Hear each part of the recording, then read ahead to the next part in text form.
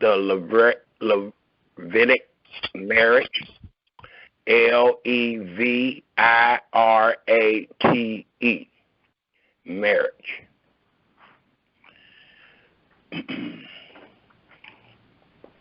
So again, we will display what is found in the Holy Scriptures about the wife of the dead.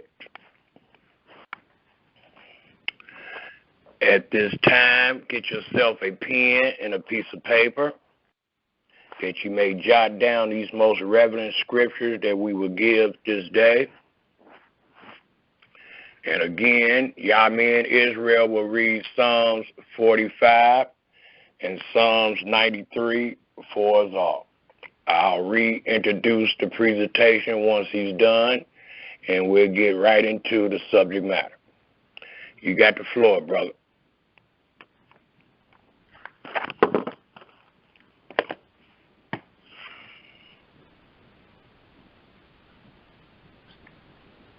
Shalom, everyone. As my brother stated, we would like everyone to turn to Psalms 45, please.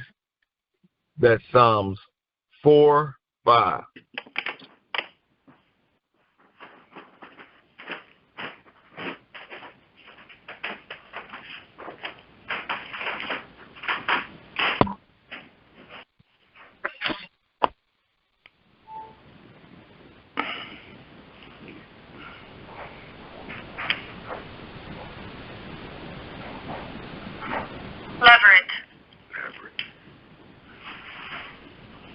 It reads, "My heart is inditing a good matter. I speak of the things which I have made touching the key. My tongue is the pen of a ready writer. Thou art fairer than the children of men. Grace is poured into thy lips. Therefore Elohim has blessed thee forever. Gird thy sword upon thy thigh, O Most High, with thy glory and thy majesty." Could they please mute that, my brother? You get somebody. Verse 4. "And in thy majesty ride prosperously because of truth and meekness and righteousness, and thy right hand shall teach thee terrible things. Thine arrows are sharp in the heart of the king's enemies, whereby the people fall under thee. Thy throne, O Elohim, is forever and ever. The scepter of thy kingdom is a right scepter. Thou lovest righteousness and hatest wickedness. Therefore Elohim, thy Elohim, have anointed thee with the oil of gladness above thy fellows. All thy garments smell of myrrh and aloes and cassia out of the ivory palaces, whereby they have made thee glad. King's daughters were among thy honorable women. Upon thy right hand did stand the queen in gold of Ophir. Hearken, O daughter, and consider, and incline thine ear. Forget also thine own people, and thy father's house. So shall the king greatly desire thy beauty, for he is thy master, and worship thou him. And the daughter of Tyre shall be there with a gift. Even the rich among the people shall entreat thy favor. The king's daughter is also glorious within. Her clothing is of wrought gold. She shall be brought unto the king in raiment of needlework. The virgins, her companions that follow her, shall be brought unto thee. With gladness and rejoicing shall they be brought. They shall enter into the king's palace. Instead of thy fathers shall be thy children, whom thou mayest make princes in all the earth. I will make thy name to be remembered in all generations. Therefore shall the people praise thee forever and ever. Hallelujah. Hallelujah. I would like everyone to turn to Psalms 93, please. That's Psalm 9:3.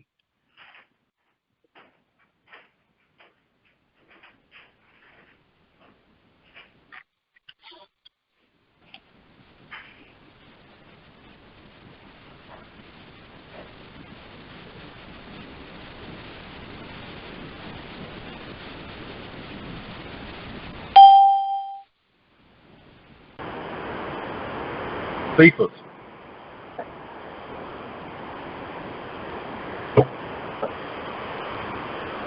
Psalms 93.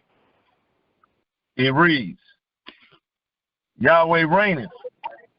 He is clothed with majesty. Yahweh is clothed with strength, wherewith he hath girded himself. The world also is established, that it cannot be moved.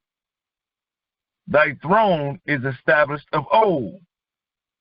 Thou art from everlasting. The floods have lifted up. O Yahweh, the floods have lifted up their voice. The floods lift up their waves. Yahweh on high is mightier than the noise of many waters, yea, than the mighty waters of the sea. Thy testimonies are very sure. Holiness becometh thine house, O Yahweh, forever. Hallelujah! Hallelujah! Hallelujah! Hallelujah.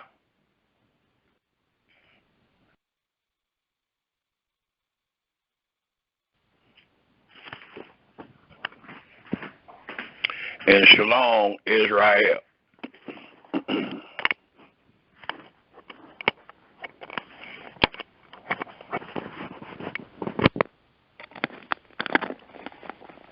Again, today's presentation will be called The Wife of the Dead. We will be dealing with the law of Leviticate marriage, and we will show what is found throughout the Holy Scripture dealing with this particular subject matter. We will include the book of Ruth and many other scriptures that we find containing to a Levirate marriage, Levirate.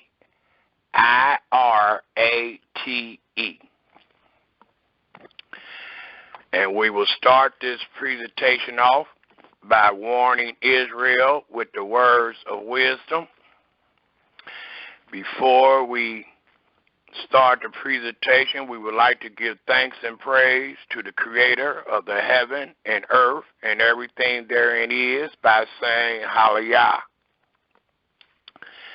And we hope and pray that the words of our mouth and the meditation of our hearts be acceptable in Yahweh's sight, that his children may hear and fear and depart from evil.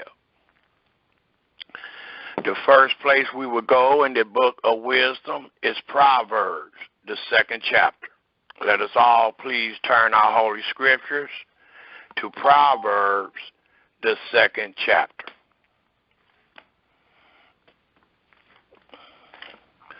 For it tells us in the book of wisdom and Proverbs, the 2nd chapter, if we start at the very first verse, these words.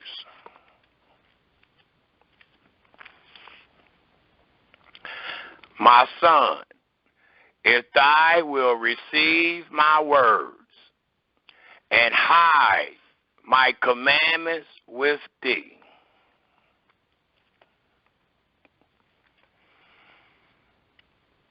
so that thou incline thy ear into wisdom, and apply thy heart to understanding. Yea, if thou criest after knowledge, and liftest up thy voice for understanding, if thou seekest her as silver, and search for her as for hidden treasures, then shall thou understand the fear of Yahweh, and find the knowledge of Elohim. For Yahweh give wisdom, out of his mouth comes knowledge and understanding. He lays up sound wisdom for the righteous.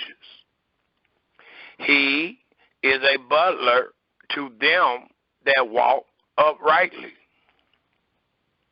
He keeps the paths of judgment and preserves the way of his saints.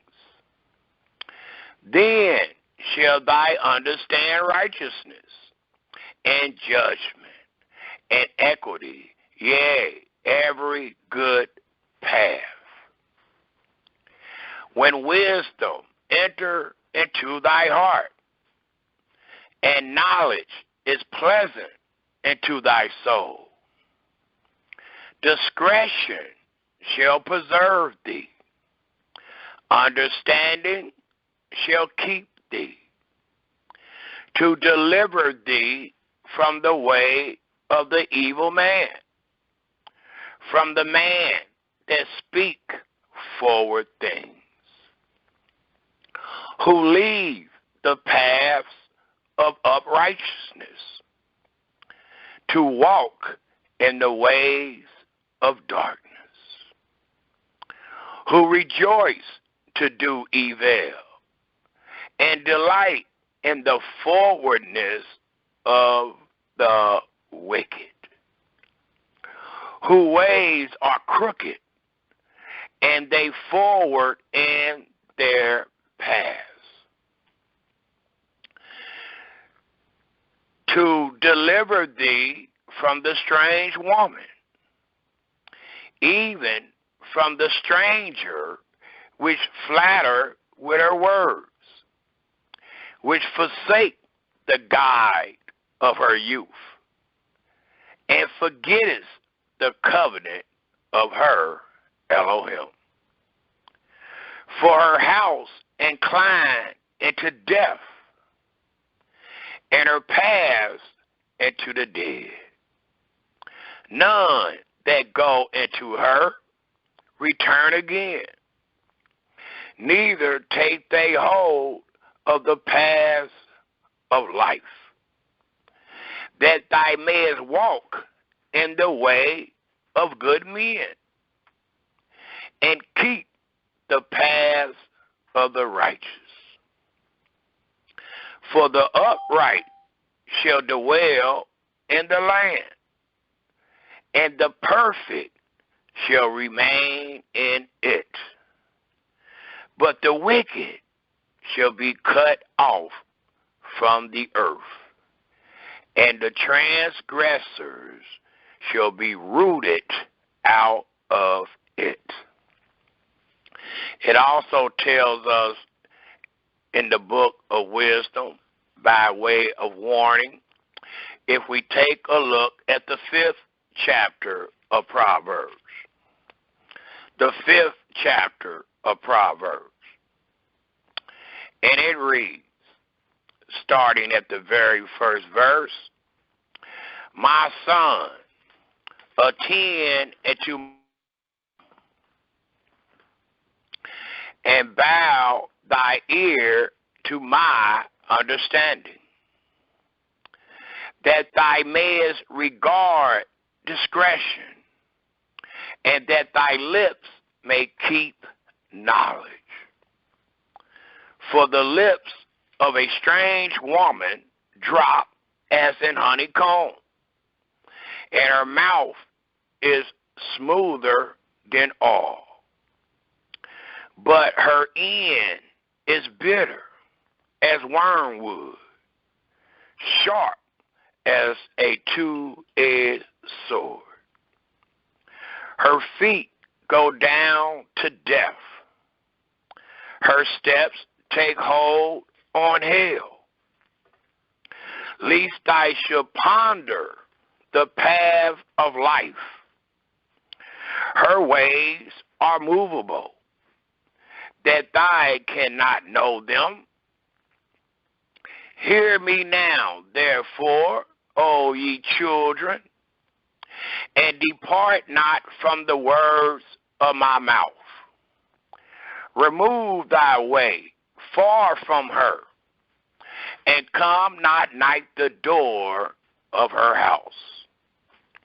Least thy give thy honor unto another, and to others, and thy years into the cruel.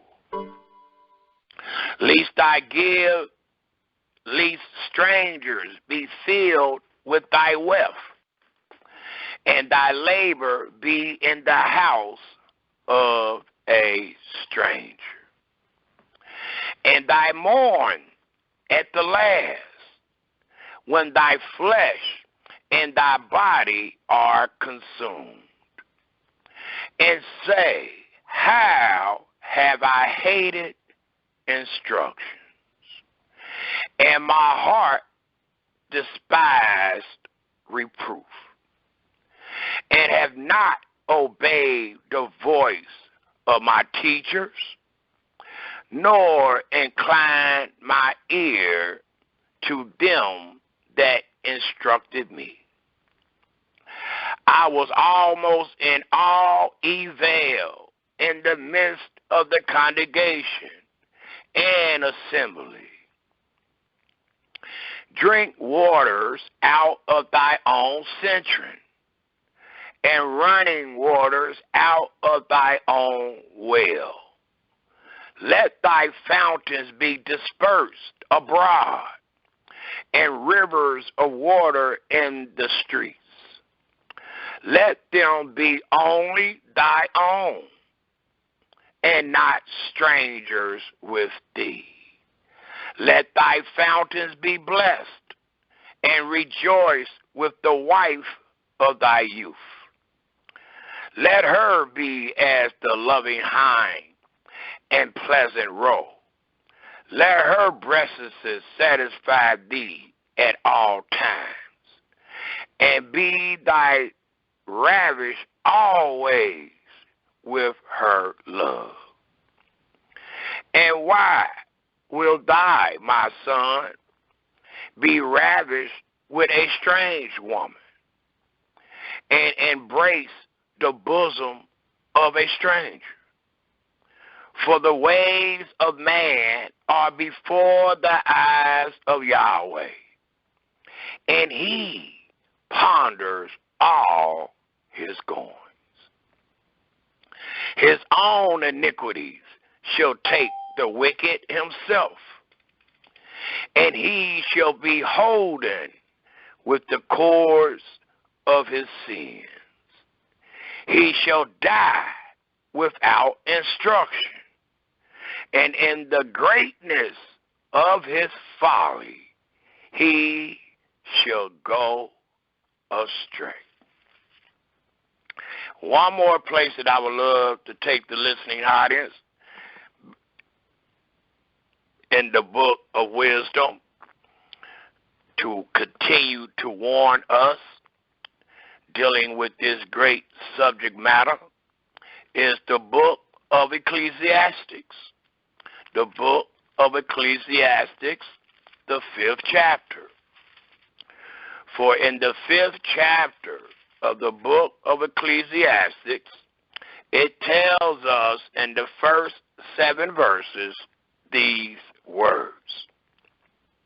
And it reads,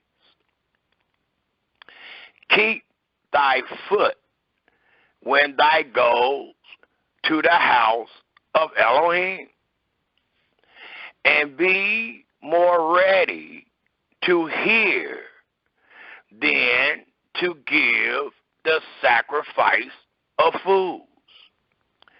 For they consider not that they do evil. Be not rash with thy mouth, and let not thy heart be hasty to utter anything before Elohim.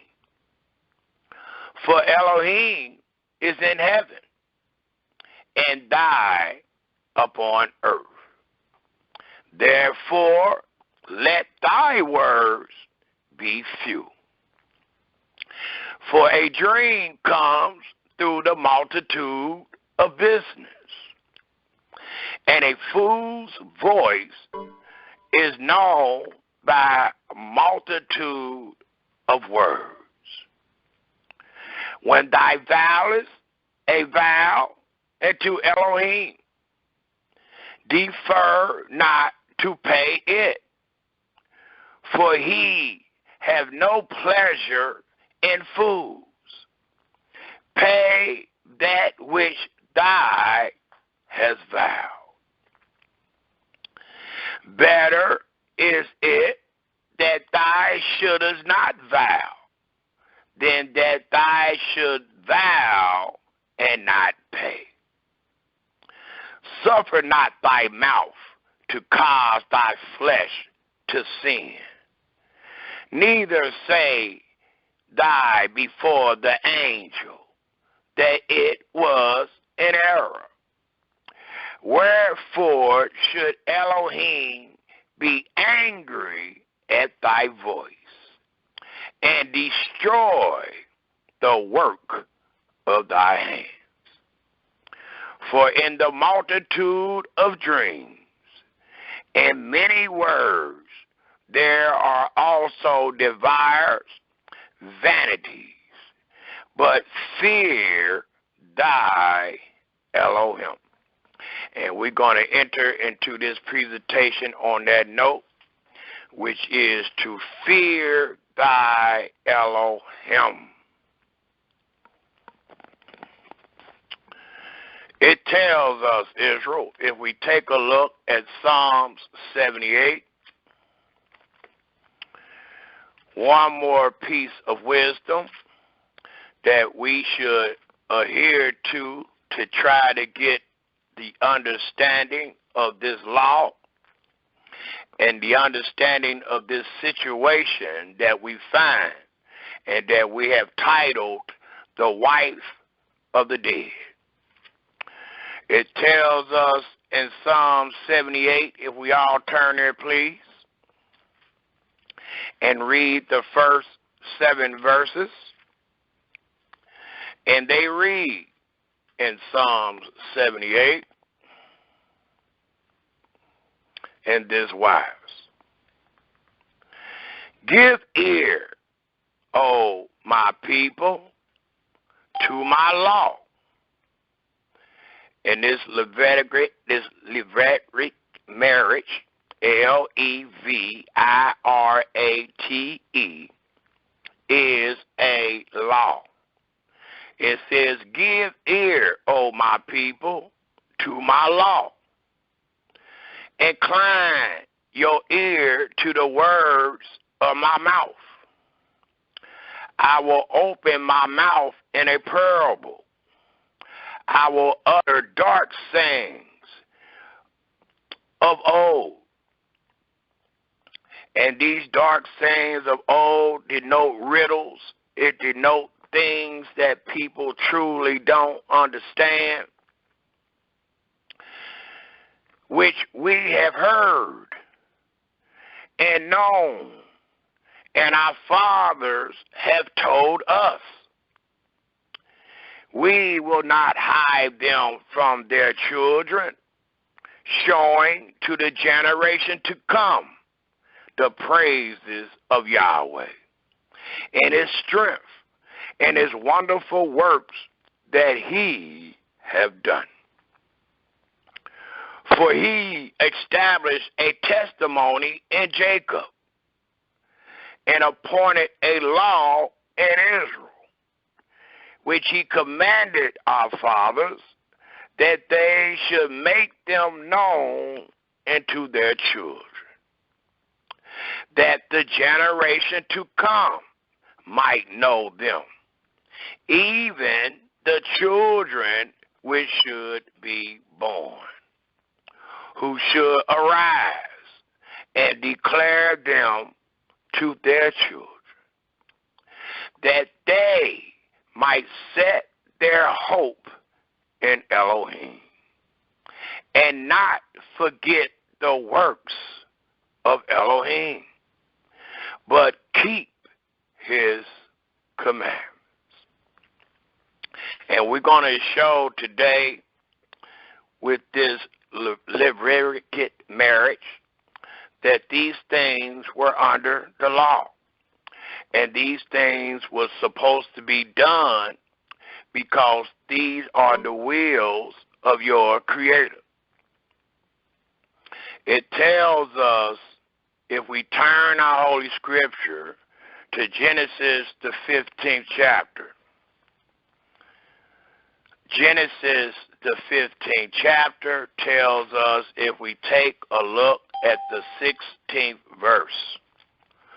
We're going to try to do this chronological order. There are many other scriptures I could have used, but due to time restraint, this is the presentation, and these are the chapter and verses I have selected to use in this particular presentation. Right now, I am asking the listening audience to turn their Holy Scripture to Genesis, the 15th chapter. For it says something in Genesis, the 15th chapter, that we are to consider in our search and in our study of this subject matter. And what we find read in Genesis, the 15th chapter, the 16th verse, is these words. But in the fourth generation, they shall come hither again. For the iniquity of the Amorites is not yet full. Well, we know in the law, if I don't want to jump the gun, but we know in the law it talks about two groups of people that were not to enter into the congregation of Yahweh. And one of those group of people were the Amorites. The other was the Moabites.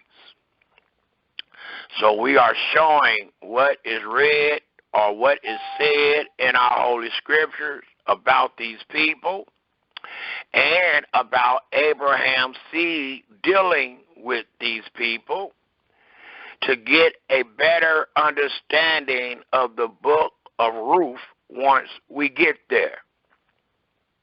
So here it tells us that in the fourth generation, the seed of Abraham shall come hither again, that they will return to the place that Abraham is standing. For the iniquity of the Amorites is not yet full. So the sin, the doings, the sayings of the Amorites were not full. And this fullness denoted Yahweh coming to judge them for all that they have done. And he wanted to wait until they were full of iniquity before he brought the seed of Abraham into this great land, or before they return back here hither.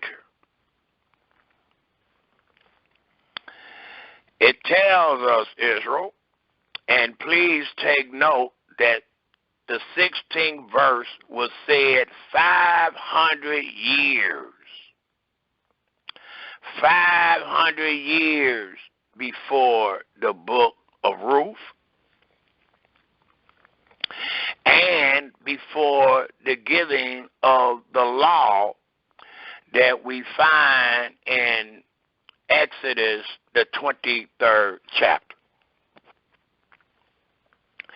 So these things was already part of Yahweh's will. These things was told to Abraham 500 years before they came to pass. It was 500 years before the Amorites' iniquities were truly full.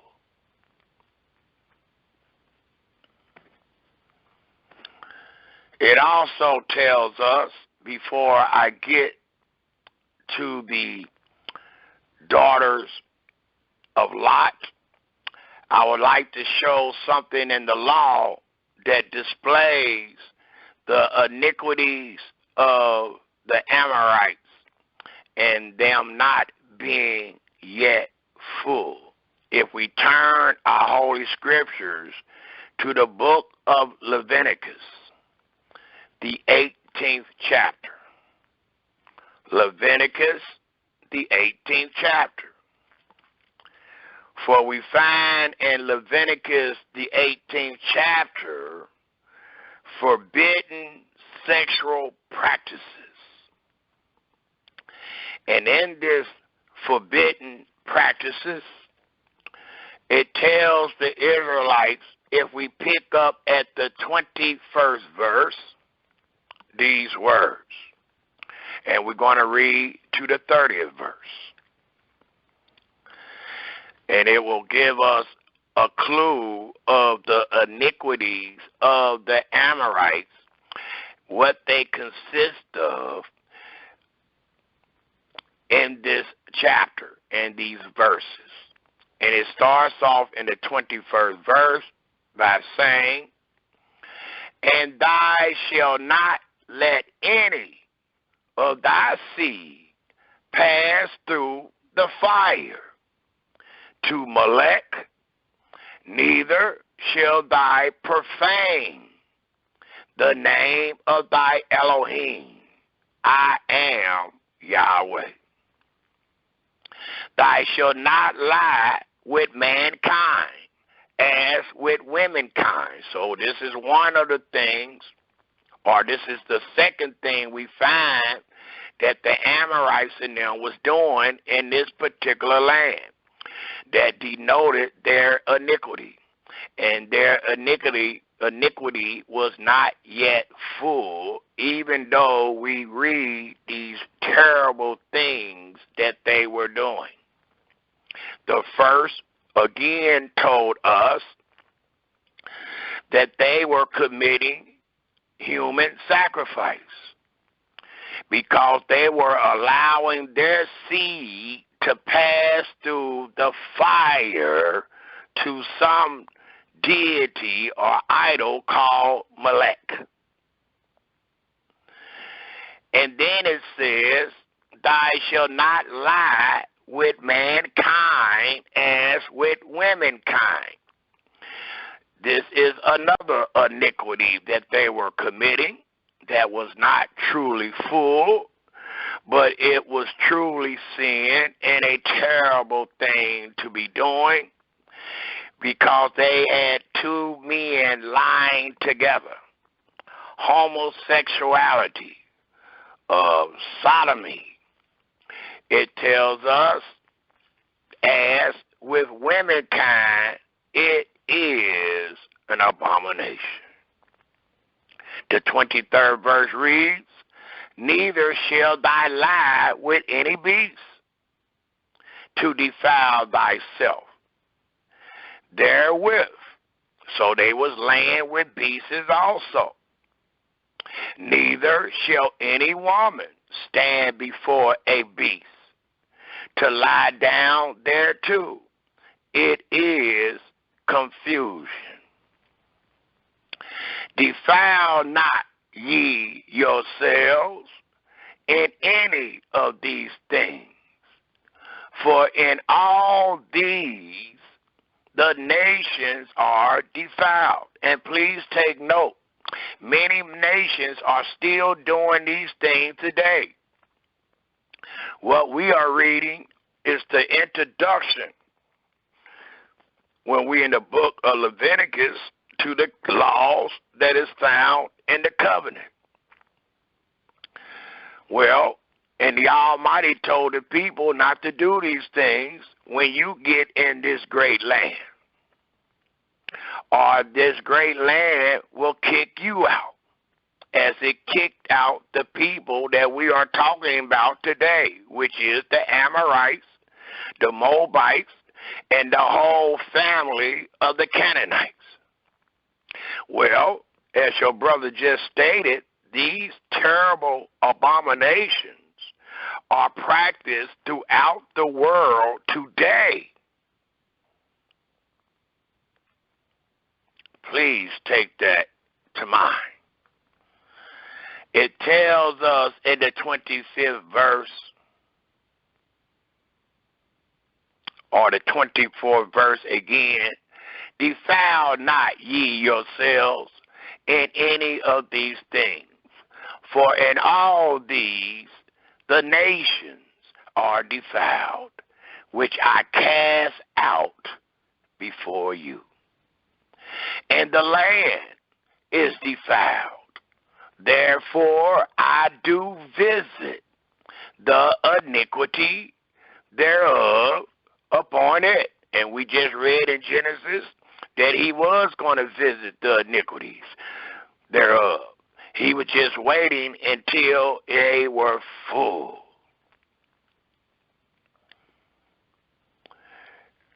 And the land itself vomit out her inhabitants. The 26th verse reads, ye shall therefore keep my statutes and my judgments, and shall not commit any of these abominations, neither any of your own nation, nor any stranger that sojourn among you.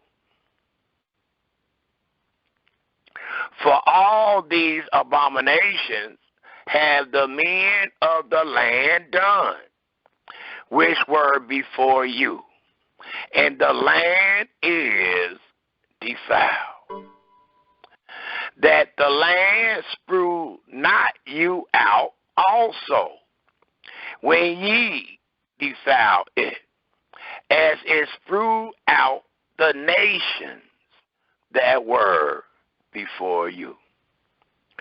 For whosoever shall commit any of these abominations, even the soul that commit them shall be cut off from among their people. Therefore shall ye keep my ordinances, that ye commit not any one of these abominable customs, which were committed before you, and that ye defile not yourselves therein. I am Yahweh your Elohim. So we see in Leviticus the 18th chapter some of the iniquities that is mentioned to the father Abraham, and how the Almighty told him that after the fourth generation, not the first, not the second, nor the third, but after the fourth generation, Yahweh will bring them back Hyter, where Abraham was, which was in the land of Canaan, and he will judge the inhabitants of that land, which one of the groups were named in the 16th chapter, the Amorites. Well, why was the Amorites named, besides the information we just showed in Leviticus the 18th chapter? Why was the Amorites named? Who is the Amorites? Where do the Amorites come from? Let us all please turn our holy scriptures to Genesis, the 19th chapter, to find those answers. For it tells us in Genesis, the 19th chapter, if we all turn there, please.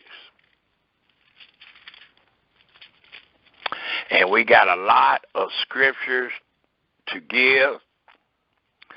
So due to time restraint, I'm not going to be able to read every verse, but I will give you the chapter and verses that I have. I will read what I can due to time restraint, and I will ask the listening audience in your search for wisdom, knowledge, and understanding to read every word of each chapter that I give you. For it will truly give you a light on the whole matter.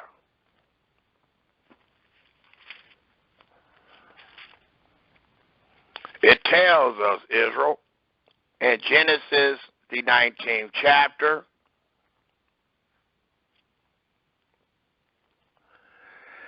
an overview of Genesis, the 19th chapter, is that the Almighty was going to destroy Sodom and Gomorrah. Sodom and Gomorrah is found in the land of Canaan. Sodom and Gomorrah had done many of these abominations, even the ones we just read in Leviticus, the 18th chapter, where men were lying with men. And the Almighty was ready to destroy this part of the land of Canaan that is called Sodom and Gomorrah. As your brother stated, please read the whole chapter. It is a beautiful chapter of history.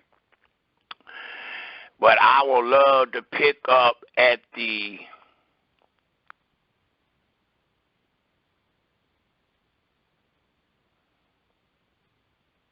20th verse.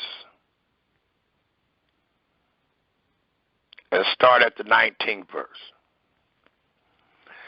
The 19th verse of the 19th chapter of Genesis. And it reads in this wise. Behold, now thy servant hath found grace in thy sight. This is Lot speaking to the Almighty. And thou hast magnified thy mercy, which thou hast shown unto me in saving my life. And I cannot escape to the mountain, lest some evil take me, and I die. Behold, now this city is near to flee into, and it is a little one. Oh, let me escape tighter. Is it not a little one? And my soul shall live. And he said unto him, See, I have accepted thee concerning this thing also, that I will not overthrow this city, for the which thou hast spoken. Haste thee, escape tighter, for I cannot do anything till thou become tighter. Therefore, the name of the city was called Zor. The sun was risen upon the earth when Lot entered into Zor. Then Yahweh rained upon Sodom and upon Gomorrah brimstone and fire from Yahweh out of heaven. And he overthrew their cities and all the plain, and all the inhabitants of the cities, and that which grew upon the ground. But his wife, Lot's wife, that is, looked back from behind him, and she became a pillar of salt. And Abraham got up early in the morning to the place which he stood before Yahweh. And he looked toward Sodom and Gomorrah, and toward all the land of the plain, and beheld, and lo, the smoke of the country went up as the smoke of a furnace. And it came to pass, when Elohim destroyed the cities of the plain, that Elohim remembered, please take note, Abraham, and sent Lot out of the midst of the overthrow, when he overthrew the cities in the which Lot dwelt. And Lot went up out of Zoar, and dwelt in the mountain, and his 2 daughters with him. For he feared to dwell in Zoar, and he dwelt in a cave, he and his 2 daughters. And the firstborn said unto the younger, Our father is old, and there is not a man in the earth to come and to us after the manner of all the earth.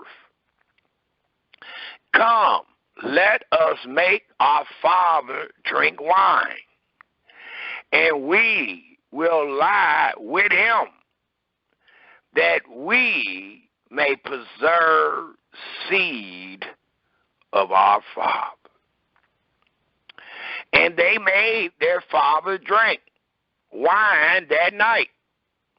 And the firstborn went in and laid with her father, and he perceived not when she lay down, nor when she rose.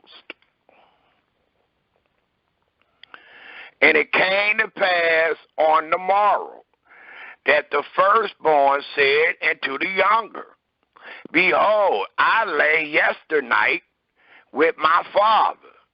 Let us make him drink wine this night also, and go thy in and lie with him, that we may preserve seed of our father. And they made their father drink wine that night also. And the younger arose and laid with him, and he perceived not when she lay down, nor when she rose. Thus were both the daughters of Lot with child by their father. And the firstborn bare a son, and called his name Moab. This is where you get the tribe of the Moabites. The firstborn that laid with Lot bare a son. And note, the custom was that the male named their children. We can find where Abraham named Isaac. We can find where Isaac named Jacob. But in this instance, we find Lot not naming any one of these sons, but it was the daughters doing the naming. just like it was the daughters who came up with the idea of how to preserve their father's seed. It says again in the 37th verse, and the firstborn bare a son, and called his name Moab. The same is the father of the Moabites, and to this day. And the younger, she also bare a son, and called his name Ben-Ammi.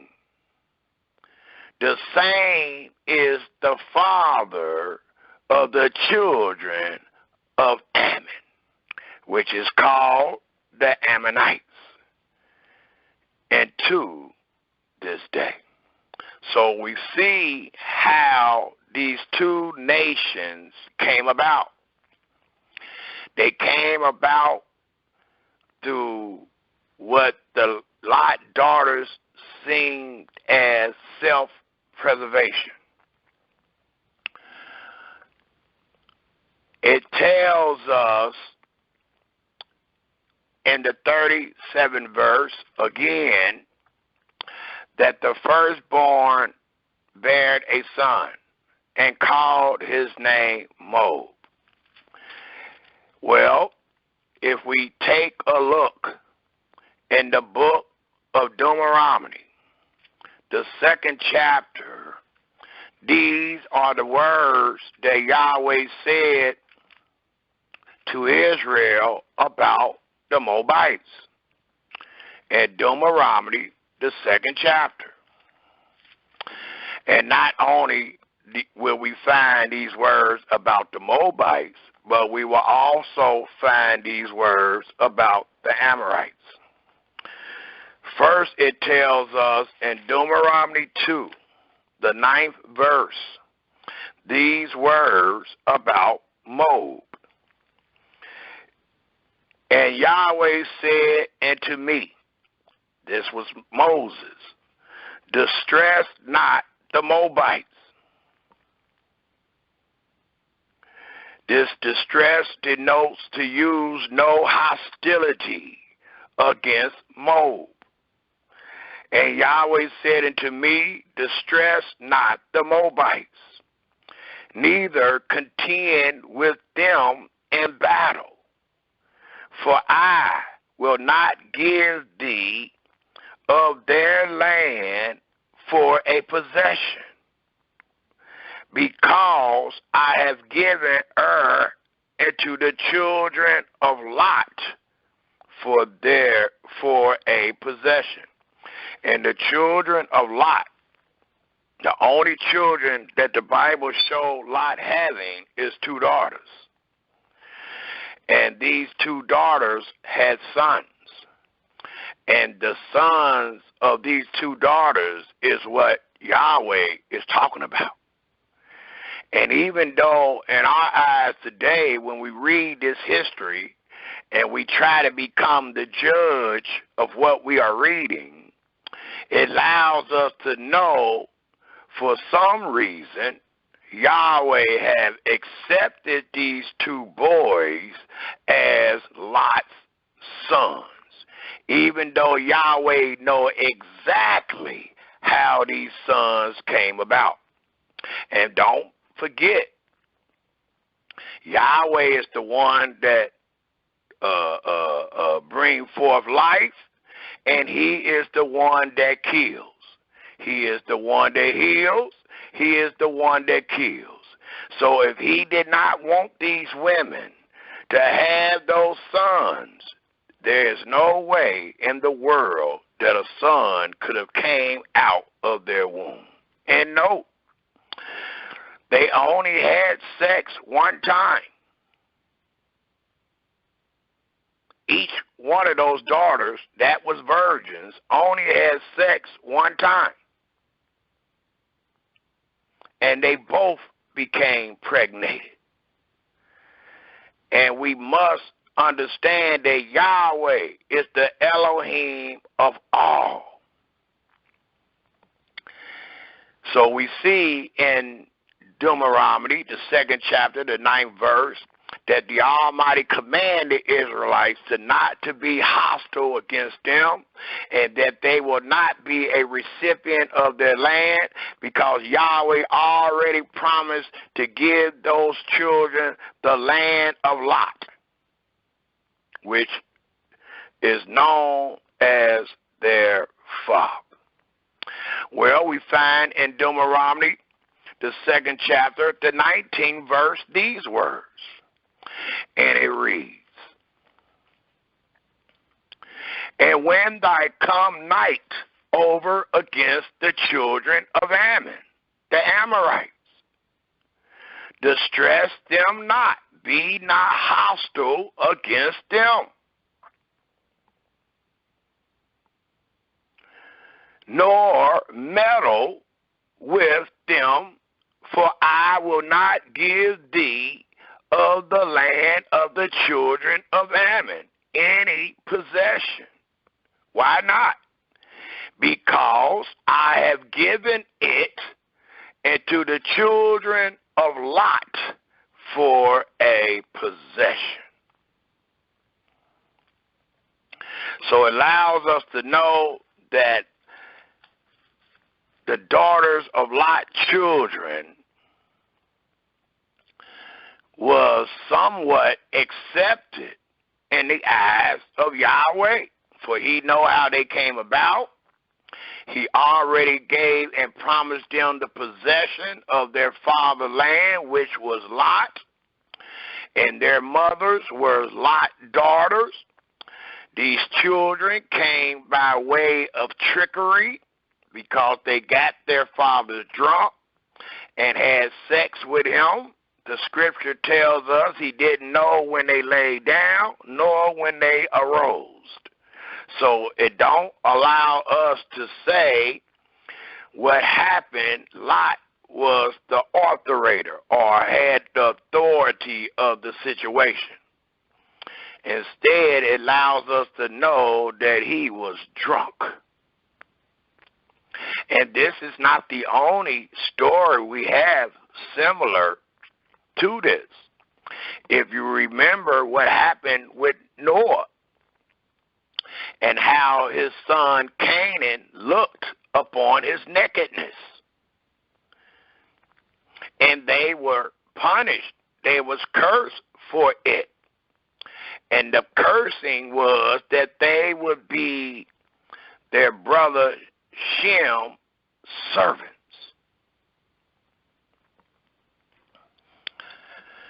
Well, Shem is the fathers of the Israelites. Canaan is the fathers of the nations of Canaan. And these two daughters includes the nation of Canaan when they bring forth these two children by the name of Moab and Ammon.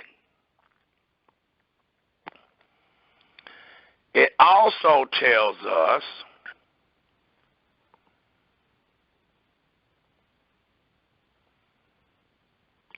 we got some reading to do.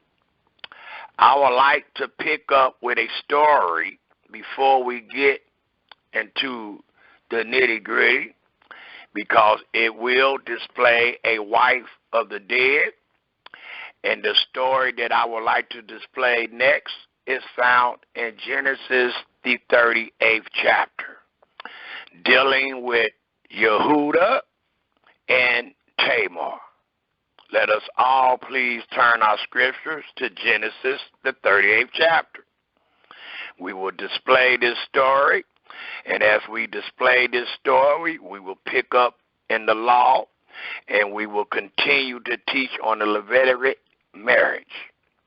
Right now, we all should find ourselves back in the book of Genesis, the 38th chapter.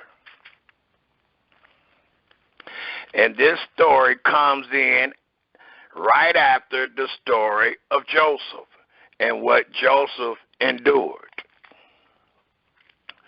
Right after the story of Joseph and what he endured in Egypt. It tells us in the 38th chapter of Genesis, the very first verse. And I must start there to give us a better understanding of what transpired and how this story becomes associated with the wife of the dead and a Levirate marriage. It tells us, Israel, in the very first verse of Genesis, the 38th chapter, dealing with Yehudah and Tamar. And it came to pass at that time, for there is a time and season for everything under the sun, that Yehudah went down from his brethren and turned in to a certain Yedulamite whose name was Hira. And Yehudah saw there, please take note of the words, a daughter of a certain Canaanite. So, Sister Tamar was a Canaanite, whose name, let me rephrase that, whose name was Shula. And he took her and went into her. So it wasn't Tamar, it was Shula. But it allows us to know one of the 12 sons went, or should I have said, Yehudah, the father of the 12 sons, went into a Canaanite woman, took her, and went into her. And she conceived and bare a son, and he called his name And she conceived again and bare a son, and she called his name Onan. And she yet again conceived and bare a son, and called his name Selah. And he was at Shebzib when she bare him. And note the similarity. When Lot's daughters went into their father, and they conceived, they named the children. Well, here also, this Canaanite woman named the children that she bare for Yehudah. The 6th verse reads, and Yehudah took a wife for his firstborn, whose name was Tamar. And Yehudah's firstborn, was wicked in the sight of Yahweh, and Yahweh slew him. So it allows us to know he didn't have no children, because Yahweh slew them. And as your brothers just stated, Yahweh is the Elohim of everything there is in the earth.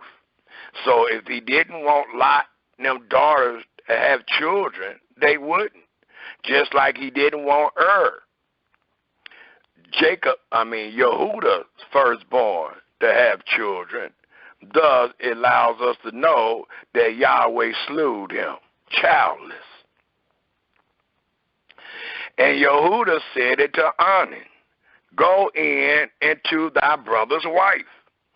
This is the first mentioning of a Leviticate marriage.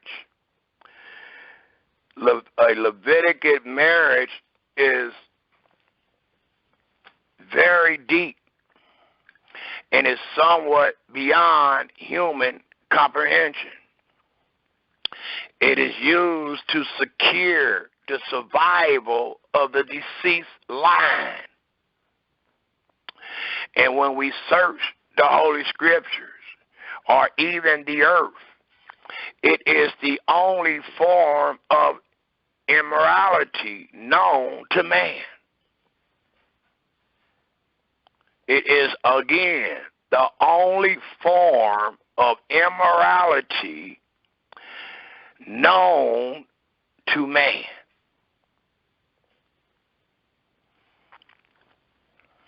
Thus, it tells us,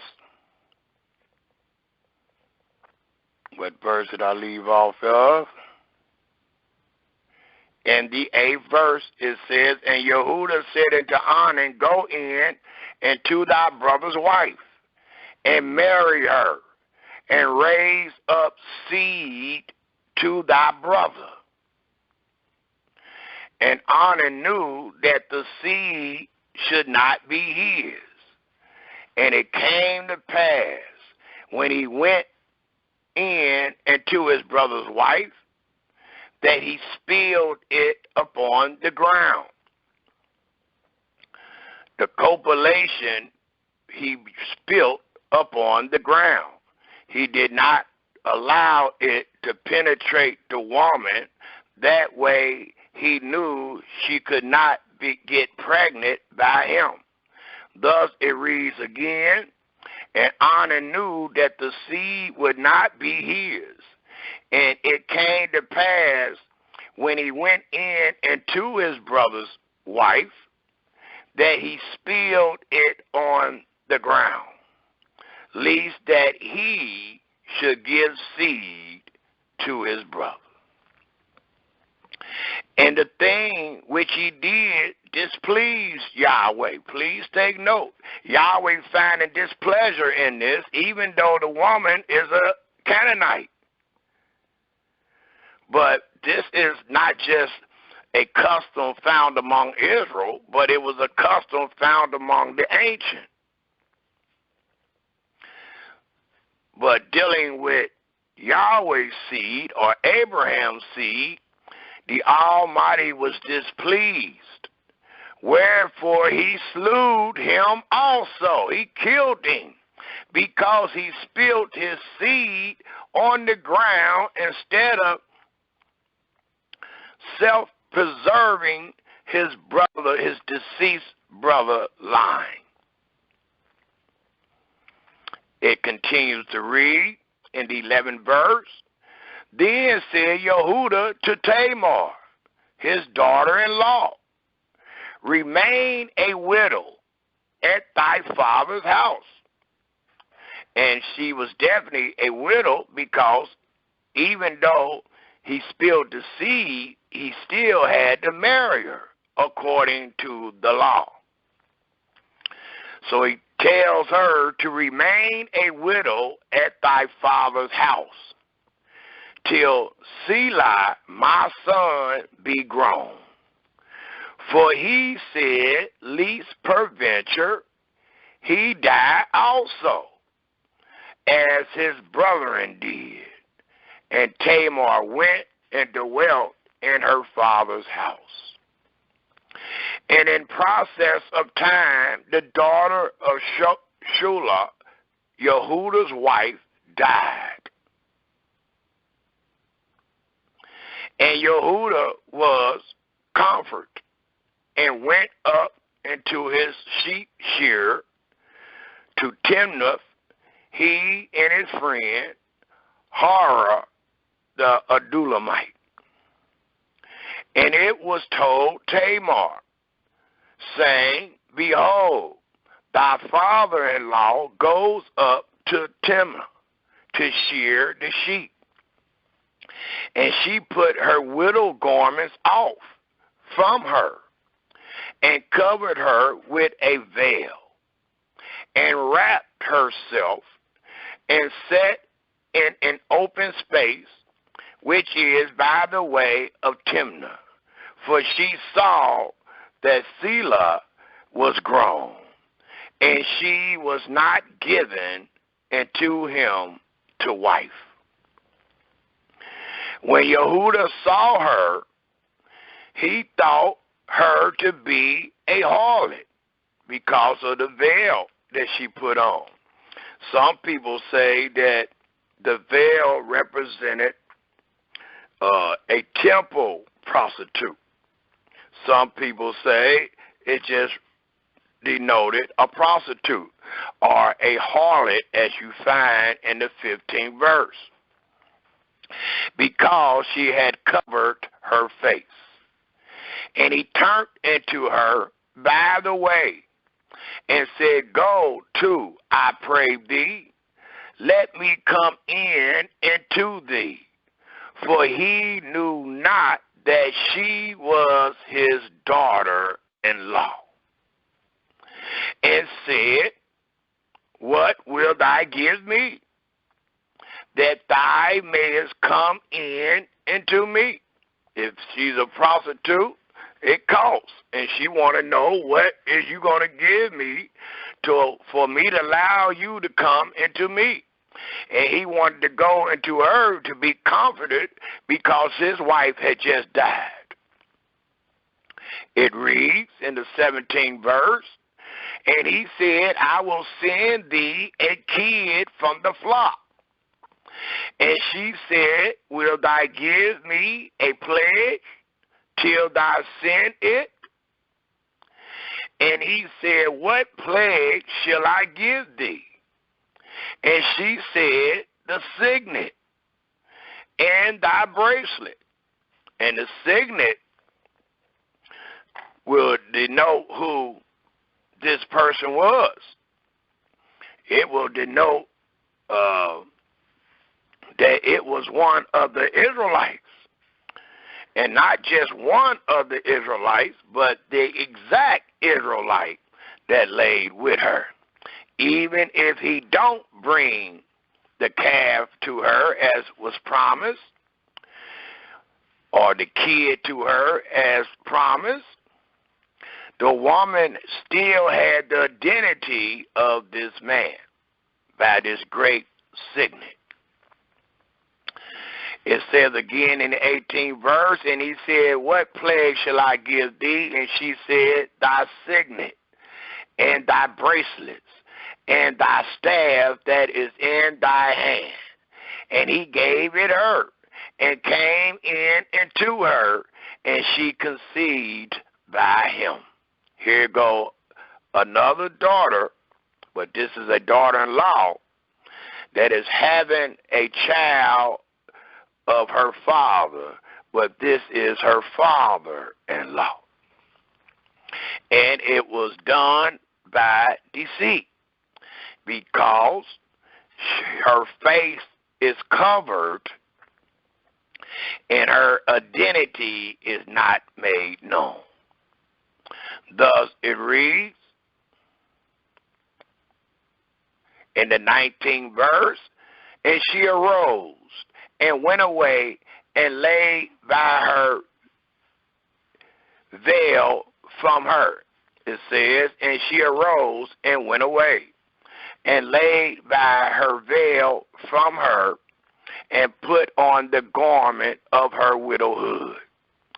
And Yehuda sent the kid by the hand of his friend, the Adulamite, to receive his plague from the woman's hand, but he found her not. Then he asked the men of that place, saying, Where is the harlot that was openly by the wayside? And that's why we read Proverbs 2 and Proverbs 5 to coincide with these words. It says, Then he asked the men of that place, saying, Where is the harlot that was openly by the wayside? And they said, There was no harlot in this place. And he returned to Yehuda and said, I cannot find her. And also the men of the place said that there was no harlot in this place. And Yehuda said, Let her take it to her. Let's take it to her, lest we be shamed behold, I sent this kid, and thou hast not found her. And it came to pass about 3 months after that, it was told Yehuda, saying, Tamar, thy daughter-in-law, hath played the harlot. And also, behold, she is with child by whoredom. Note the charges. And note, those same words were not applied to the 2 daughters of Lot. It continued to tell us,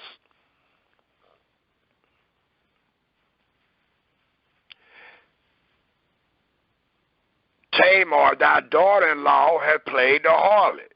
And also, behold, she is with child by whoredom. And Yehuda said, bring her forth, and let her be burnt. It allows us to know how severe this is. But it was not applied to Lot 2 daughters. It continued to read, when she was brought forth, she sent to her father-in-law, saying, by the man who these are, am I with child. So she showed forth the bracelets, the signet, and the staff. And she told the guards to tell Yehuda, by the man who these are, am I with child. And she said, discern, I pray thee, who are these? The signet and bracelets and staff. And Yehuda acknowledged them and said, she hath been more righteous than I. Because, as we read in Ecclesiastes, the 5th chapter, it is better not to vow than to vow and not pay. He promised this woman something. And this woman did as he said. Those many years being a widow, she seen that Selah had grown up, that he was a man, and and his father Yehuda has still not given her to him, or given him to be her husband, to bring forth a son for her late husband line. Thus it reads again in the 26th verse, and Yehuda acknowledged them and said, she hath been more righteous than I, because that I gave her not to Selah, my son, and he knew her again no more. And it came to pass in the time of her travel, that behold, twins were in her womb. Twins. And we got another similarity to this. And that similarity is found with Jacob and Esau. Their mother had twins. And the scripture reads that there were 2 nations in her womb. One being of the seed of Abraham, Isaac, and Jacob, and the other, or Abraham and Isaac, and the other was of Esau. So that's where Esau comes from, being the twin of Yehuda.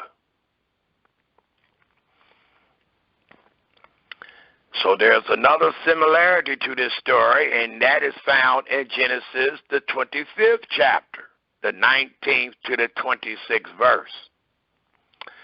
It continued to tell us in the 28th verse, and it came to pass, when she traveled, that the one put out his hand, and the midwife took and bound upon his hand a scarlet thread, saying, "This came out first." And it came to pass, as he drew back his hand, that behold, his brother came out. And she said, "How hast thou broken forth? This breach be upon thee." Therefore his name was called Perez.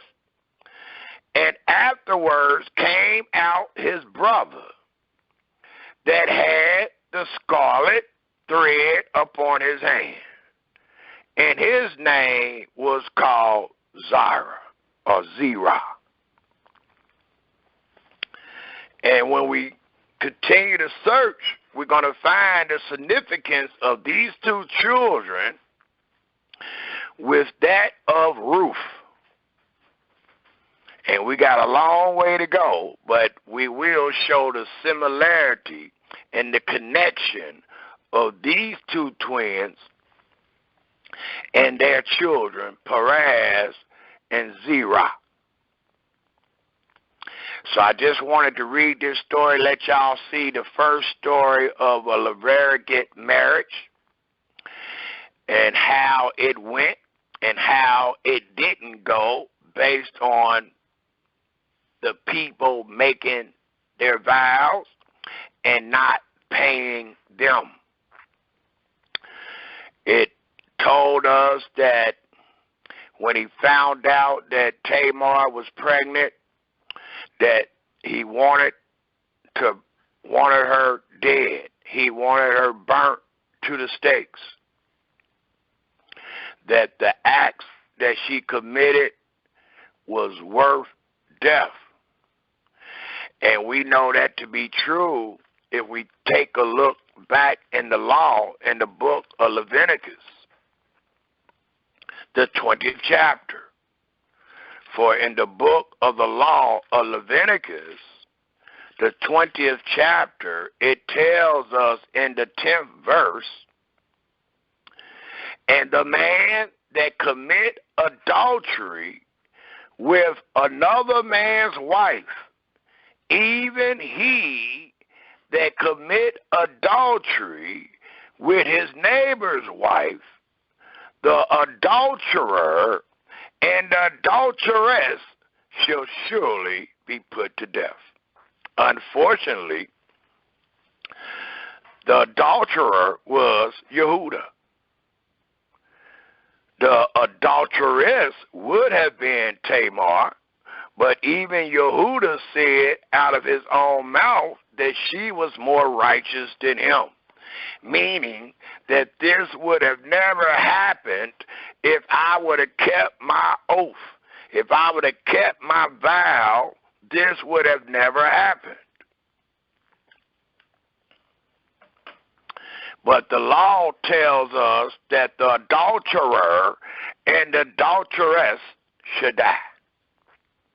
It also tells us in the law, in the 21st chapter, if we take a look at there, in the 9th verse, it reads, "And the daughter of any priest, if she profane herself by playing the whore, she profanes her father. She shall be burnt with fire."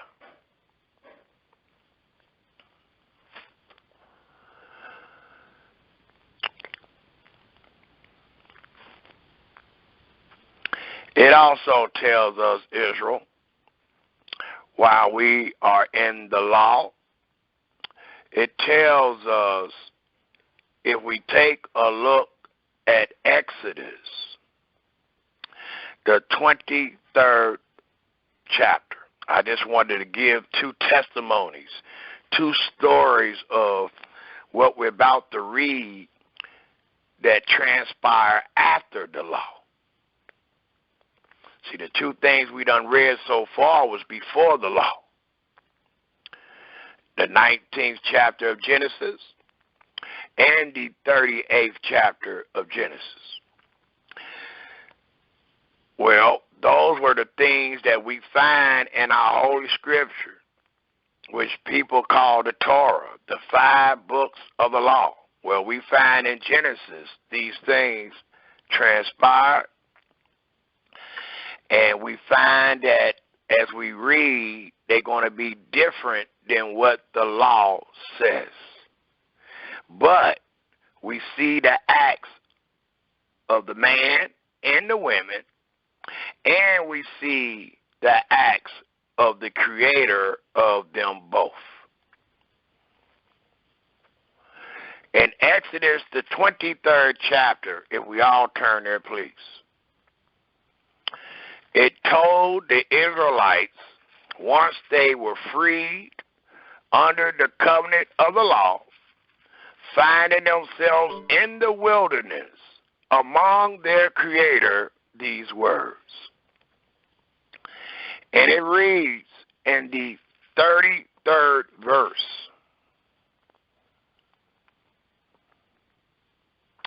I want to go up some before we get to the 33rd verse. Let's start at the 23rd verse. And it tells us in the 23rd verse, and please mind you, when you find yourself in Exodus, the 23rd chapter, you are in the time that the free Israelites were entering into the covenant of the law. Many times we read in the scripture, I think one of the main scriptures that says it is Psalms 50. And it talks about how he will not reprove thee for thy sacrifices and thy burnt offerings. Well, what that means and what that denotes is when the Almighty first made the covenant with the children of Israel, which is known as a verbal covenant. And the reason it is known as a verbal covenant is because it was spoken. Later on, in retrospect, it was written. The first thing that they received was an oral revelation of the laws, the commandments, and the judgments. You find the commandments or the law, the 10 commandments, in Exodus 20. From Exodus 20, verse 1 to verse 17 is the law, is the 10 commandments. Well, that was not all that they heard verbally. What else they heard verbally was the judgments. That's why the judgments are always with the law and the commands. And you find the judgments starting at Exodus 21, verse 1, all the way to Exodus 23, verse 33. And then we know in the 24th division, the agreement is signed. Both parties agree to the covenant. And what they agreed to was the 10 commandments and all these judgments. After the agreement, you find the words dealing with the priests and dealing with sacrifices. So when you read Yahweh did not require sacrifices, that denote the first verbal things that Yahweh said to Israel. And again, those verbal things, those oral things, was none other than the 10 commandments and all these judgments you find from Exodus 21, verse 1 to Exodus 23, verse 33. Please take note of those things. Well, in Exodus 23, when the Almighty was telling the children of Israel the judgments thereof, he told them, according to the 23rd verse, for my angel shall go before thee, and bring thee into the Amorites, and the Hittites, and the Perizzites, and the Canaanites, and the Hivites, and the Jebusites, and I will cut them off. Thou shalt not bow down to their gods, nor serve them, nor do after their works, but thou shalt utterly overthrow them, and quite break down their images. And ye shall serve Yahweh your Elohim, and he shall bless thy bread and thy water, and I will take sickness away from the midst of thee. There shall nothing cast their youth or their young, nor be barren in thy land. The number of thy days will I fulfill, or I will fulfill. I will send my fear before thee, and will destroy all the people to whom thou shalt come. And I will make all thy enemies turn their backs into thee. And I will send hornets before thee, which shall drive out the Hivites, the Canaanites, the Hittite from before thee. I will not drive them out from before thee in 1 year, lest the land become desolate, and the beasts of the field multiply against thee. By little and little I will drive them out from before thee, until thou be increased, and inherit the land. And I will set the bounds from the Red Sea even into the sea of the Philistines, and from the desert into the river. For I will deliver the inhabitants of the land into your hand, and thou shalt drive them out before thee. The law says, thou shalt make no covenant, no vow, no agreement, no contract with them, nor with their gods. They shall not dwell in thy land, lest they make thee sin against me. For if thou serve their gods, it will surely be a snare into thee. It also told the Israelites that were under this great covenant, if we take a look at the 34th chapter of Exodus, these words. We are not here today to disprove the Holy Scriptures. We are not here today to show that we are wiser than what Yahweh has said and done. What we are doing today is witnessing all that we find in our Holy Scripture, if we understand it or not. Because as it read in Psalm 78, the dark sayings is what you will find throughout these books. And these dark sayings was beyond human comprehension. Many people did not understand why Yahweh allowed this or allow that. We're not reading or giving a presentation to be the judge thereof. We are being the witnesses thereof, that all that we find here is sure by law and by way of testimony. Thus, it tells us in the 34th chapter of Exodus, if we pick up at the 10th verse, it reads, and is wise. And he said, behold, I make a covenant before all thy people. I will do marvels such as have not been done in all the earth, nor in any nation.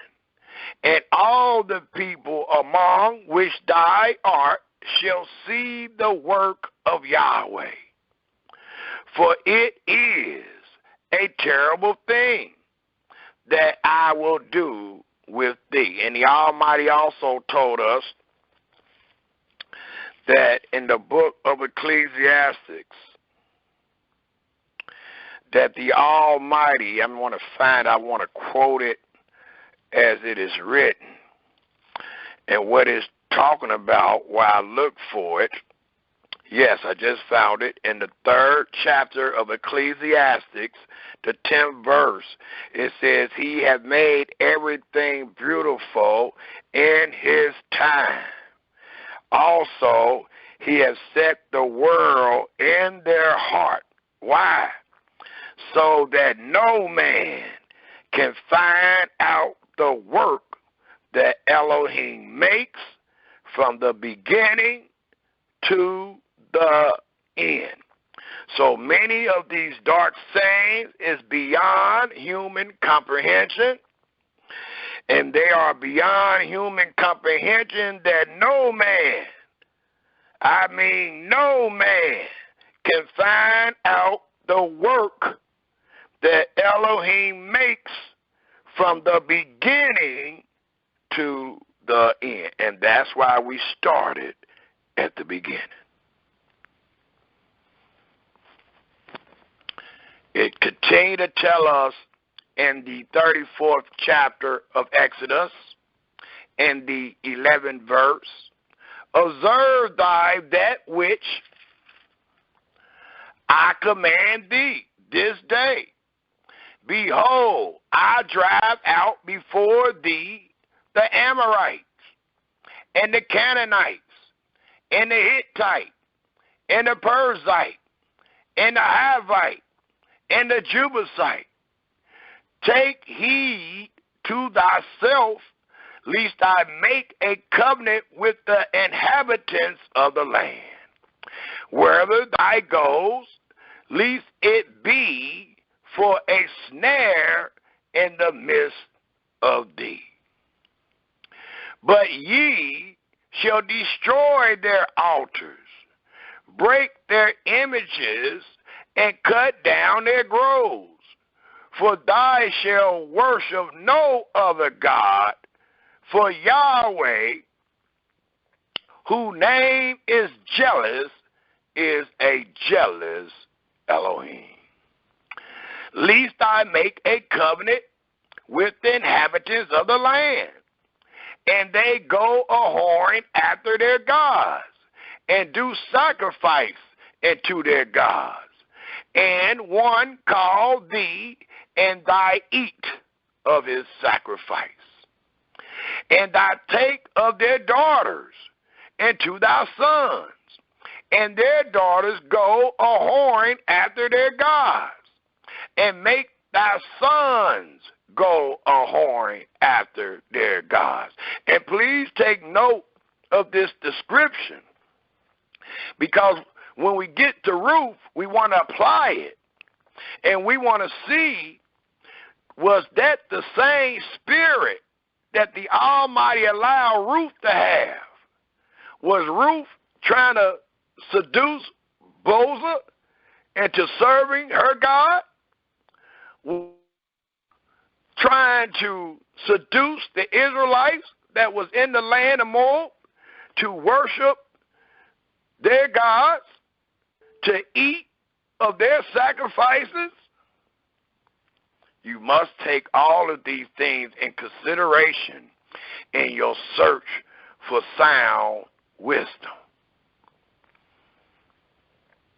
Thus, the instructions of the law continue to tell those free Israelites that was on their way to the land of promise, again in the 16th verse, and thy take of their daughters and to thy sons, and their daughters go a-whoring after their gods, and make thy son go a-whoring after their gods.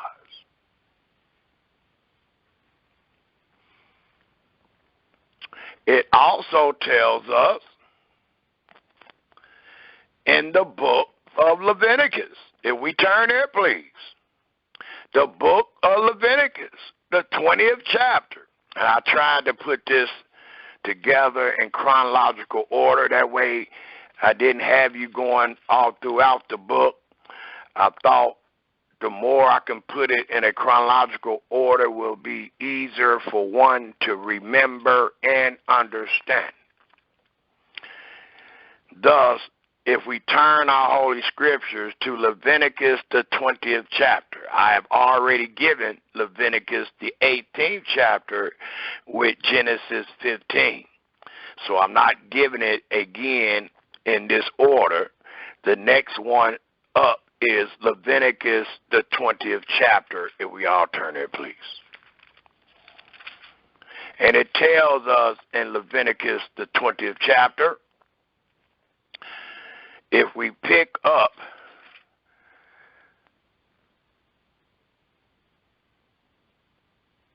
at the 23rd verse, Leviticus, the 20th chapter, we will start at the 23rd verse, and it reads, I'll start at the 22nd verse, because it denotes what Yahweh commanded Israel to do in the wilderness, even though we just seen two examples of this Levirate marriage in Genesis.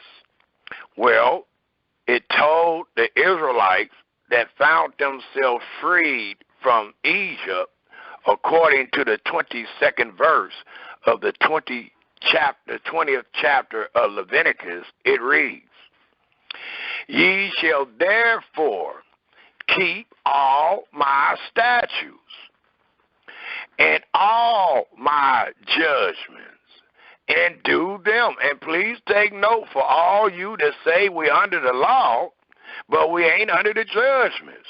There is no law without judgments, Israel. Thus it reads again in the 22nd verse, Ye shall therefore keep all my statutes and all my judgments and do them. Don't just think about them. Don't say, well, we're keeping this, but we're just thinking about that. No, it says, and do them, that the land, whether I bring you to dwell therein, spew you not out. And ye shall not walk in the manner of the nation which I cast out before you. For they committed all these things, and therefore I abhorred them. But I have said unto you, Ye shall inherit their land, and I will give it unto you to possess it, all of your dwellings, Israel. A land that floweth with milk and honey.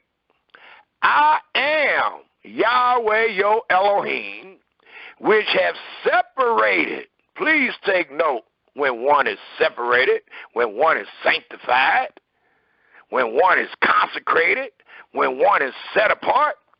It's when Yahweh has set you or separated you from all the other nations,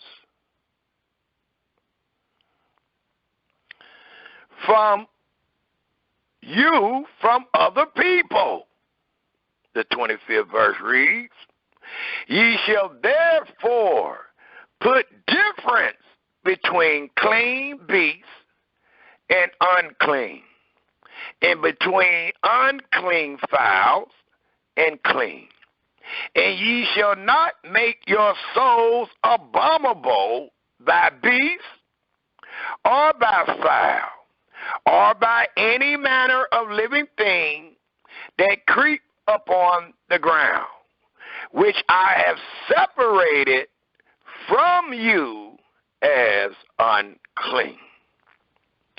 And ye shall be holy unto me, for I, Yahweh, am holy, and have severed you from other people, that ye should be mine.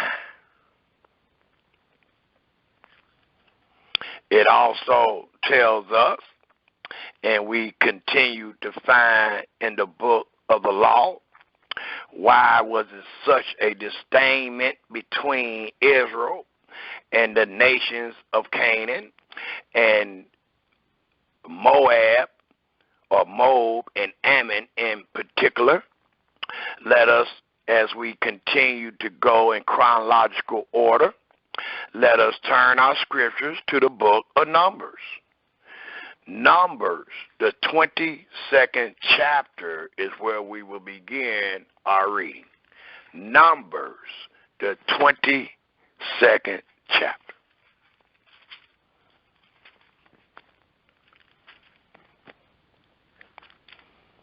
We don't just want to know, was it legit, but we want to know why people say it's not. We want to know what the law represents and what it meant. We want to know why was these things done in Genesis, but not done once the children of Israel, or was not supposed to be done once the children of Israel entered into the land of promise. What was they doing in the land of promise, and why did they get kicked out of the land of promise? Why did Yahweh allow the seed of Abraham to inherit their land? Why did Yahweh make an everlasting covenant with the seed of Abraham, dealing with these people's land?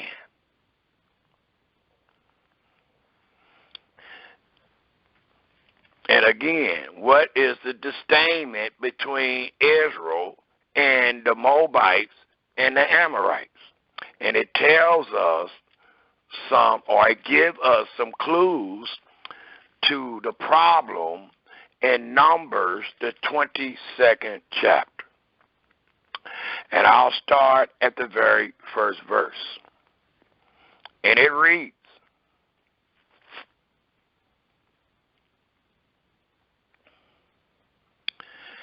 and the children of Israel set forward and pitched in the plains of Moab, on this side Jordan, by Jericho. And please take note of the setting of the story, because I jumped the gun to allow you to know what Yahweh said about the territory of Moab and Ammon, that he would not give that to Israel, and that Israel was not to be hostile against them, because Yahweh promised that possession to Lot. Well, here in Numbers, which is before Deuteronomy, Numbers denote the third book, the fourth book of the law. Deuteronomy is the fifth. Thus, in this fourth book of the law, it says again, and the children of Israel set forward and pitched in the plains of Moab, on this side Jordan by Jericho. And Balak, the son of Zippor, saw all that Israel had done to the Amorites, And Moab was sore afraid of the people, because they were many. And Moab was distressed because of the children of Israel.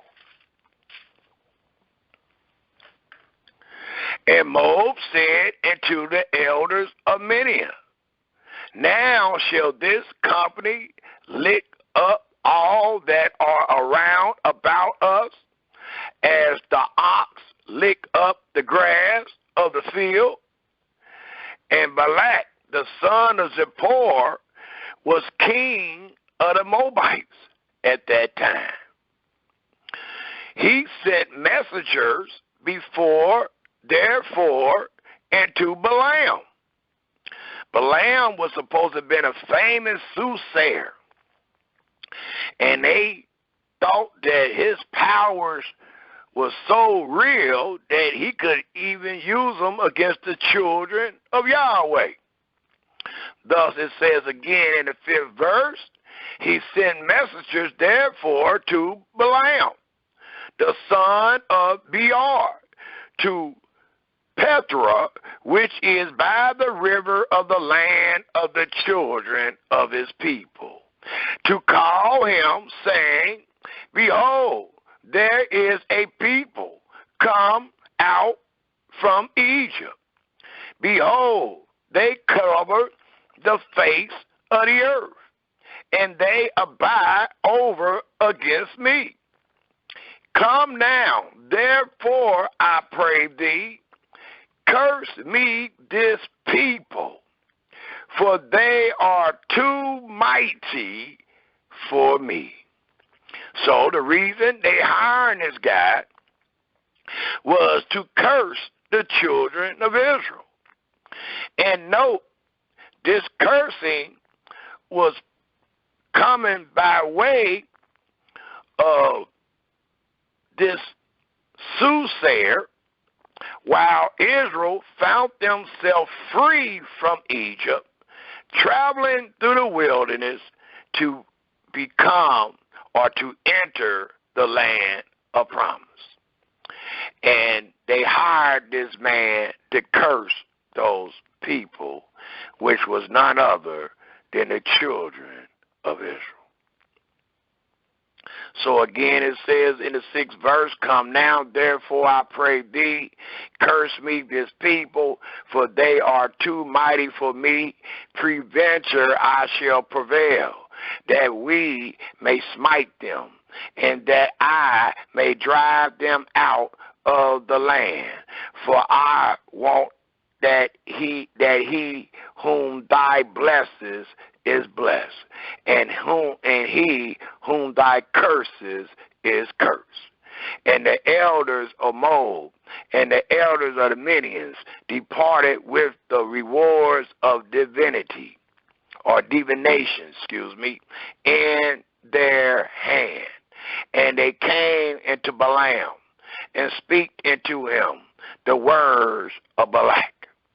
And he said unto them, lodge here this night, and I will bring you word again, as Yahweh, and please take note, and I will bring you word again, as Yahweh shall speak unto me, and the princes of Moab abide with Balaam.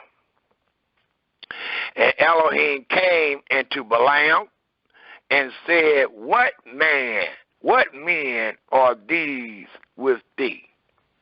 And Balaam said unto Elohim, Balak, the son of Zippor, king of Moab, have sent unto me, saying, behold, there is a people come out of Egypt, which cover the face of the earth. Come now, curse me them, peradventure I shall be able to overcome them and drive them out. And Elohim said unto the soothsayer, and to Balaam, thou shalt not go with them, thou shalt not curse the people, for they are blessed, And the scripture tells us who Yahweh cursed, no man can, who Yahweh blessed, no man can curse. Thus, we are seeing example of that. Even this famous soothsayer. It says in the 13th verse, and Balaam rose up in the morning and said unto the prince of Balak, get you into your land, for Yahweh refused to give me leave to go with you. It allows us to know they ain't had no power. Yahweh is the Elohim of everything therein is. The 14th verse reads, and the prince of Moab rose up, and they went into Balak and said, Balaam refused to come with us. And Balak sent yet again princes more, and more honorable than they. And they came to Balaam and said unto him, thus said Balak, the son of Zippor, let nothing, I pray thee, hinder thee from coming into me. For I will promote thee into very great honor, and I will do whatsoever thou sayest unto me. Come, therefore, I pray thee, curse me this people. And Balaam answered and said unto the servant, please take note of this answer.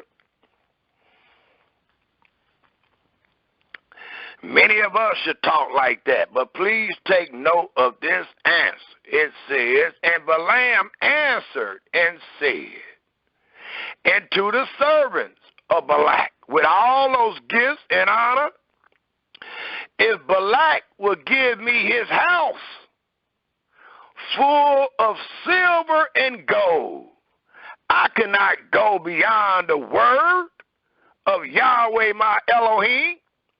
And this soothsayer is so wise that he know who his Elohim is. It's Yahweh. And this soothsayer is so wise that he refused the rewards of evil. And he let the man that's offering the rewards know without a shadow of a doubt that if Balak would give me his house full, and it's the king, full of silver and gold, I cannot go beyond the word of Yahweh, my Elohim, to do less or more than what he has said. Now, therefore, I pray you, tarry you also here this night, that I may know what Yahweh will say unto me more. And Elohim came unto Balaam at night and said unto him, if the men come to call thee, rise up and go with them. But yet the word which I shall say unto thee, that shall thou do. So he's saying, look, I'm going to let you go with them, but you're only going to do what I tell you to do. Whatever they tell you to do, however they tell you to curse my children, I'm not going to allow you to do that. But what you will do this day is what I tell you to do. Thus, the 21st verse reads, and Balaam rose up in the morning and saddled his ass and went with the prince of Moab. And Elohim's anger was kindled because he went. And the angel of Yahweh stood in the way for an adversary against him. Now he was riding upon his ass, and his two servants were with him. And the ass saw the angel of Yahweh standing in the way, and his sword drawn in his hand. And the ass turned aside out of the way and went into the field. And Balaam smote the ass to turn her to the way. And this saying right here remind me of Isaiah 1, where it says, even the ox knows his master. And here go an ass. And this ass is not something that is acceptable to give to Yahweh. But this ass know who the Almighty is. And this ass seen that angel with a sword in his hand, and he wasn't that dumb to walk through that angel and that sword. Instead, that ass started going to the left or the right of the field and not forward.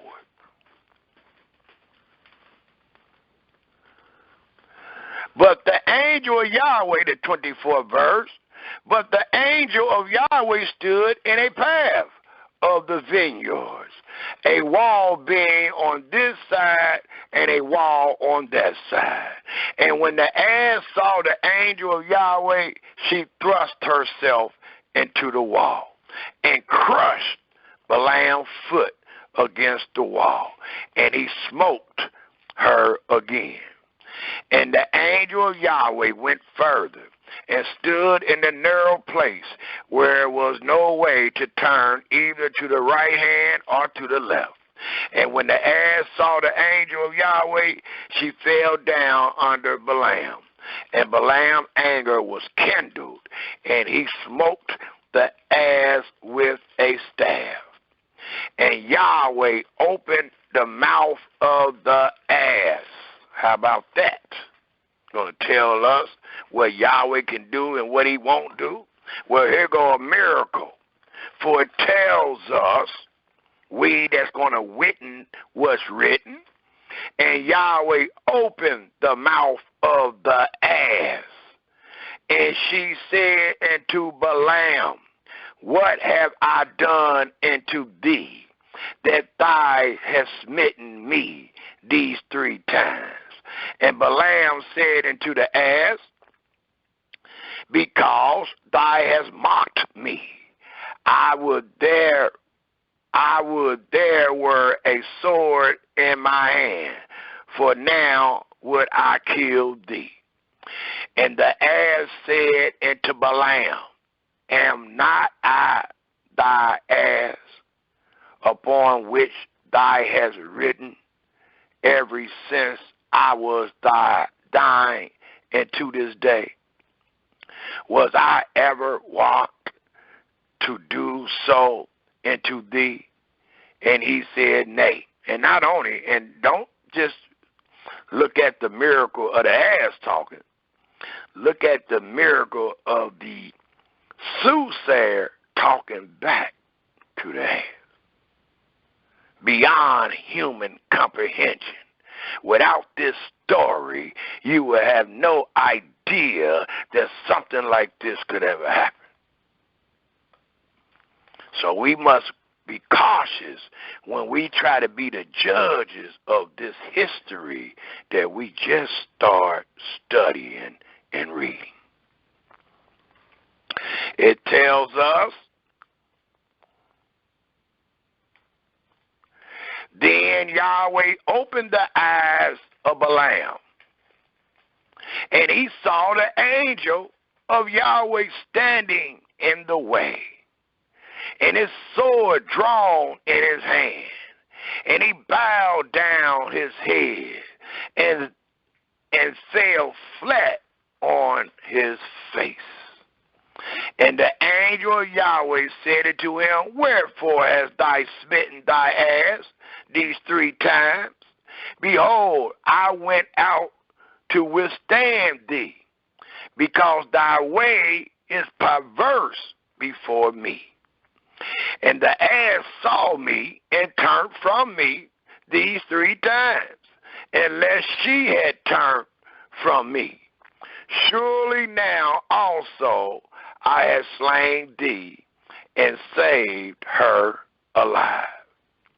And Balaam said unto the angel of Yahweh, I have sinned, for I knew not that thou stoodest in the way against me. Now therefore, if it displease thee, I will get me back again. And the angel of Yahweh said unto Balaam, Go with the men, but only the word that I shall speak unto thee, that thou shalt speak. So Balaam went with the princes of Balak. And when Balak heard that Balaam was come, he went out to meet him into a city of Moab, which is in the border of Ammon, which is in the uttermost coast. And Balak said unto Balaam, Did I not earnestly send unto thee to call thee? Wherefore camest thou not unto me? Am I not able indeed to promote thee to honor? And Balaam said unto Balak, Lo, I am come unto thee. Have I now any power at all to say anything? The word that Elohim putteth in my mouth, that shall I speak. And that's what we should speak. All these words that Yahweh put in our mouth that we find on these pages is what we should speak. I don't care if you understand it or not. You might not see it. Your eyes might be closed like Balaam's was, but the ass eyes was opened.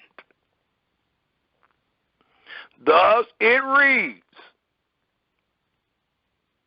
And Balaam went with Balak, and they came into Kirjath Hazak, and Balak offered oxen, sheep, and sent to Balaam and to the princes that were with him. And it came to pass on the morrow that Balak took Balaam and brought him up into the high place of Baal, or the Lord, that thence he might see the uttermost part of the people. And Balaam said unto Balak, Build me here 7 altars, and prepare me here 7 oxen and 7 rams. And Balak did as Balaam had spoken, and Balak and Balaam offered on every altar a bullock and a ram. And Balaam said unto Balak, Stand by thy burnt offering, and I will go. Peradventure Yahweh will come to meet me, and whatsoever he show me, I will tell thee. And he went to an high place. And Elohim met Balaam, and he said unto him, I have prepared 7 altars, and I have offered upon every altar a bullock and a ram. And Yahweh put a word in Balaam's mouth and said, Return unto Balak, and thus thou shalt speak. And he returned unto him, and lo, he stood by his burnt sacrifice, he and all the princes of Moab. And he took up his parable, and said, Balak, the king of Moab, have brought me from Aram, out of the mountains of the east, saying, Come, curse me, Jacob, and come, defy Israel. How shall I curse whom Elohim have not cursed? Or how shall I defy whom Yahweh have not defied? For from the top of the rock I see him, and from the hills I behold him. Lo, the people shall dwell alone, and shall not be reckoned among the nations. Who can count the dust of Jacob, and the number of the 4th part of Israel? Let me die the death of the righteous, and let my last end be like his. And Balak said unto Balaam, What hast thou done unto me? I took thee to curse my enemies, and behold, thou hast blessed them altogether. And he answered and said, must I not take heed to speak that which Yahweh have put in my...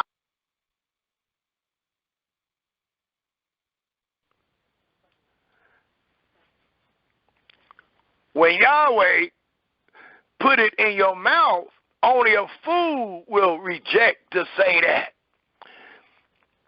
That's why we continue to quote and witness every word. I don't care if I understand it or not. I'm going to read it as it is written.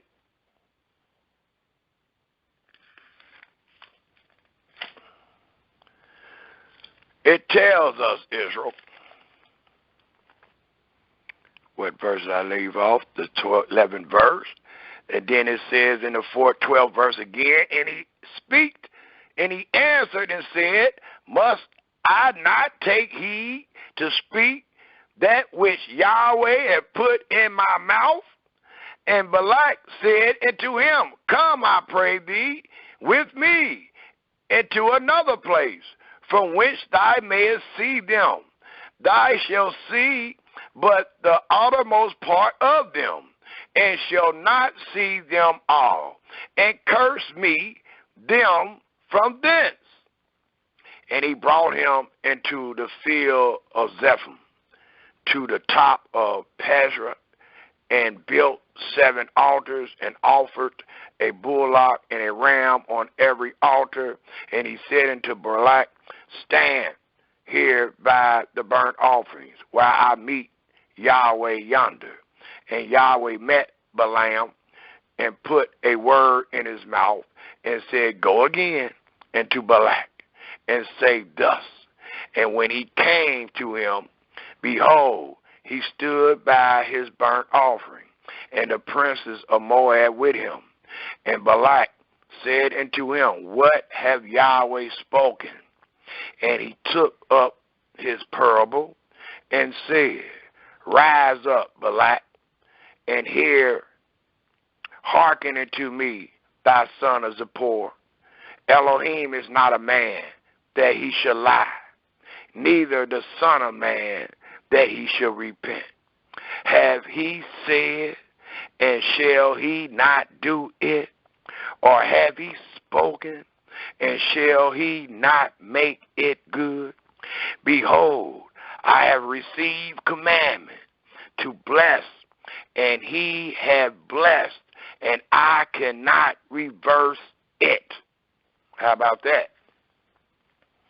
Even though we might see some things in our book that we truly don't understand, if Yahweh ain't speak against it, if Yahweh didn't do any acts against it, it allows us to know as we search and seek truth, it allows us to know that Yahweh allowed it to come to pass. As I stated earlier, if Yahweh didn't want Lot and them daughters that had no children, I don't care what, how presumptuous they sin was, Yahweh didn't have to allow it. He didn't have to allow them to bring forth birth. And birth wasn't something real simple at that time. If we understand how Israel became a nation and how many women it took and what those women endured, it allows us to know that birth wasn't just anything that just can happen. Birth was known by the Almighty. People praised the Almighty for the birth they received and the birth they was trying to receive.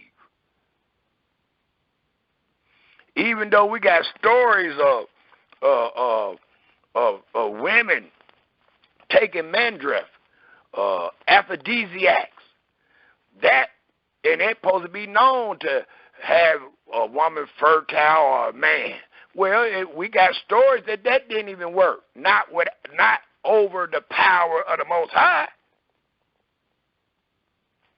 So we got to take all these words in consideration when we try to make a conclusion about the Sister Ruth and what Yahweh have in his word. Thus it tells us, what verse did I leave off? 21. It tells us in the 21st verse, he have not beheld iniquity in Jacob, neither have he seen perverseness in Israel. Yahweh his Elohim is with him, and the shout of a king is among them. Elohim brought them out of Egypt. He have, as it were, the strength of a unicorn. Surely there is no enchantment against Jacob.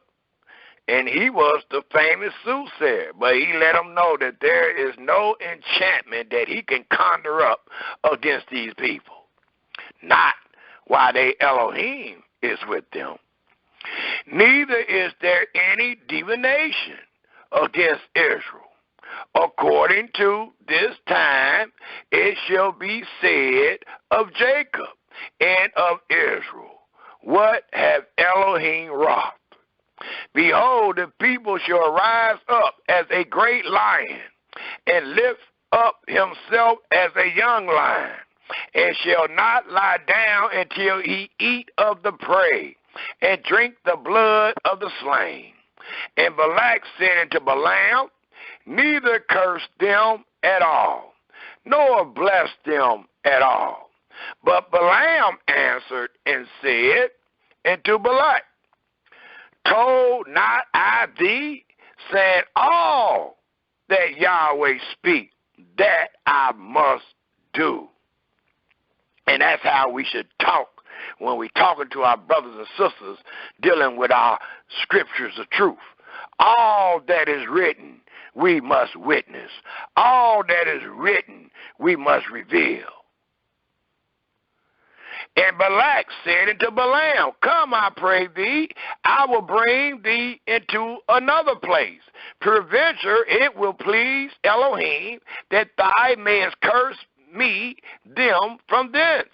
And Balak brought Balaam into the top of Peor, and looked toward Yasmin. And Balaam said unto Balak, build me here 7 altars, and prepare me here 7 bullocks and 7 rams. And Balak did as Balaam had said, and offered a bullock and a ram on the altar. The last verse, or the last chapter, it says, dealing with Balaam, it says,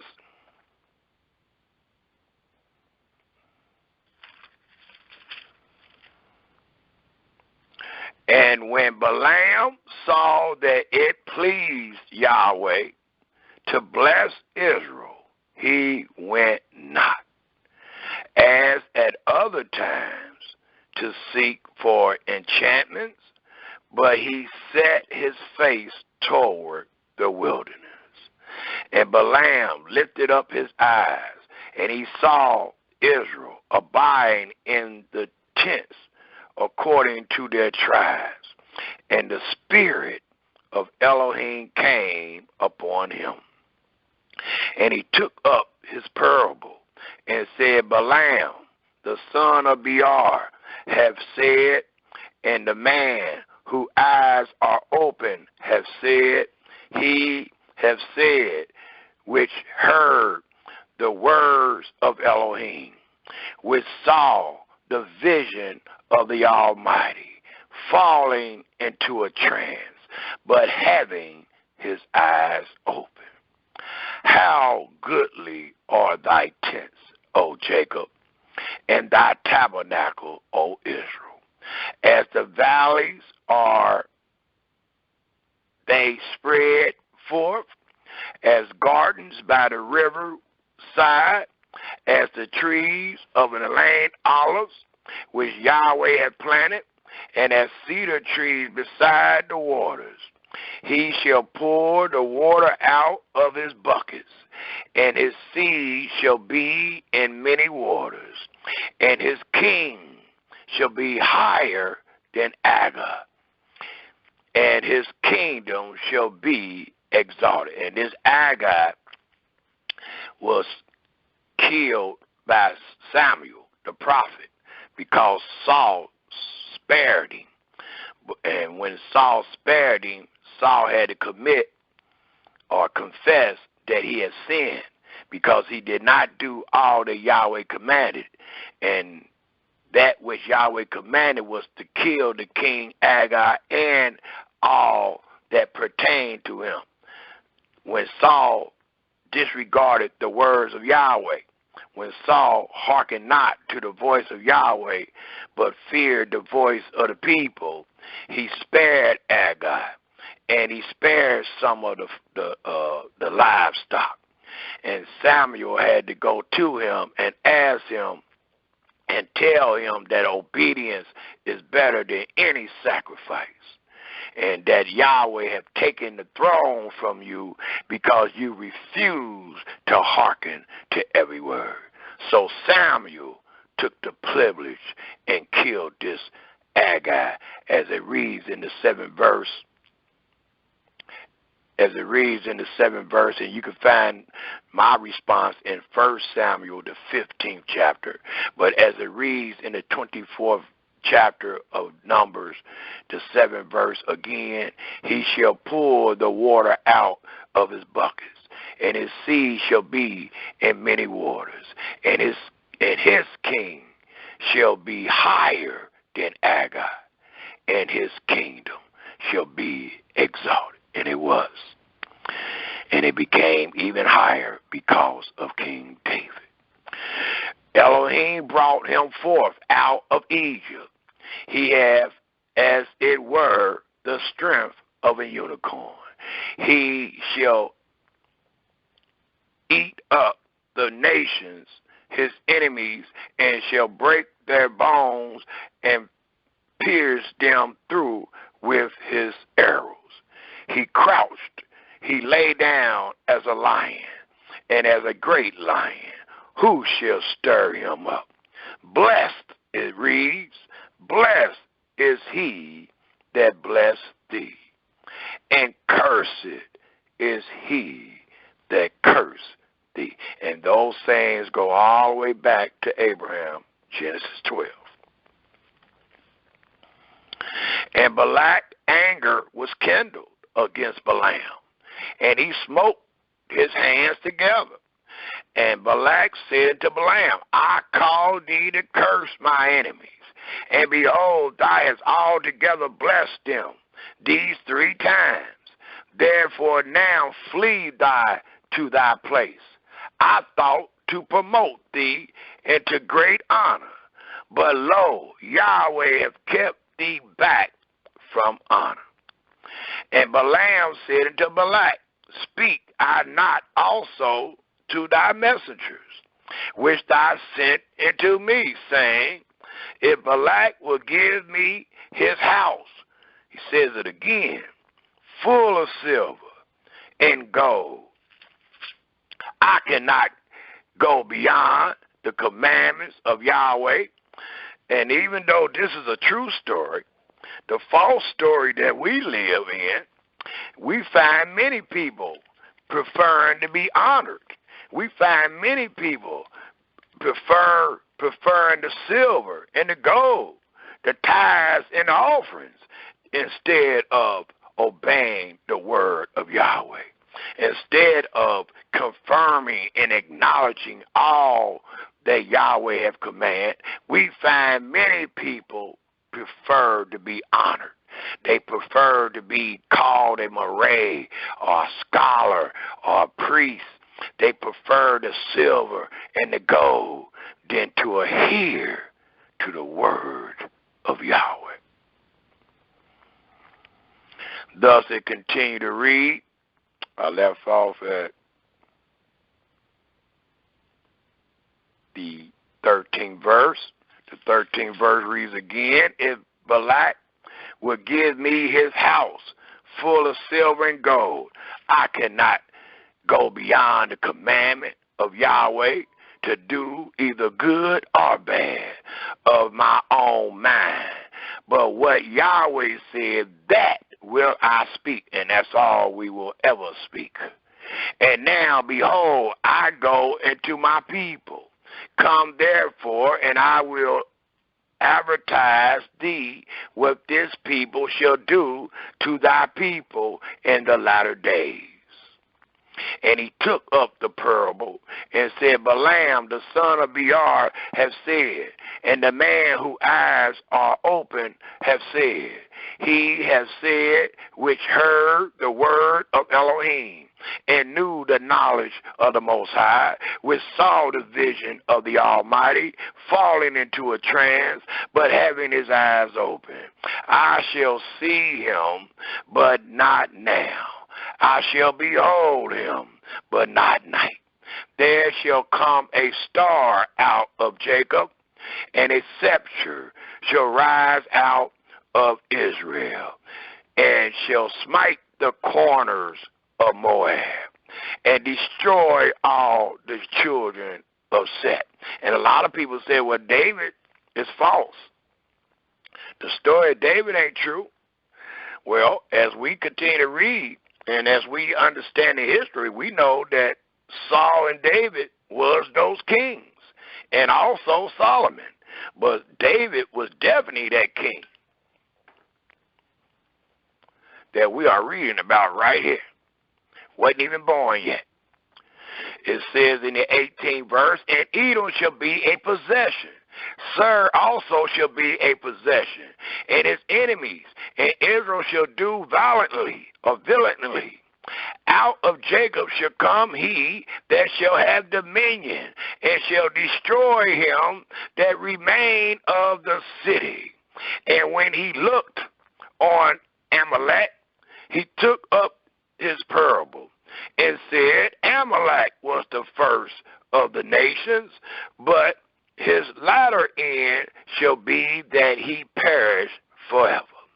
And he looked on the Kenites, and took up his parable, and said, Strong is thy dwelling place, and thou puttest thy net in a rock. Nevertheless, the Canaanites shall be wasted, until Asher shall carry thee away captive. And he took up his parable, and said, Alas, who shall live when Elohim does this? And ships shall come from the coast of Shittim, and shall afflict Asher, and shall afflict Eber, and he shall perish forever. And Balaam rose up and went and returned to his place, and Balak also went his way. So the cursing never worked. The Almighty showed that his power is stronger than anything on the earth, in the heaven, or in the sea. And instead of the plot working for Balak, Balak found out what will happen to him and his whole country. So this is one of the main reasons why there is ill feelings between Moab and Israel. Because when Yahweh saved the children of Israel, Balak hired one to curse them.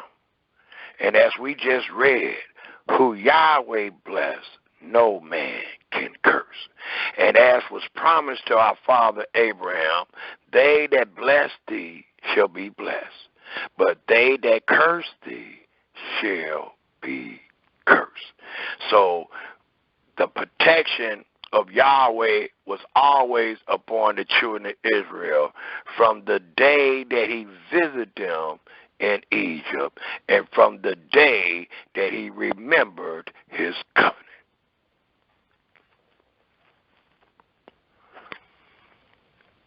Since we find ourselves in in the book of Numbers, I would like to read a few more verses in the book of Numbers in the 25th chapter. Because this chapter, even though we just read the story about the king of the Moabites, this is a story about the Moabite women seducing Israel. And the Almighty had already warned them not to make any covenants with them because they would seduce you. Thus, it tells us in Numbers, the 25th chapter, the very first verse, and it reads, "And Israel abide in Shittim, and the people began to commit whoredom with the daughters of Moab. And they called the people into the sacrifices of their gods. And the people did eat and bow down to their gods. And Israel joined himself into Baal Peor. And the anger of Yahweh was kindled against Israel. And Yahweh said unto Moses, Take all the heads of the people and hang them up before Yahweh against the sun, that the fierce anger of Yahweh may be turned away from Israel. And Moses said unto the judges of Israel, Slay ye every one his man that were joined into Baal Peor. And behold, one of the children of Israel came," listen to this, "and brought into his brethren a Midianitish woman in the sight of Moses, and in the sight of all the congregation of the children of Israel, who were weeping before the door of the tabernacle of the congregation. And when Phinehas, the son of Eleazar, the son of Aaron, the priest, saw it," that was Aaron's grandson, "he rose up from among the congregation and took a javelin in his hand. And he went after the man of Israel into the tent and thrust both of them through, the man of Israel and the woman through her belly. So the plague was stayed from the children of Israel. And those that died in the plague were 24,000. And Yahweh spake unto Moses, saying, Phinehas, the son of Eleazar, the son of Aaron the priest, have turned my wrath away from the children of Israel, while he was zealous for my sake among them, that I consume not the children of Israel in my jealousy. Wherefore say, Behold, I give unto him my covenant of peace, and he shall have it, and his seed after him, even the covenant of an everlasting priesthood, because he was zealous for his Elohim, and made an atonement for the children of Israel." So it allows us to know that right after Balak had hired Balaam to curse Israel, and it failed, well, Israel wound up being seduced by the women, and it didn't fail. They ate of the sacrifices like Yahweh said they would do if you made a covenant with them.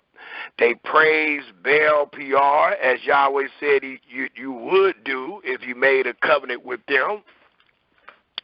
And it read that 24,000 people died that day because of the plague that Yahweh laid upon them, because they did not hearken nor obey the words that Yahweh commanded them under the covenant of the law.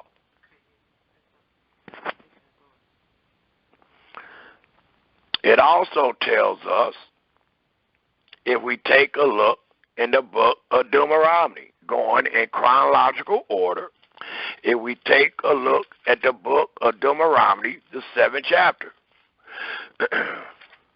and I need to speed it up a little bit because we still need to read the book of Ruth.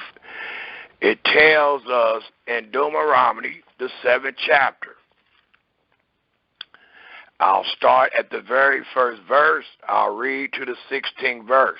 And it reads in Deuteronomy, the 7th chapter, the very first verse, these same great words. And it reads, when Yahweh thy Elohim shall bring thee into the land, whither thou goest to possess it, and have cast out many nations before thee, the Hittites, the Gershites, the Amorites, and the Canaanites, the Perizzites, and the Hivites, and the Jebusites, 7 nations, greater and mightier than thy. And when Yahweh thy Elohim shall deliver them before thee, thou shalt smite them and utterly destroy them. Thou shalt make no covenant with them, nor show mercy unto them. Neither shalt thou make marriages with them. Thy daughter thou shalt not give unto his son, nor his daughter shalt thou take into thy son. For they will, as we just read in Numbers 25, for they will turn away thy son from following me, that they may serve other gods.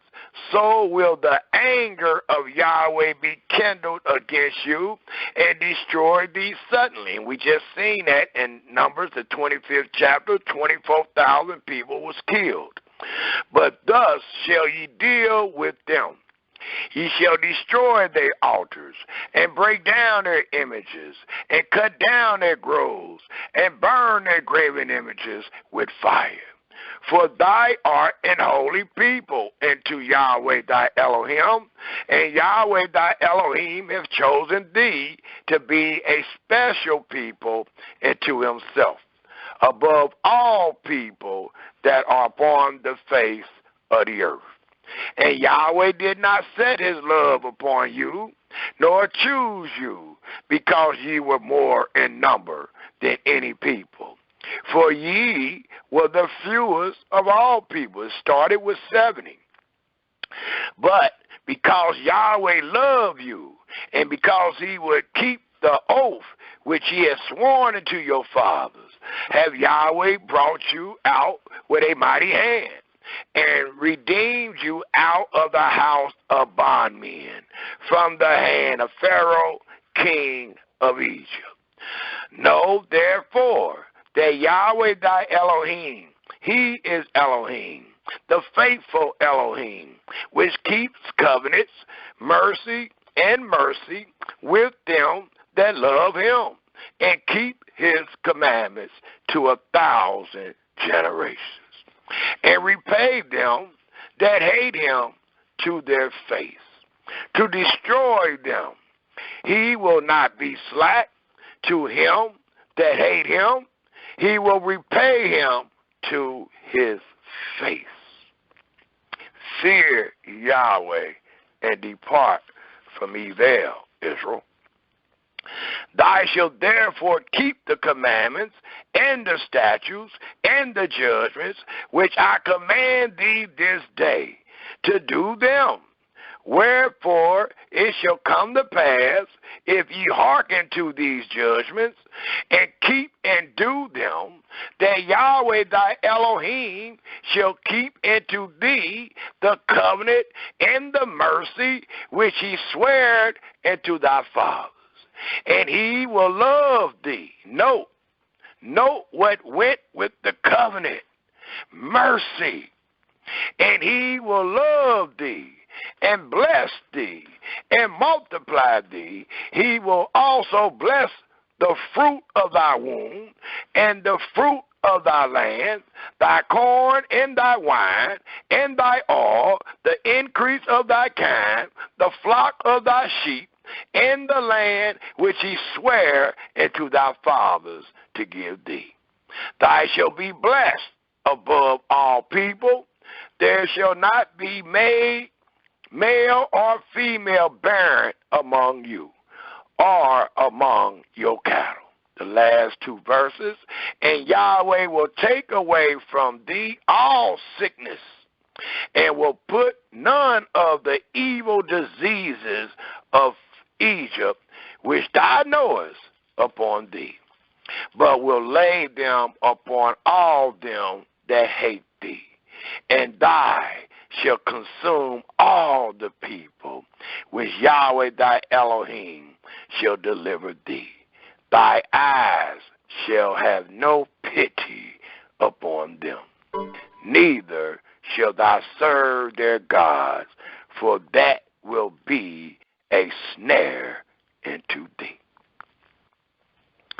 It also tells us, while we find ourselves in the book of Deuteronomy, if we take a look at the 12th chapter of Deuteronomy, the 12th chapter, and let's pick up at the 29th verse, the 12th chapter of Deuteronomy, and let's pick up at the 29th verse.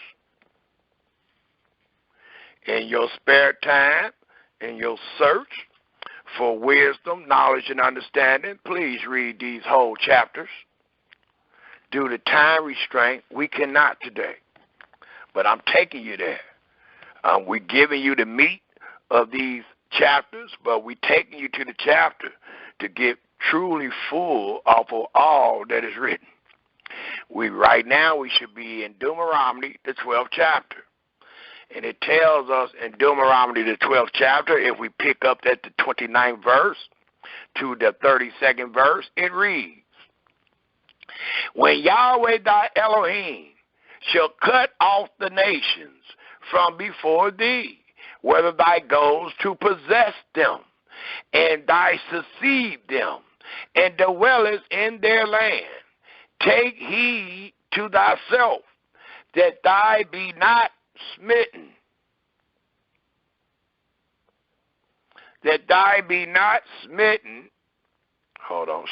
take heed to thyself that thou be not snared by following them, after that they be destroyed from before thee, and that thou inquire not after their gods, saying, how did these nations serve their gods?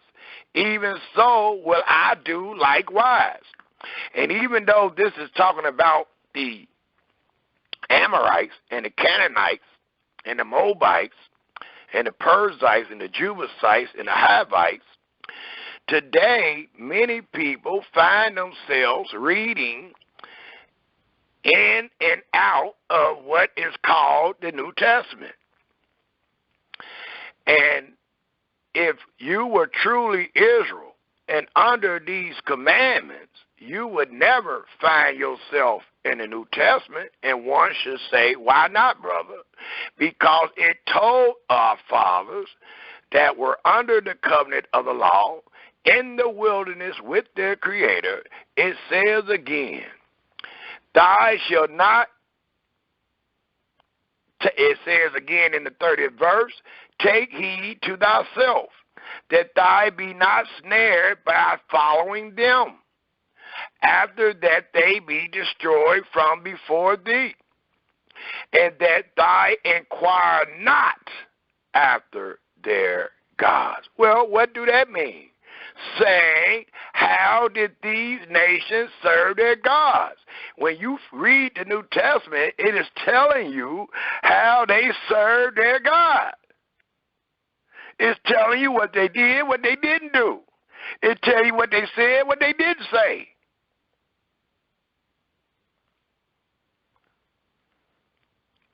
It continue to read in the 31st verse.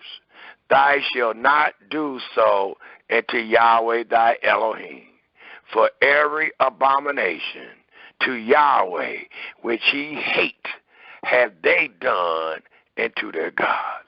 So the Almighty already said every abomination that he hate, the people have done to their gods. Why do you need to inquire? Your Creator already told you what you will find. And he told you not to inquire. So why would you inquire once your Creator already told you not to, and everything that you will find in those books or in your search, in your requiring, will be nothing but an abomination. And I don't want you to do none of those things toward me. And he lets you know he hated. So why would you inquire? Unless you are snared. Thus it tells us in the last verse, well, let's finish the 31st verse. Thou shalt not do so unto Yahweh thy Elohim, for every abomination to Yahweh which he hate had they done unto their gods. For even their sons and their daughters they have burnt in the fire to their gods. And Israel wind up doing the same thing to their sons because they inquired and they learnt the ways of the heathen. And then in closing, it tells us, what things soever I command you, observe to do it. Thou shalt not add thereto, nor diminish from it. And every time I bring up inquire not, all our brothers and sisters do is either add to it or take away from it, trying to tell me why they in it.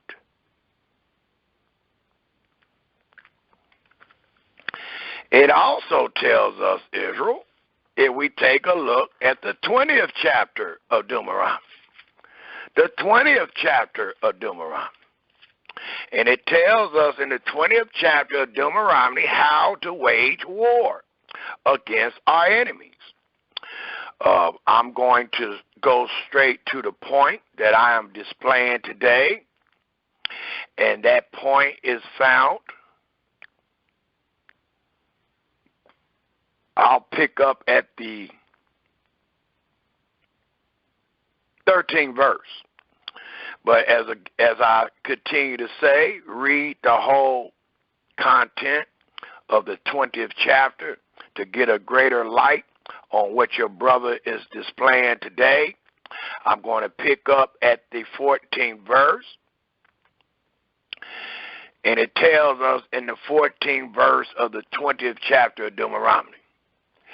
But the women and the little ones and the cattle and all that is in the city, even all the spoil thereof, shalt thou take unto thyself, and thou shalt eat the spoil of thy enemies, which Yahweh thy Elohim have given thee.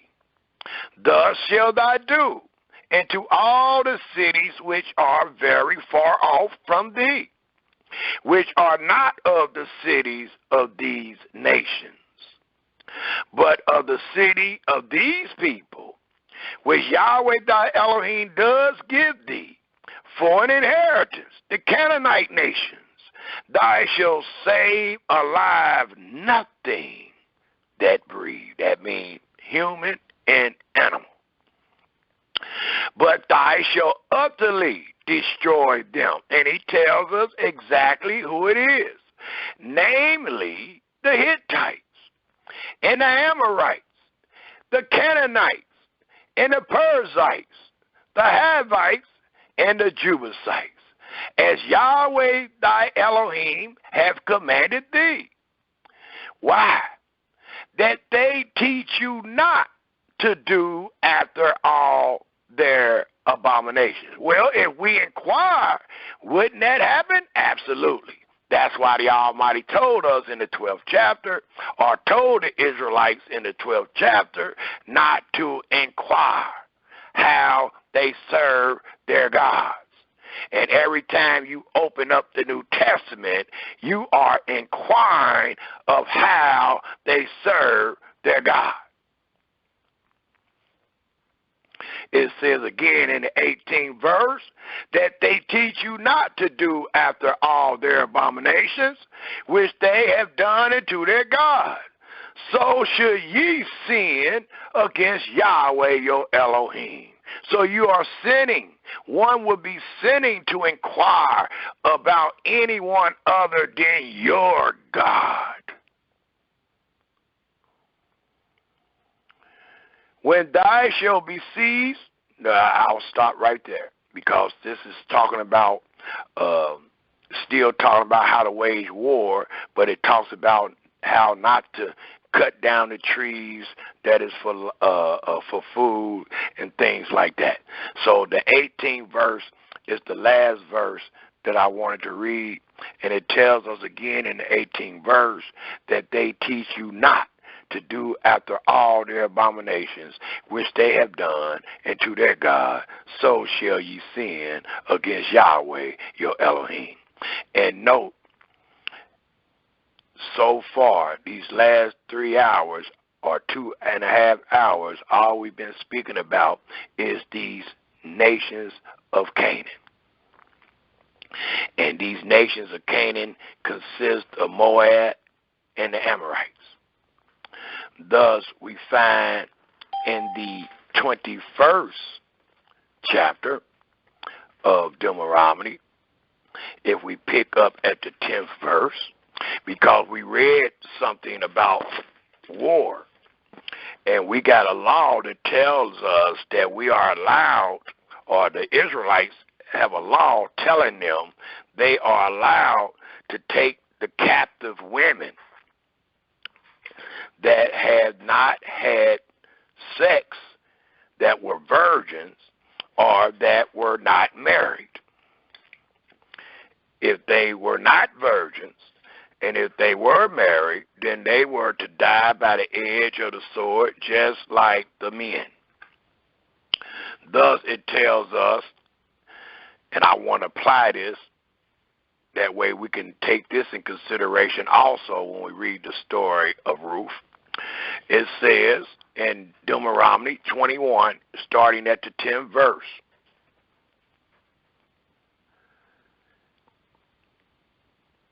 and it reads,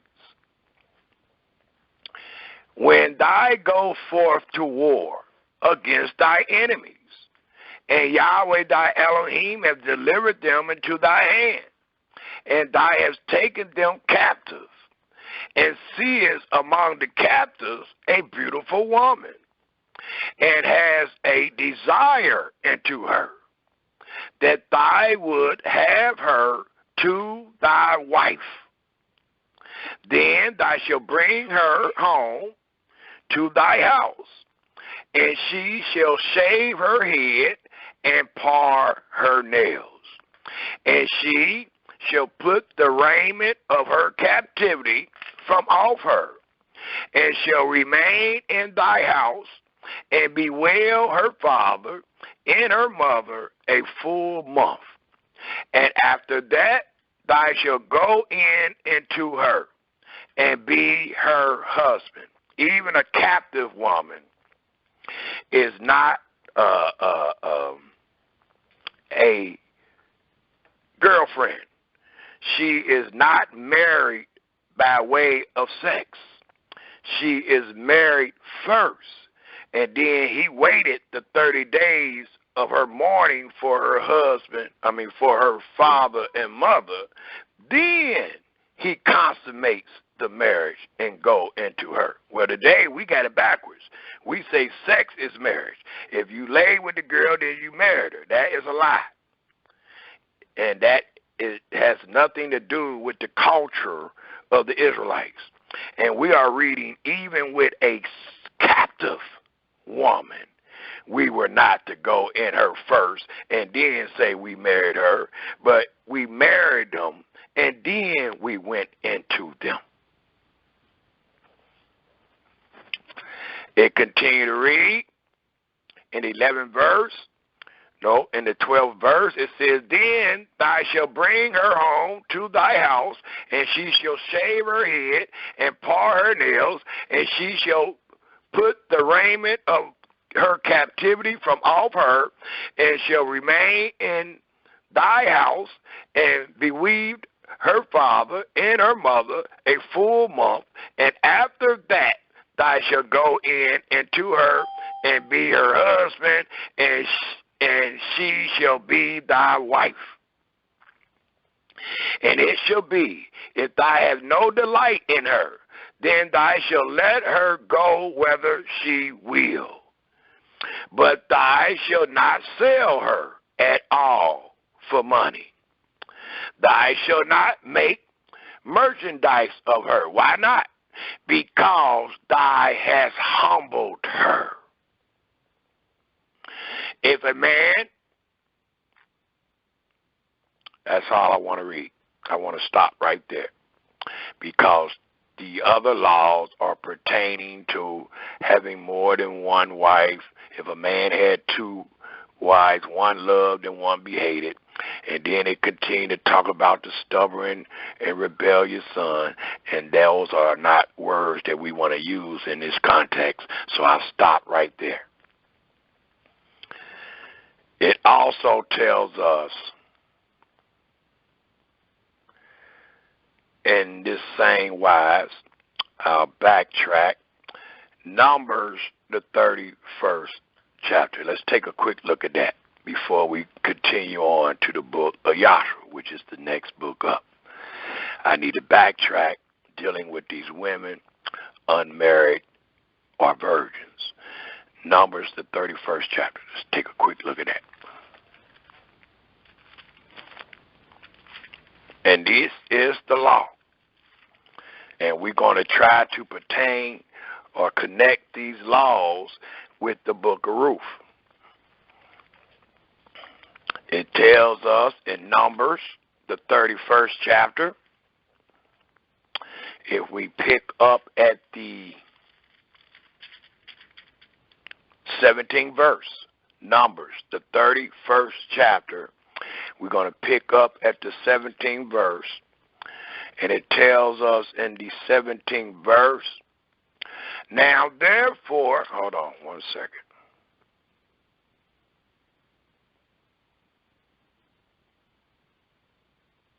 Let's start at the 11th verse. And the 30th, please read the whole chapter in your spare time. The 31st chapter is dealing with a war against Midian. Midian is also connected with the Moabites. So it tells us in the 11th verse is where I will start. And they took all the spoil and all the prey, both of men and of beasts. And they brought the captives and the prey and the spoil into Moses, and to Eleazar the priest, and into the congregation of the children of Israel, and to the camp at the plains of Moab, which are by Jordan near Jericho. And Moses and Eleazar the priest and all the princes of the congregation went forth to meet them without the camp. And Moses was wroth with the officers of the host, with the captains over thousands, and the captains over hundreds, which came from the battle. And Moses said unto them, have ye saved all the women alive? Behold, these caused the children of Israel through the counsel of Balaam to commit trespass against Yahweh in the matter of Peor. And there was a plague among the congregation of Yahweh, and we know that to be true. 24,000 people died.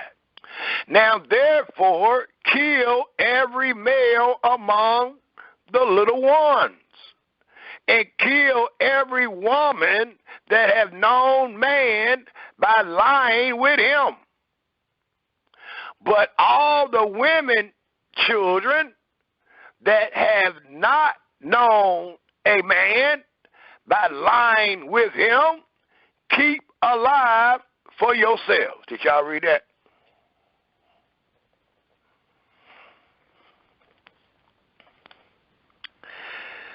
And do ye abide without the camp 7 days because of the killings, whatsoever have killed any person, and whosoever have touched any slain, purify both yourselves and your captives on the third day and on the seventh day, and purify all your raiment and all that is made of skin, and all work of goat hair, and all things made of wood.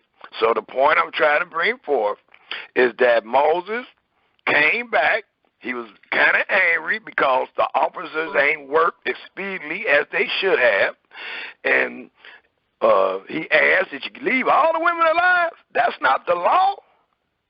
Those women that had husbands and ain't a virgin, they are to die. Those children of the males, I don't care how young they was, they are to die. But the women and the children that was females that have not laid with a man was to be your spoil. You were not to kill them. You were to keep them. And note who they were. Note who the war is against. Note it's against the Mennonites, the same people that sent the woman to seduce Israel, the same people that hired Balaam to curse Israel. Well, the Almighty said in the law that kill all of them that breathe. But it also said in the 17th verse, now therefore kill every male among the little ones, and kill every woman that have known man by lying with him. The 18th verse reads again, but all the women, children, that have not known a man by lying with him, keep alive for yourselves.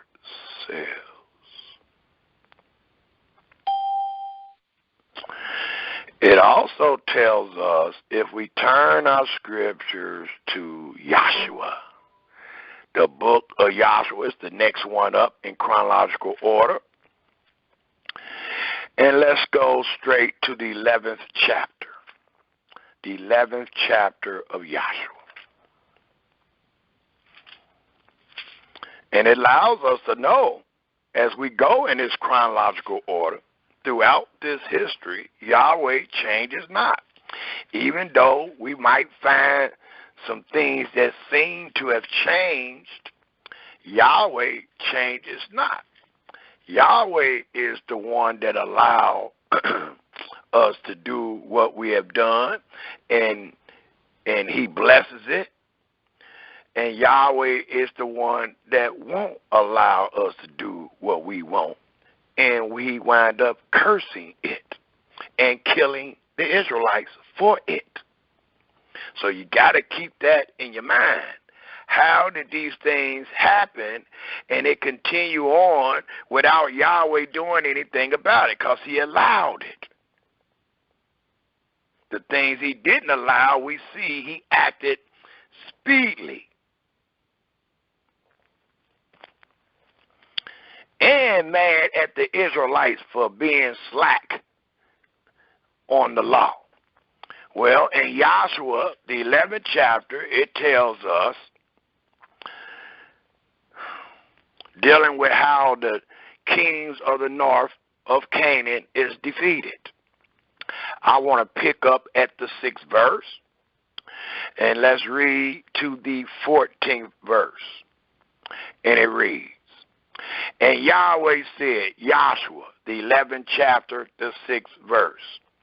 And Yahweh said unto Joshua, be not afraid because of them, for tomorrow about this time will I deliver them up all slain before Israel. Thou shalt break their houses and burn their chariots with fire. So Joshua came, and all the people of war with him against them by the waters of Merom. Suddenly, and they fell upon them. And Yahweh delivered them into the hand of Israel, who smote them and chased them into the great Zidon, and to Mesrephamim,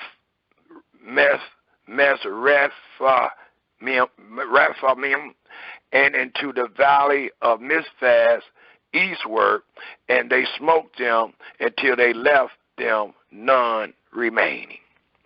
And Joshua did unto them as Yahweh bade him. He brought their horses and burnt their chariots with fire. And Joshua at that time turned back and took Hazor, and smote the king thereof with the sword. For Hazor before time was the head of all those kingdoms. And they smote all the souls that were therein with the edge of the sword, utterly destroying them. There was not any left to breathe. And he burnt Hazor with fire. And all the city of the king of those kings, and all the kings of them, did Joshua take and smote them with the edge of the sword, and he utterly destroyed them, as Moses the servant of Yahweh commanded. But as for the cities that stood still in their strength, Israel burnt none of them, save Hazor only, that did Joshua burn.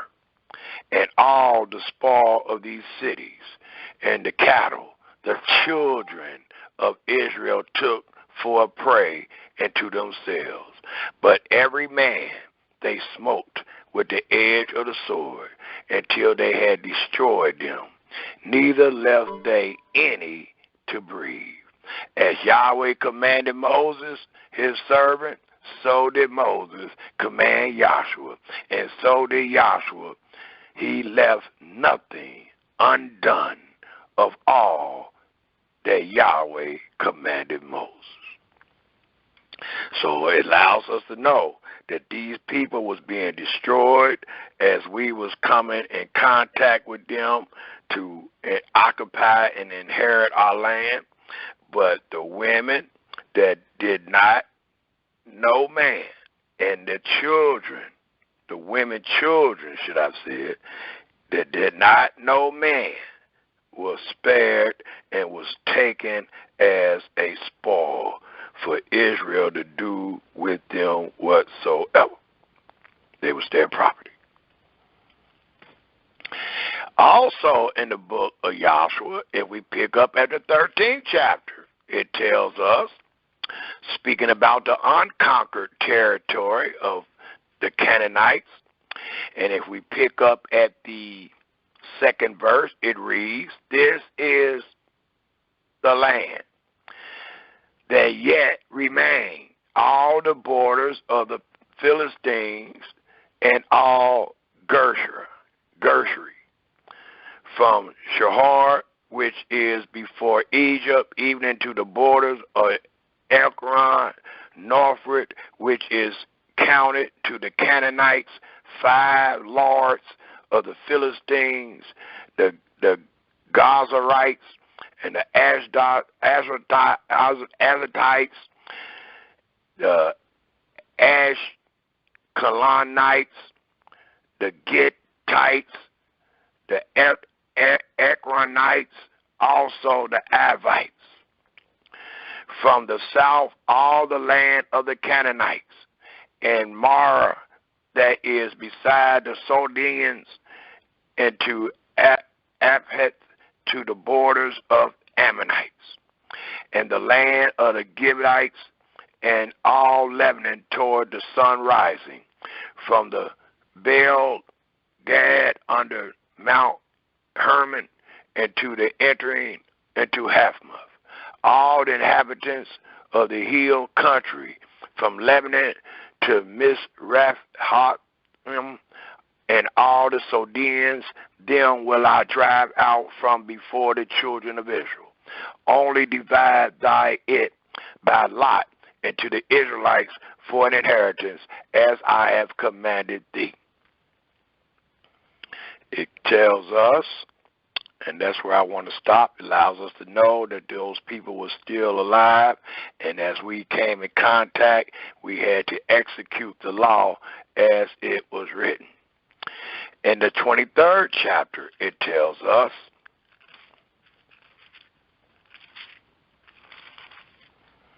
if we pick up at the 6th verse, and it reads, "Be ye therefore very courageous, to keep and do all that is written in the book of the law of Moses, that ye turn not aside therefrom to the right hand or to the left, that ye come not among these nations, these that remain among you, neither make mention of the name of their gods, nor cause to swear by them, neither serve them, nor bow yourself unto them, but cleave unto Yahweh your Elohim, as ye have done unto this day.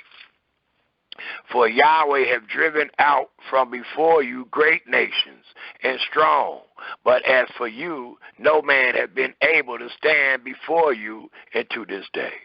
One man of you shall chase 1,000, for Yahweh your Elohim, he it is that fight for you, as he hath promised you. Take good heed, therefore, unto yourselves, that ye love Yahweh your Elohim. Else, if you do in any wise go back and cleave into the remnant of these nations, even these that remain among you, and shall make marriages with them, and go in into them, and they into you, know for a surety that Yahweh your Elohim will no more drive out any of these nations from before you, but they shall be snares and traps into you, and scourges in your side, and thorns in your eyes, until ye perish from off this great land, which Yahweh your Elohim have given you. And behold, this day I am going the way of all the earth, and ye know in your hearts and in all your souls that not one thing has failed of all the good things which Yahweh your Elohim speak concerning you.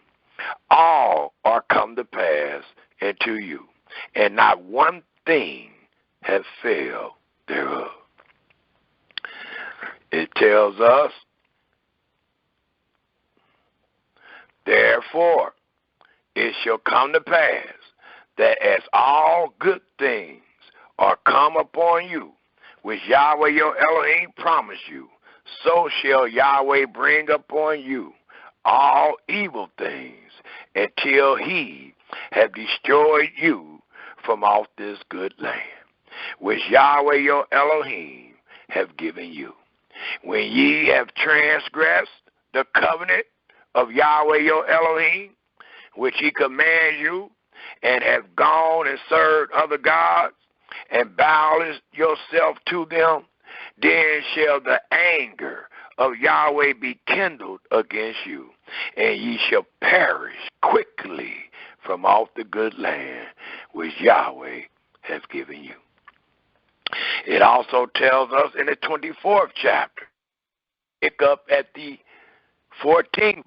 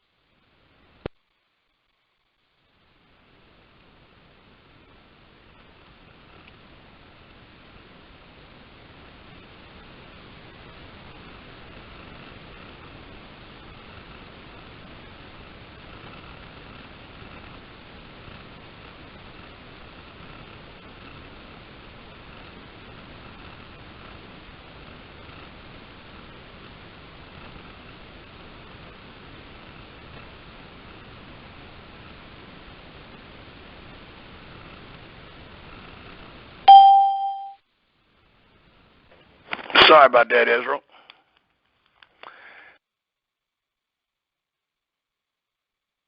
The phone died on us. Got a fresh phone before us. We was on Joshua, the 24th chapter, and I wanted to pick up at the 8th verse. The 8th verse of the 24th chapter of Joshua. And it tells us in the 8th verse, and I have brought you, this is talking about giving us a history of what they endured under Joshua. It says, and I brought you into the land of the Amorites, which dwelt on the other side of Jordan, and they fought with you, and I gave them into your hand, that ye might possess their land, and I destroyed them from before you. Then Balak, the son of Zippor, king of Moab, rose and warred against Israel, and sent and called Balaam, the son of Beor, to curse you. But I would not hearken unto Balaam. Therefore he blessed you still, so I delivered you out of his hand. And ye went over Jordan, came into Jericho, and the men of Jericho fought against you, the Amorites, the Perizzites, the Canaanites, and the Hittites, and the Gershites, and the Hivites, the Jebusites, and I delivered them into your hand. And I sent the hornets before you, which drive them out from before you, even the 2 kings of the Amorites, but not with thy sword, nor with thy bow. And I have given you a land for which ye did not labor, and cities which ye built not, and ye dwelt in them, of the vineyards and the olive yards which ye planted not, do you eat. Now therefore fear Yahweh, and serve him in sincerity and in truth, and put away the gods which your fathers served on the other side of the flood, and in Egypt, and serve ye Yahweh. And if it seem evil unto you to serve Yahweh, choose you this day whom ye will serve, whether the gods which your fathers served that were on the other side of the flood, or the gods of the Amorites, in whose land ye dwell. But as for me and my house, we will serve Yahweh. And the people answered and said, Elohim forbid that we should forsake Yahweh to serve other gods. For Yahweh our Elohim, he it is that brought us up and our fathers out of the land of Egypt, from the house of bondage, and which did those great signs in our sight, and preserved us in all the ways wherein we went, and among all the people through whom we passed. Yahweh drive out from before us all the people, even the Amorites, which dwelt in the land.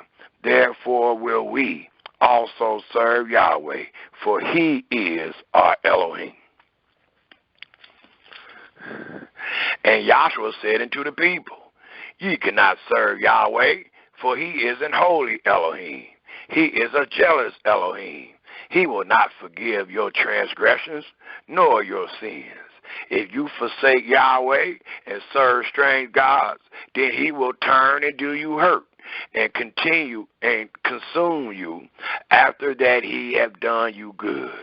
And the people said unto Joshua, Nay, but we will serve Yahweh.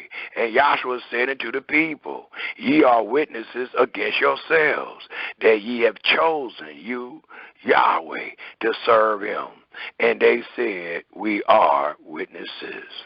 Now therefore put away, said he, the strange gods which are among you, and incline your heart unto Yahweh Elohim of Israel. And the people said unto Joshua, Yahweh our Elohim will we serve, and his voice will we obey. So Joshua made a covenant with the people that day, and set them a statute and an ordinance in Shishim. And Joshua wrote these words in the book of the law of Elohim, and took a great stone and set it up there under an oak that was by the sanctuary of Yahweh. And Joshua said unto all the people, Behold, this stone shall be a witness unto us, for it hath heard all the words of Yahweh, which he speak unto us. It shall be therefore a witness unto you, lest ye deny your Elohim. So Yahshua let the people depart, every man into his inheritance. And it reads, and it came to pass after these things that Yahshua, the son of Nun, the servant of Yahweh, died, being 110 years old. And they buried him in the borders of his inheritance in Timnath Serah, which is in the Mount Ephraim, on the north side of the hill of Garsh. And Israel served Yahweh, and Israel served Yahweh all the days of Yahshua, and all the days of the elders that overlived Yahshua, and which had known all the works of Yahweh that he had done for Israel. And the bones of Joseph, with the children of Israel brought up out of Egypt, buried they in Shechem, in a parcel of ground, which Jacob brought of the sons of Hamor, the father of Shechem, for 100 pieces of silver. And it became the inheritance of the children of Joseph. And Eleazar, the son of Aaron, died, and they buried him in a hill that pertained to Phinehas, his son, which was given him in Mount Ephraim. So it gave a history of the last fathers that came up out of the wilderness and how they obeyed Yahweh and Yahshua that was set in charge by Moses, and they obeyed those laws, and they would not marry the Amorites and the Moabites or none of them while they were still under that law. The next book up is the book of Judges, and let's go straight to the point, and that is found in Judges, the 2nd chapter. For it is considered a review of what happened. This Judges period that we find ourselves lasted for 350 years. So take that in note. The scripture tells us the whole sojourning of the Israelites in Egypt was 430 years. And then we know that they stayed in the wilderness for 40 years. Well, after the wilderness, we got the story of them entering into the promised land, receiving their inheritance. And the book of Judges denote a 350-year period. And in this period, it tells us, I'll pick up at the very first verse of Judges, the 2nd chapter. And it tells us in the very first verse of the 2nd chapter of Judges these words. And an angel of Yahweh came up from Gilgal to Barshem and said, I made you to go up out of Egypt, and have brought you into the land which I swear unto your fathers. I said, I will never break my covenant with you, and ye shall make no league with the inhabitants of the land. Ye shall throw down their altar, but ye shall not obey but ye have not obeyed my voice.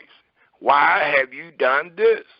Wherefore I also said, I will not drive them out from before you, but they shall be as thorns in your side, and their God shall be a snare into you. And it came to pass, when the angel of Yahweh speak these words unto all the children of Israel, that the people lift up their voice and wept. And they called the name of that place Barshem, and they sacrificed there unto Yahweh. And when Joshua had let the people go, the children of Israel went every man into the inheritance to possess the land. And the people served Yahweh all the days of Joshua, and all the days of the elders that outlived Joshua, who have seen all the great works of Yahweh that he did for Israel. And Joshua, the son of Nun, the servant of Yahweh, died, being 110 years old. And they buried him in the borders of his inheritance in Timnath, here in the mount of Ephraim, on the north side of the hill Gosh. And also all that generation, please take note, was gathered into their fathers. And there arose another generation after them, which knew not Yahweh, nor yet the works which he have done for Israel. And the children, please take note, for those that didn't know, and the children of Israel did evil in the sight of Yahweh, and served Balaam. And they forsook Yahweh Elohim of their fathers, which brought them out of the land of Egypt, and followed other gods of the people that were round about them, and bowed themselves unto them, and provoked Yahweh to anger. And they forsook Yahweh, and served Baal and Ashtoreth. And the anger of Yahweh was hot against Israel, and he delivered them into the hand of spoilers that spoiled them, and he sold them into the hand of their enemies round about, so that they could no longer stand before their enemy. Whatsoever they went out, the hand of Yahweh was against them for evil, as Yahweh has said, and as Yahweh has sworn unto them, and they were greatly distressed. Nevertheless, Yahweh raised up judges, which delivered them out of the hand of those that spoiled them, and yet they would not hearken unto their judge, but they went a-whoring after other gods, and bowed themselves unto them. They turned quickly out of the way which their fathers walked in, obeying the commandments of Yahweh, but they did not so. And we know that to be true because it just talked about how the people that lived during the time of Joshua and after Joshua continued in obeying Yahweh.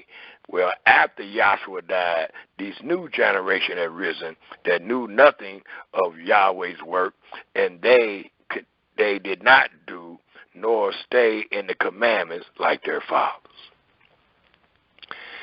And they were known as the children of those fathers. And when Yahweh raised them up judges, then Yahweh was with the judge and delivered them out of the hand of their enemies. And I need y'all to understand this because the book of Ruth is during the time of Judges. So I need y'all to understand this 350-year period that that Ruth found herself in, and what we are showing right here, the beginning of this 350 year period. So it says, for it repented Yahweh because of their groaning, by reason of them that oppressed them and vexed them. And it came to pass, when the judge was dead, that they returned and corrupt themselves more than their fathers, and following other gods to serve them, and to bow down unto them. They cease not from their own doings, nor from their stubborn ways. And the anger of Yahweh was hot against Israel, and he said, because that this people has transgressed my covenant, which I commanded their fathers, and have not hearkened unto my voice, I also will not henceforth drive out any from before them of the nations which Joshua left when he died, that through them I may prove Israel, test Israel, whether they will keep the way of Yahweh to walk therein, as their fathers did keep it or not. Therefore Yahweh left those nations without driving them out hastily, neither delivered he them into the hand of Joshua. The third chapter, should I say it, denotes the nations left unconquered. We're not going to go to the 3rd. We're going to the 10th. We're going to the 10th chapter of Judges. And it tells us in the 10th chapter of Judges, excuse me for reading or trying to read fast, but due to time restraint, I'm trying to give you as many chapter and verses dealing with this subject matter, dealing with the Moabites and the Amorites and the relationships of the Israelites. So in the 10th verse, or in the 10th chapter of Judges, it allows us to know, as Yahweh said, he will lead them to oppress them and to test them. Well, in the 10th chapter of Judges, if we pick up at the 6th verse, it reads, "And the children of Israel did evil again in the sight of Yahweh, and served Balaam and Ashtoreth, and the gods of Syria, and the gods of Zidon, and the gods of Moab, and the gods of the children of Ammon, and the gods of the Philistines, and forsook Yahweh, and served not him. And the anger of Yahweh was hot against Israel, and he sold them into the hand of the Philistines, and into the hands of the children of Ammon. And that in that year they vexed and oppressed the children of Israel 18 years. All the children of Israel that were on the other side of Jordan, in the land of the Amorites, which is in Gilead. Moreover, the children of Ammon passed over Jordan to fight also against Yehudah and against Benjamin and against the house of Ephraim, so that Israel was sore distressed. And of course, the children of Israel cried to Yahweh, saying, We have sinned against thee, both because we have forsaken our Elohim and also served Balaam. So I just want to read the whole chapter. It's a great chapter to read, but I just want to show you, as history went on, they was oppressed by the Moabites, by the Amorites. And Yahweh allowed this to happen because he left them to test them to see if they will serve him or not. And they are showing that they would not. It tells us that they was oppressed. It tells us that Yahweh used them to prove us. But it also allows us to know that there were kings that subdued them. And one of the kings that subdued them we can find in 1 Samuel, which is the next chapter. 1 Samuel, before we get to Ruth.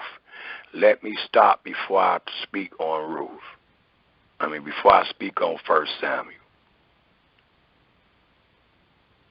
Let's go ahead and show how they were subdued, and then I'll pick up on the Levirate marriage. So let's go ahead to 1 Samuel 14. And it tells us in 1 Samuel 14,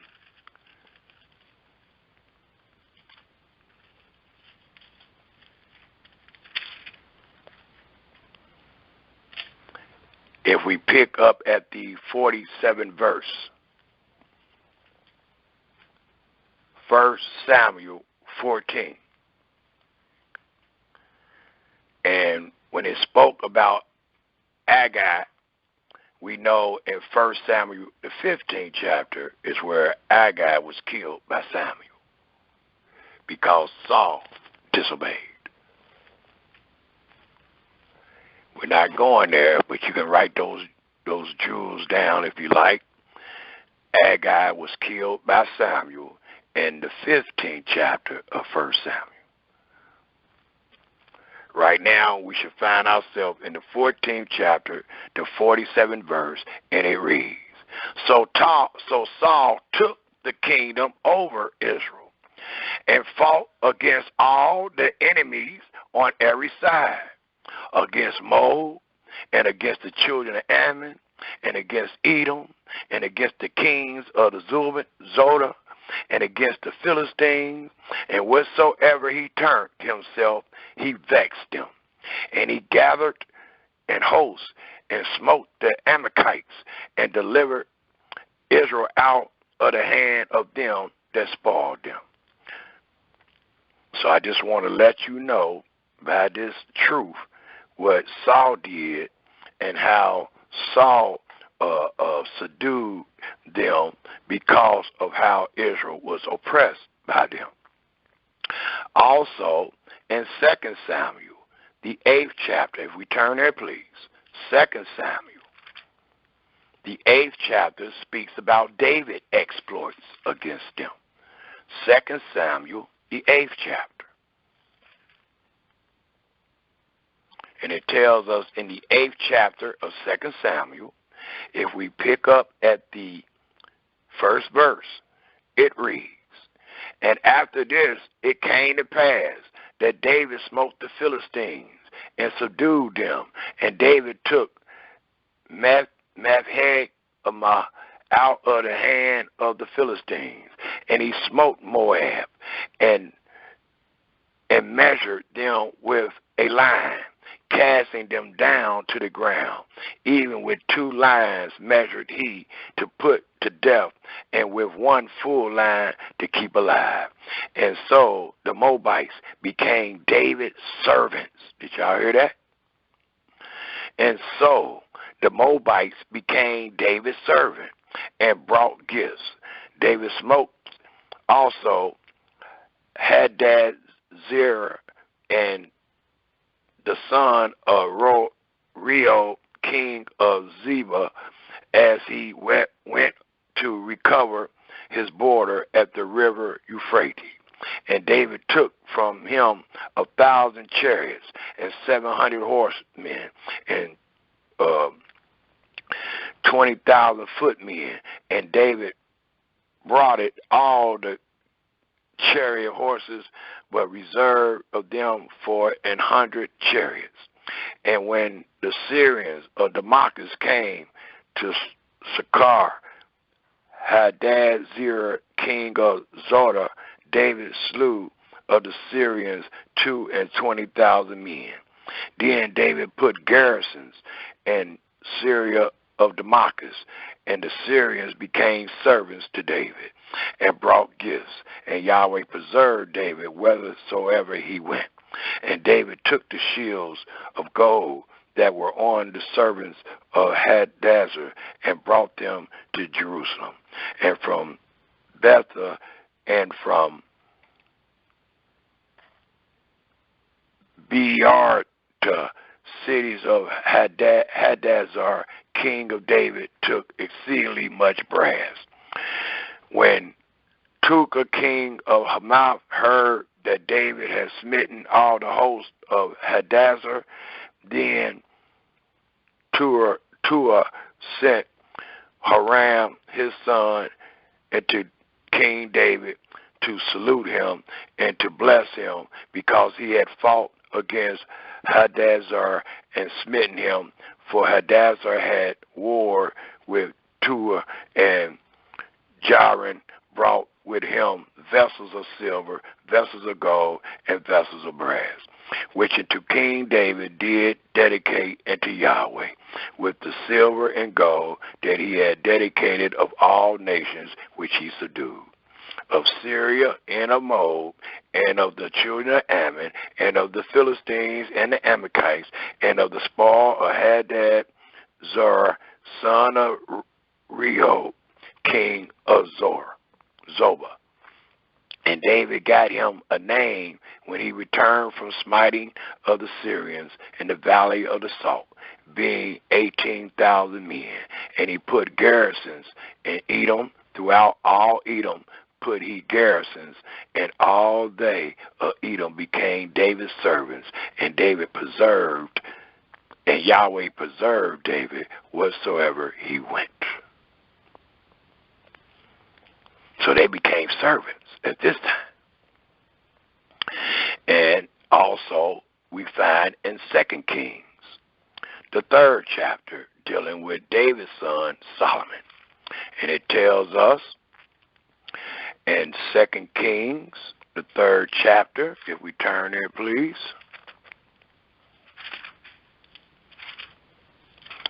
And it reads in the very first verse, 2 Kings, the 3rd chapter. I said Solomon. I think I meant to say, yes, 2 Kings, 3rd chapter.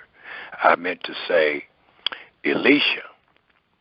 For it tells us in the 2 Kings, the 3rd chapter, how Elisha helped Jehoram defeat Moab. And it says, now Jehoram, the son of Ahab, began to reign over Israel in Samaria, the 18th year of Jehoshaphat, king of Yehudah, and reigned 12 years. And he wrought evil in the sight of Yahweh, but not like his father and like his mother. For he put away the image of Baal that his father had made. Nevertheless, he cleaved into the sin of Jeroboam, the son of Nebat, which made Israel to sin. He departed not from them. And Mesha, king of Moab, was a sheep master, and rendered unto the king of Israel 100,000 lambs and 100,000 rams with wool. But it came to pass, when Ahab was dead, that the king of Moab rebelled against the king of Israel. And the king Jehoram went out of Samaria the same time and numbered all Israel. And he went and sent unto Jehoshaphat, the king of Yehudah, saying, the king of Moab hath rebelled against me. Wilt thou go with me against Moab to battle? And he said, I will go up. I am as thy art, my people as thy people, and my house or my horses as thy horses. And he said, which way shall we go up? And he answered, the way through the wilderness of Edom. So the king of Israel went, and the king of Yehudah, and the king of Edom, and they fetched compass of 7 days' journey, and there was no water for the host and for the cattle that followed them. And the king of Israel said, alas, that Yahweh have called these 3 kings together to deliver them into the hand of Moab. But Jehoshaphat said, is there not here a prophet of Yahweh, that we may inquire of Yahweh by him? And one of the king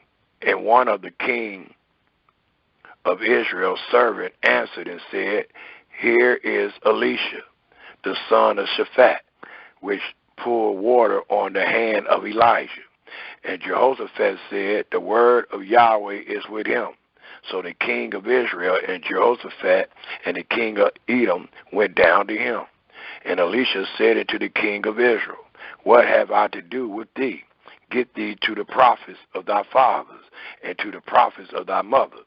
And the king of Israel said unto him, nay, for Yahweh have called these 3 kings together to deliver them into the hand of Moab. And Elisha said, as Yahweh of hosts live, before whom I stand, surely were it not that I regard the presence of Jehoshaphat, the king of Yehudah, I will not look toward thee nor see thee. But now being me a minstrel, it came to pass when the minstrel played that the hand of Yahweh came upon him. And he said, thus said Yahweh, make this valley full of ditches. For thus said Yahweh, ye shall not see wind, neither shall ye see rain. Yet that valley shall be filled with water, that ye may drink, both ye and your cattle and your beasts. And this is but a light thing in the sight of Yahweh. He will deliver the Moabites also into your hands. And ye shall smite every fenced city and every choice city, and shall fell every good tree, and stop all wells of water, and myrrh every good piece of land with stones. And it came to pass in the morning when the meat offering was offered, that behold, there came water by the way of Edom, and the country was filled with water. And when all the Moabites heard that the king would come up to fight against them, they gathered all that were able to put on armor and upward, and stood in the border. And they rose up early in the morning, and the sun shone upon the waters, and the Moabites saw the water on the other side as red as blood.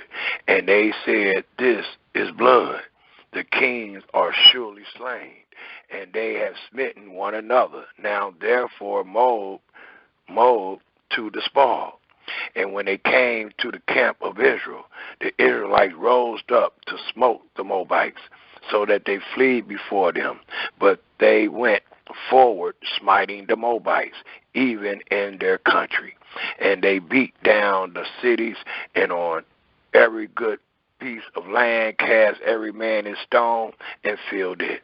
And they stopped all the wells of water, and felled all the good trees. Only in Kerbarset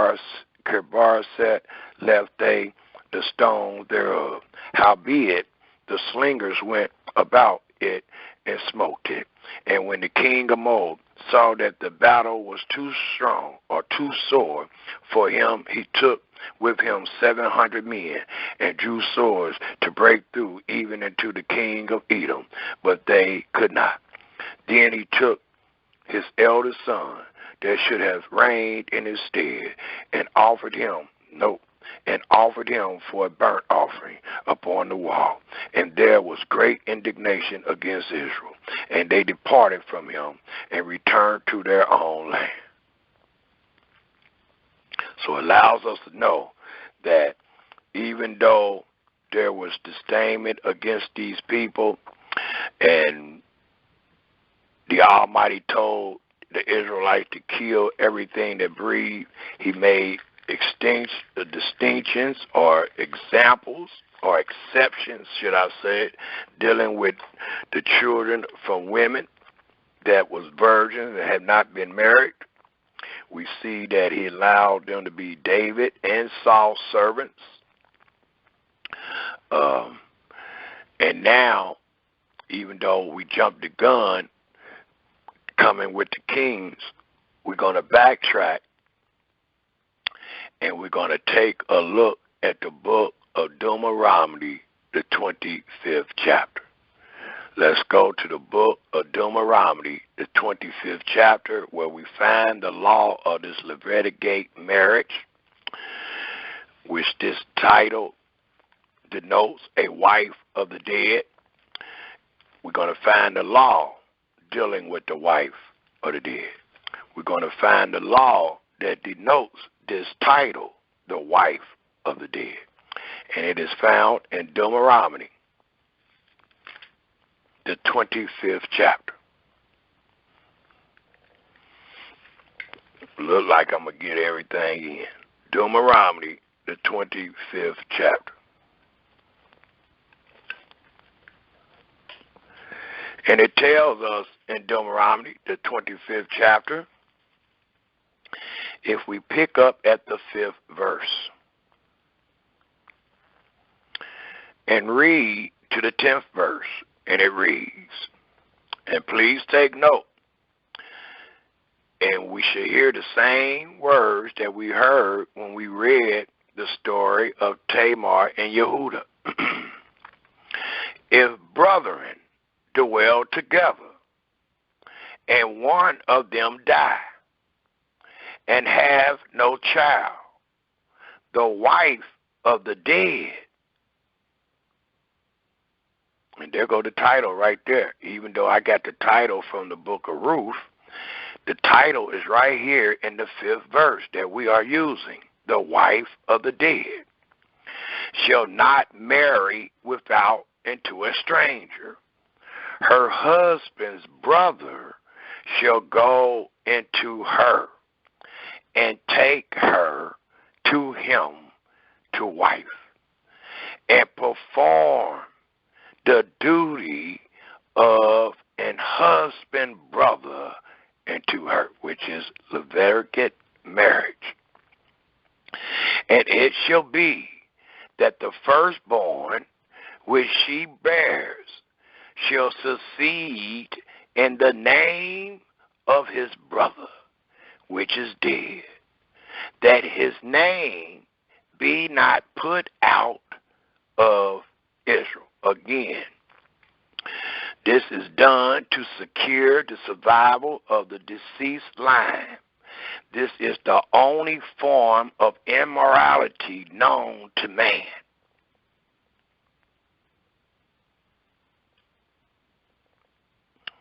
It says in the 6th verse, and it shall be that the firstborn which she bears shall succeed in the name of his brother, which is dead, that his name be not put out of Israel. And if the man like not to take his brother's wife, then let his brother's wife go up to the gate and to the elders and say, my husband brother refused to raise up into his brother a name in Israel.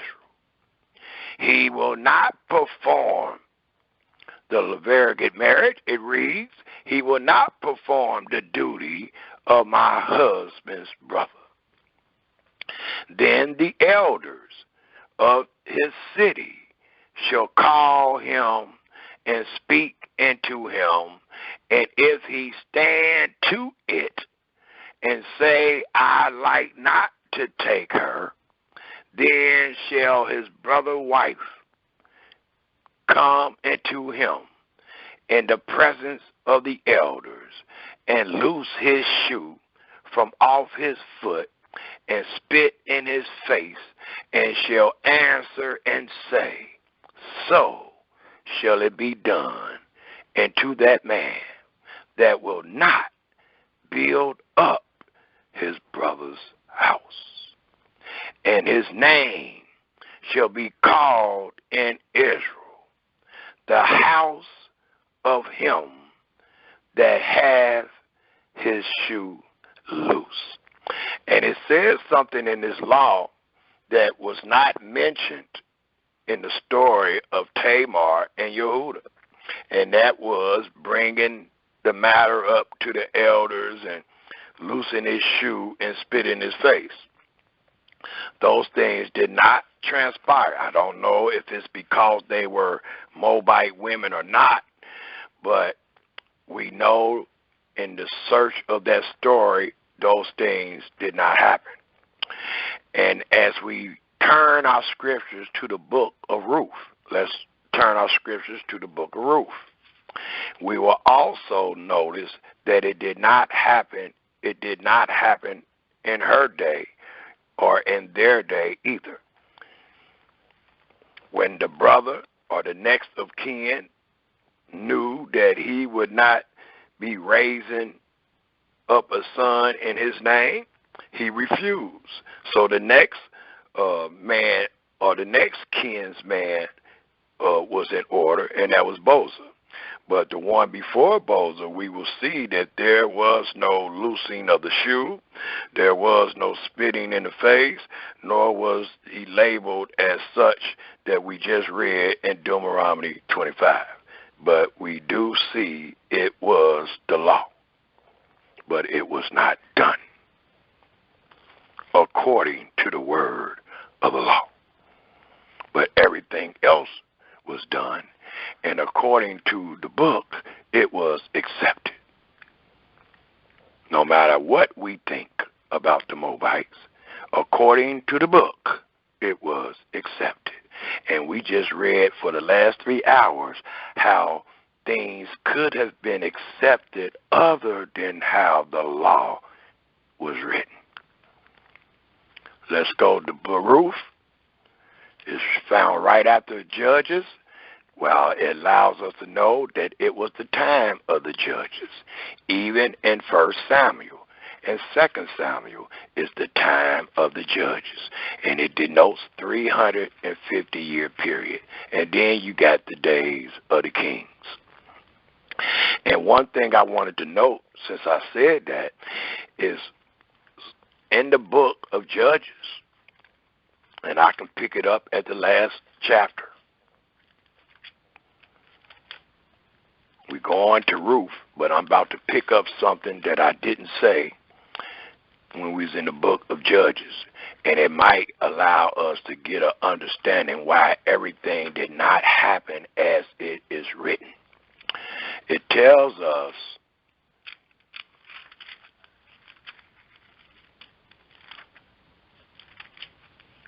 right before we get to Ruth, it tells us in the very last verse of the 21st chapter of Judges, which is a great chapter to read also, because the Benjamites had a civil war with the rest of the other 11 tribes, and they had made an oath to kill all of their brother, and the Almighty stopped them, and they saved 400 Benjamites alive. And the children of Israel agreed about what they did to their brother because they felt that they was exterminating a tribe out of Israel. It's supposed to be 12 tribes to make the nation of Israel. Well, they was exterminating one of the tribes by way of death, punishing them for what they did to the concubine, the Levite concubine. Well, after they got punished by the 11 tribes felt bad because Benjamin was going to extinct, that they would no longer have 12 tribes. And they had already made an oath that they would not give any of their daughters to their brother Benjamin. So what they did was, there was a festival, for we all know, we that study, Yahweh first placed his name in the place Shiloh. So once a year, and you can find that also in 1 Samuel, around the first 2 verses, once a year there was a festival. And they knew that there would be a lot of virgin women in that festival. And they allowed the Benjamites to take as many as they could. It was not enough to fulfill the 400 men. I think the story is about 200 of them. But they were allowed to take those women to be their wives to continue on their bloodline. And all these things were done as it reads in the 21st chapter of Judges, the last verse. All these things was done in a time as it reads, in those days there was no king in Israel. Every man did that which was right in his own eyes. Did y'all hear that? It's also said in the 17th chapter of Judges, in the 5th verse, it says, the 6th verse, it says in Judges 17, verse 6, in those days there was no king in Israel, but every man did that which was right in his own eyes. We go to the last chapter of Judges, the last verse, it repeats, in those days there was no king in Israel. Every man did that which was right in his own eyes. That's how the days of Judges was. So when we try to understand this story of Ruth and the days of Judges now, we must understand that these things were done without a king. And these things was done when every man did that was right in their own eyes. Thus it reads in the book of Ruth, the very first chapter, and I think we got just enough time to read this chapter. There's only 4 chapters.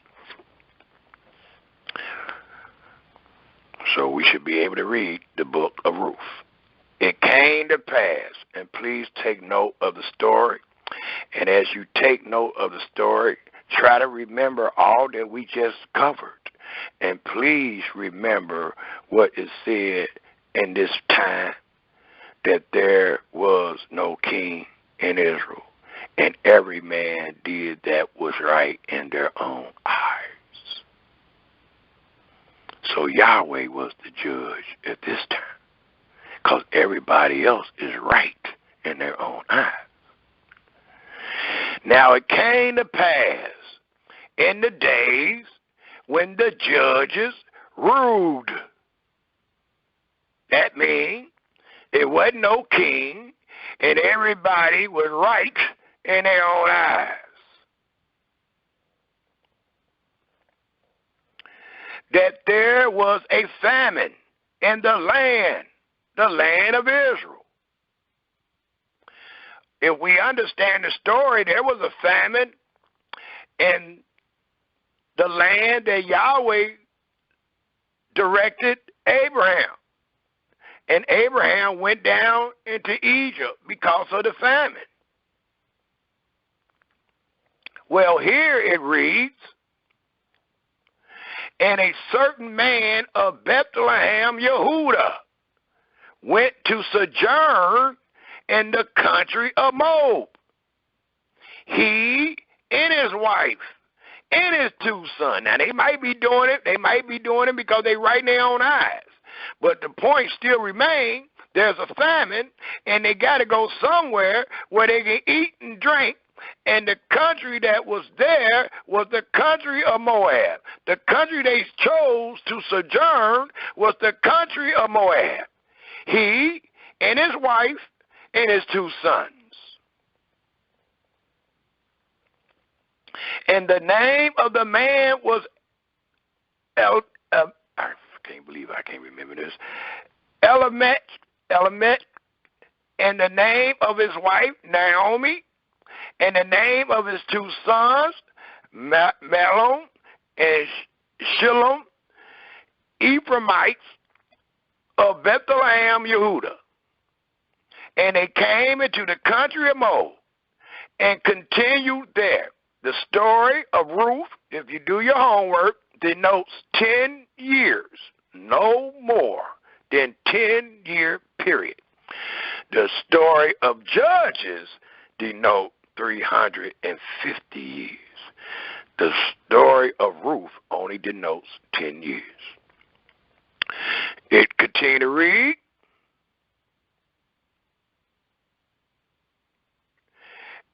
and Elimelech, Naomi's husband, died, and she was left, and her 2 sons. And they took them wives. Who took them wives? The 2 sons.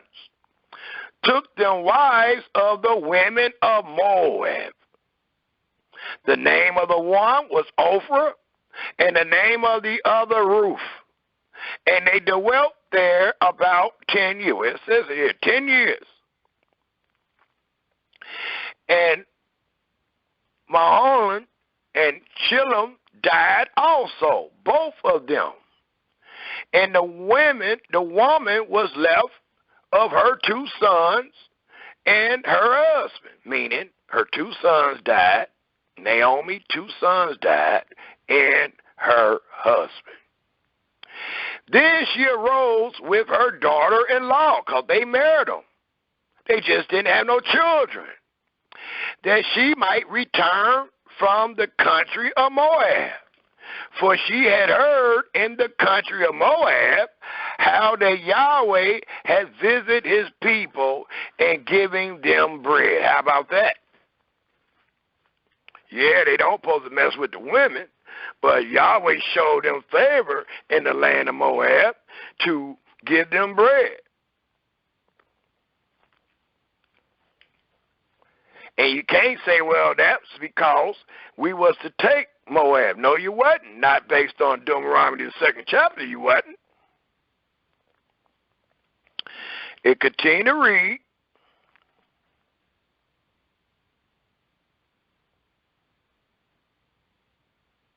In the 7th verse, wherefore she went forth out of the place where she was, and her 2 daughters-in-law with her. And they went on the way, and these 2 women are widows, to return into the land of Yehudah. And Naomi said unto her 2 daughters, so they were in Moab. These things happened. The father and the 2 sons died in Moab. Now the mother and the wife is going back to Yehudah. Thus, the 8th verse says, Naomi said unto her 2 daughters-in-law, go return each to her mother's house. And the Almighty said, don't make no covenant with these people, because they will turn your sons against me. And they will make your sons bow down to their gods. And they will feed your sons their gods' sacrifices. Well, we need to read this story, and we need to see did that ever happen with Ruth. And you will find that it didn't. That Ruth was the opposite. It says, go return each to her mother's house. Yahweh deal kindly with you as ye have dealt with the dead and with me.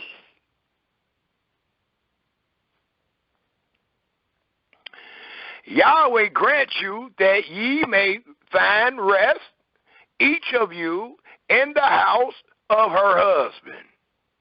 Then she kissed them, and they lift up their voice and wept. And they said unto her, surely we will return with thee into thy people. And Naomi said, turn again, my daughters. Why will ye go with me? Are there yet any more sons in my womb? And what would that denote? That would denote the Levirate marriage. Because if there was another son in her womb, then they would marry that son and carry on the name of the son that died. It says that they may be your husband, the 12th verse. Turn again, my daughters, go your way, for I am too old to have a husband. If I should say, I have hope, if I should have an husband also tonight, and should also bear sons, will ye tarry for them until they are grown, like Tamar did? Would you stay for them for having husbands, meaning would you stay a widow until they are grown? Nay, my daughters, for it grieves me much for your sakes that the hand of Yahweh is gone out against me. And they lift up their voice and wept again, and Oprah kissed her mother-in-law, but Ruth cleaved into her. It reminds me about like Elisha and Elijah, how Elisha cleaved into Elijah. Wherever you go, I go. He tried to send him home. No, wherever you go, I'm going. And a lot of good come from things like that. Believe me, when you understand this story. Thus it reads,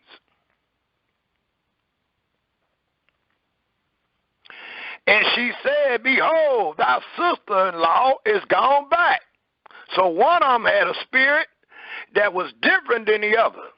And Ruth had the greatest spirit of them all. Thus it reads again in the 15th verse, and she said, behold, thy sister-in-law is gone back into her people and into her gods. return thy hiter, thy sister-in-law. And Ruth said, entreat me not to leave thee, or to return from following after thee. For whether thy goes, I will go. And where thy lodges, I will lodge. Thy people shall be my people, and thy Elohim my Elohim. Please circle that verse, because that verse tells you a lot. That verse do not denote anything that Yahweh said about any Moabite, not just woman, but even the man. The Almighty never said, don't mess with the Moabite because they gonna love you, because they gonna follow you, because they gonna make their people your people, and they gonna make your God their God. No, you would never find that. But that's what this woman did. That's the difference. That's the exception being made. Just like it tells us in the book of Zechariah that 10 nations, it don't say what the name of those nations, but it allows us to know that 10 nations will grab the skirt of the Yehudinite and say that we will go with thee, for we have heard that Yahweh is with thee. The whole earth is out of course. Well, when the Almighty bring it back into course, ain't all the nations to serve him? Absolutely. So it reads, Israel, again, in the 16th verse. And Ruth said, entreat me not to leave thee, or to return from following after thee. For whether thou goes, I will go, and where thou lodges, I will lodge. Thy people shall be my people. And she ain't even calling herself no Moabite.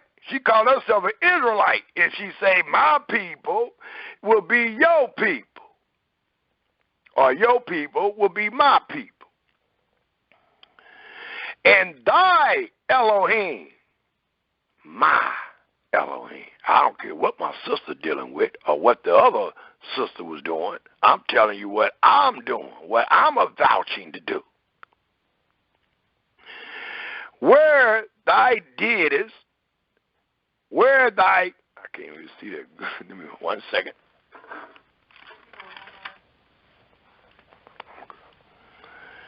Where thy diest, will I die, and there will I be buried. Yahweh do so to me, and more also, if aught but death part thee and me. She's saying, let the only thing depart us is death. So she was willing to walk with Naomi to death, being with her people and her God, which was none other than Yahweh. When she saw that she was steadfastly minded, please take note of this woman, to go with her, then she left speaking into her. Like, ain't nothing I can say. Is this woman dedicated to have Yahweh as her Elohim? I'm not going to stop her. I don't have nothing to say to discourage her. I don't even have the law to bring up, and the law was already known. But you got to remember, though, they in a 300-year period where there is no king and everyone is right in their own eyes. You cannot read this book of Ruth without understanding that there was no king and everyone was right in their own eyes. So they two went until they came into Bethlehem. And it came to pass, when they were come to Bethlehem, that all the city was moved about them. And they said, is this Naomi? And she said unto them, Call me not Naomi, call me Mara, for the Almighty hath dealt very bitterly with me. I went out full with a husband and 2 sons, and Yahweh hath brought me home again, empty. Why then call ye me Naomi, saying Yahweh hath testified against me, and Yahweh and the Almighty hath afflicted me? So Naomi returned, and Ruth the Moabitess, her daughter-in-law, with her, which returned out of the country of Moab. And they came to Bethlehem in the beginning of the barley season. And Naomi had a kinsman of her husband. And a kinsman is the one that can redeem you. A kinsman or a redeemer. And a kinsman or a redeemer have 3 functions that they must have to bring forth this Levirate marriage. And those opponents are a relationship with the person. They have to have a financial ability to do so, and the willingness, as we've seen in 2 stories, or one story, we're going to see the other one in this story, where 2 men was not willing to do the Levirate marriage. So the 3 opponents of the kinsman or redeemer is they must have a relationship with that person, they must have the financial ability, and the 3rd thing is the willingness to do so. So what verse did I leave off? 2nd chapter.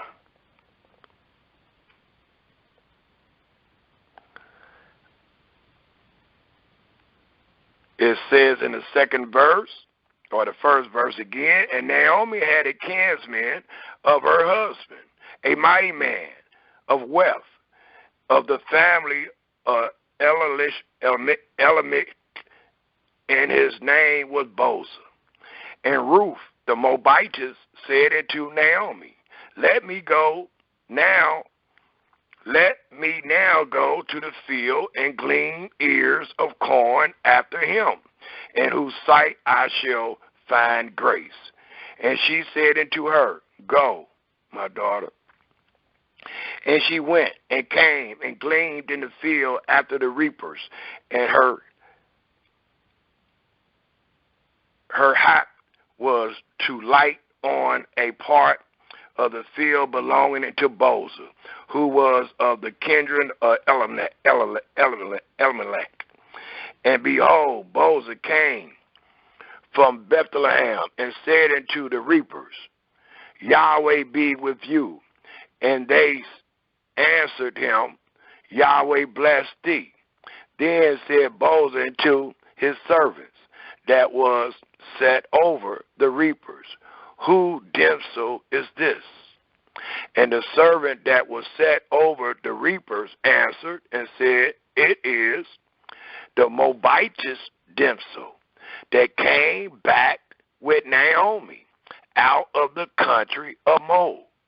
And she said, I pray you, let me glean and gather after the reapers among the sheavers. So she came and had continued even from the morning until now, that she tarry a little in the house. Then said Boaz unto Ruth, Hearest thou not, my daughter? Go not to glean in another field, neither go from hence, but abide here fast by my maidens. Let thy eye be on the field that they do weep, and go thy after them. Have I not charged the young men that they should not touch thee? And when thou art athirst, go into the vessels and drink of that which the young men have drawn. Then she fell on her face and bowed herself to the ground, and said unto him, Why have I found grace in thy eyes, that thou should take knowledge of me, seeing I am a stranger?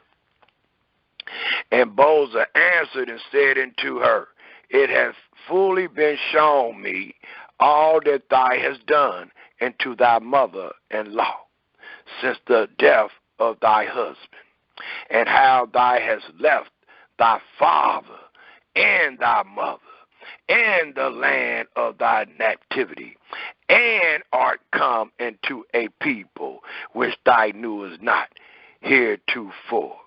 Yahweh recompense thy work, and a full reward be given thee of Yahweh, Elohim of Israel. Did y'all hear that? That's another verse you need to mark down, because this show that Yahweh intervention. This show that Yahweh is involved. Even the man, when the woman asked Boaz, why are you showing so much grace toward me? He acknowledged the Creator. First, he acknowledged what she did. First, he acknowledged her virtuality. Then he acknowledges Yahweh intervention. Let's read that one more time. The 12th verse says, Yahweh recompense thy work, and a full reward, that was a reward, be given thee of Yahweh, Elohim of Israel, under whose wings thou art come to trust. Come on, Israel. Then she said, Let me find favor in thy sight, my master, for that thou hast comforted me.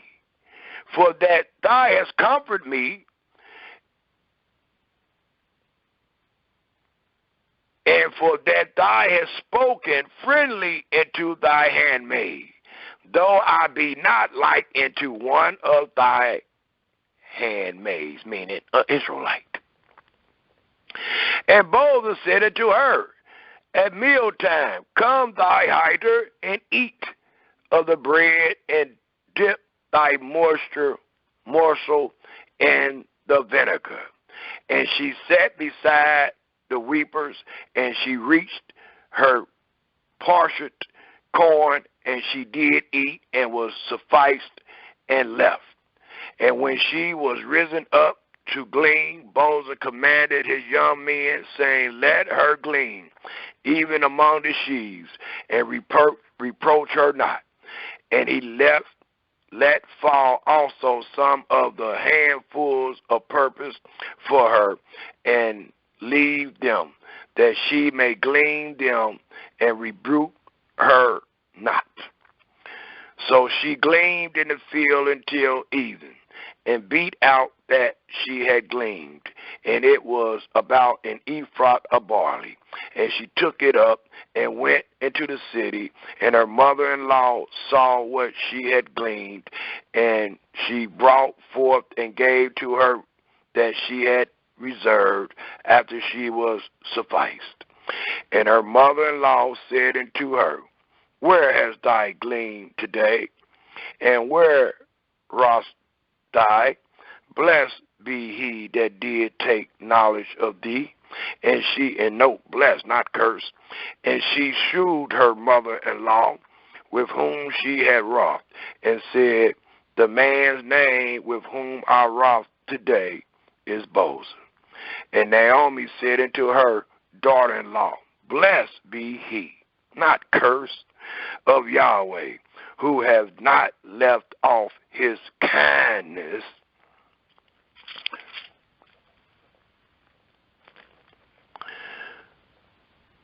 to the living and to the dead. And Naomi said unto her, The man is near of kin unto us, one of our next kinsmen. And Ruth the Moabitess said, He said unto me also, Thou shalt keep fast by my young men until they have ended all my harvest. And Naomi said unto Ruth, her daughter-in-law, It is good, my daughter, that thou go out with his maidens, that they meet thee not in any other field. So she kept fast by the maidens of Bozrah to glean into the end of the barley harvest and of the wheat harvest, and dwelt with her mother-in-law. Third chapter. Then Naomi, her mother-in-law, said unto her, My daughter, shall I not seek rest for thee, that it may be well with thee? And now is not Bozrah of our kindred, with whose maidens thy was? Behold, he renewed barley tonight in the threshing floor. Wash thyself, therefore, and anoint thee, and put thy raiment upon thee, the best you got, and get thee down to the floor.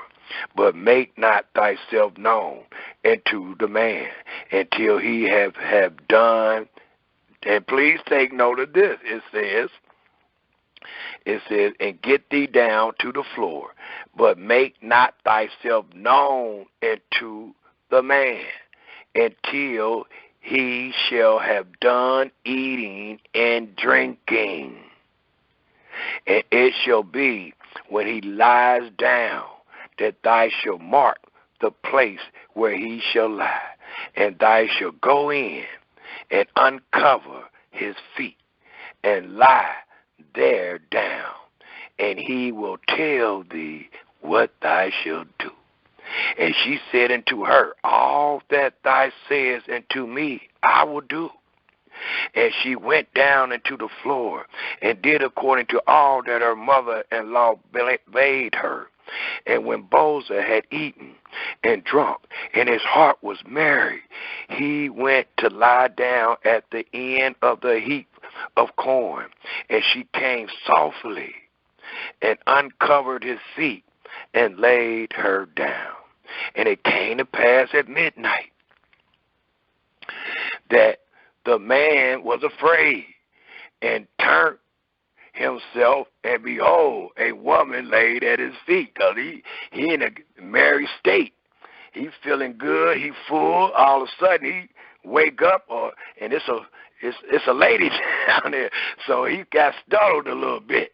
It says, and behold, the woman lay at his foot, and he said, Who art thou? And she answered, I'm Ruth, thy handmaid. Spread therefore thy skirt over thy handmaid, for thou art a near kinsman. And he said, Blessed be thou of Yahweh, my daughter, for thou hast shown more kindness. They that bless Israel shall be blessed. It says, For thou hast shown more kindness in the latter end than at the beginning, inasmuch as thou followest not young men, whether poor or rich. And now, my daughter, fear not, I will do to thee all that thou requires. For all the city of my people does know that thou art. Did y'all hear this? I don't even know why we having this conversation. It says, For all the city of my people does know that thou art a virtuous woman. Hold on. Hold that page. Let me just hold on. Give me 1 second. It tells us in Proverbs 31 about the virtuous woman. And it tells us in Proverbs 31 about the virtuous woman. I want to go straight to my point. It says,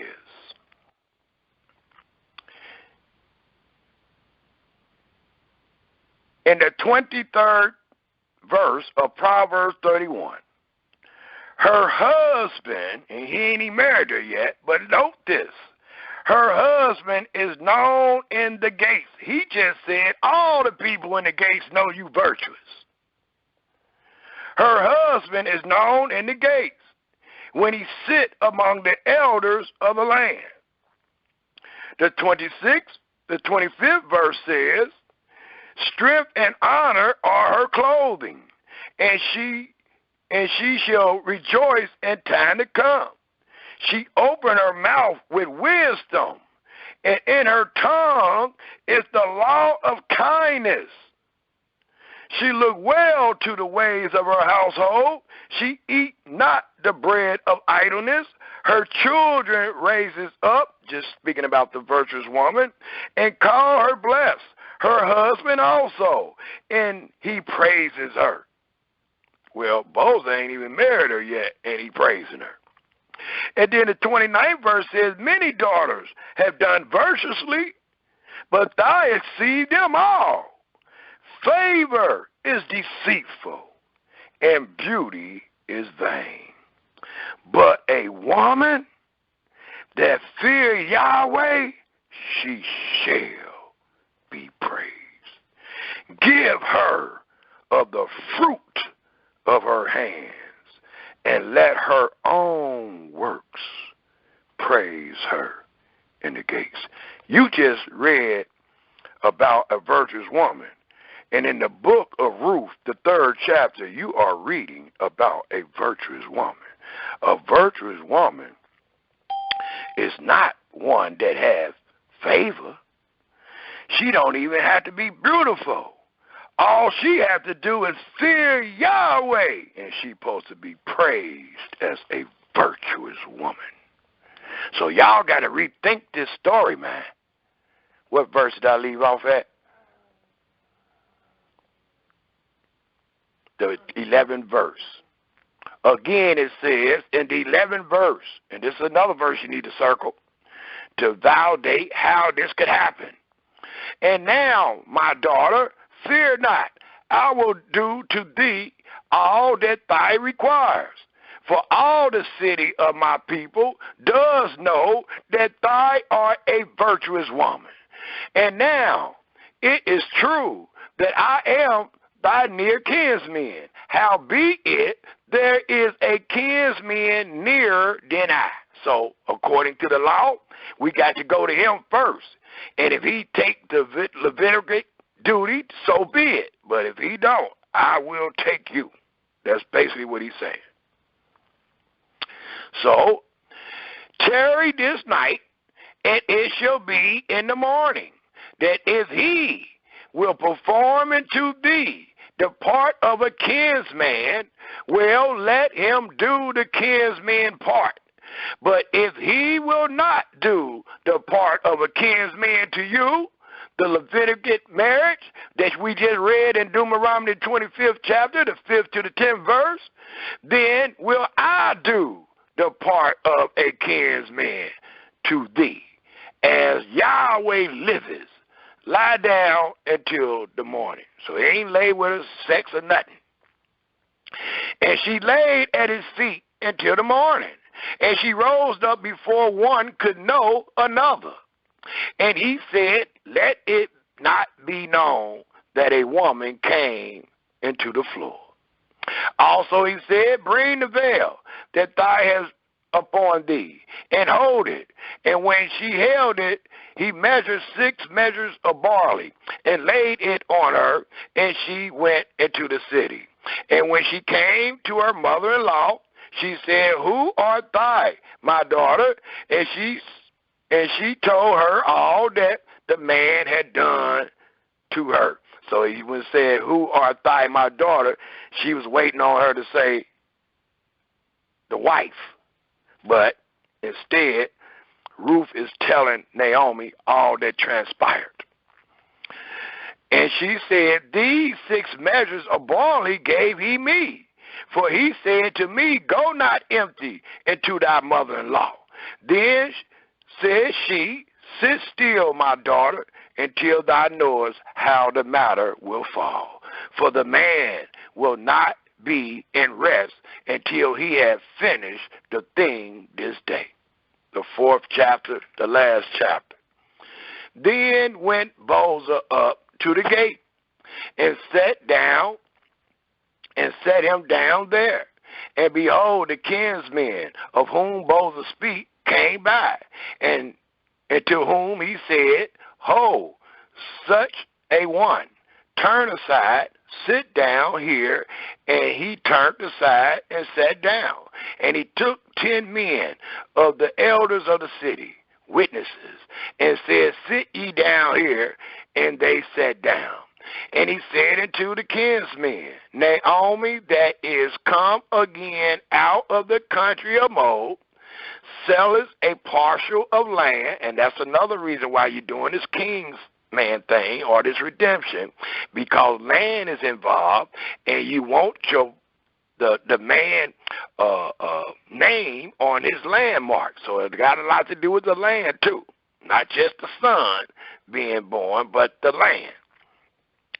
It says, and he said unto the kinsman, Naomi, that is come again out of the country of Moab, sell a parcel of land, which was our brother Elimelech. And I thought to advertise thee, saying, buy it before the inhabitants and before the elders of my people. If thou will redeem it, redeem it. But if thou will not redeem it, then tell me that I may know, for there is none to redeem it besides thee. And I am after thee. And he said, I will redeem it. Then said Boaz, what day thou buyest the field? He's like, all right, but what day you going to buy the field? What day you going to redeem it? Of the hand of Naomi. Thou must buy it also of Ruth, the Moabitess, the wife of the dead. And that's where I actually got the title from. To raise up the name of the dead upon his inheritance. And the king's man said, I cannot redeem it for myself, lest I mar my own inheritance, disfigure my own inheritance.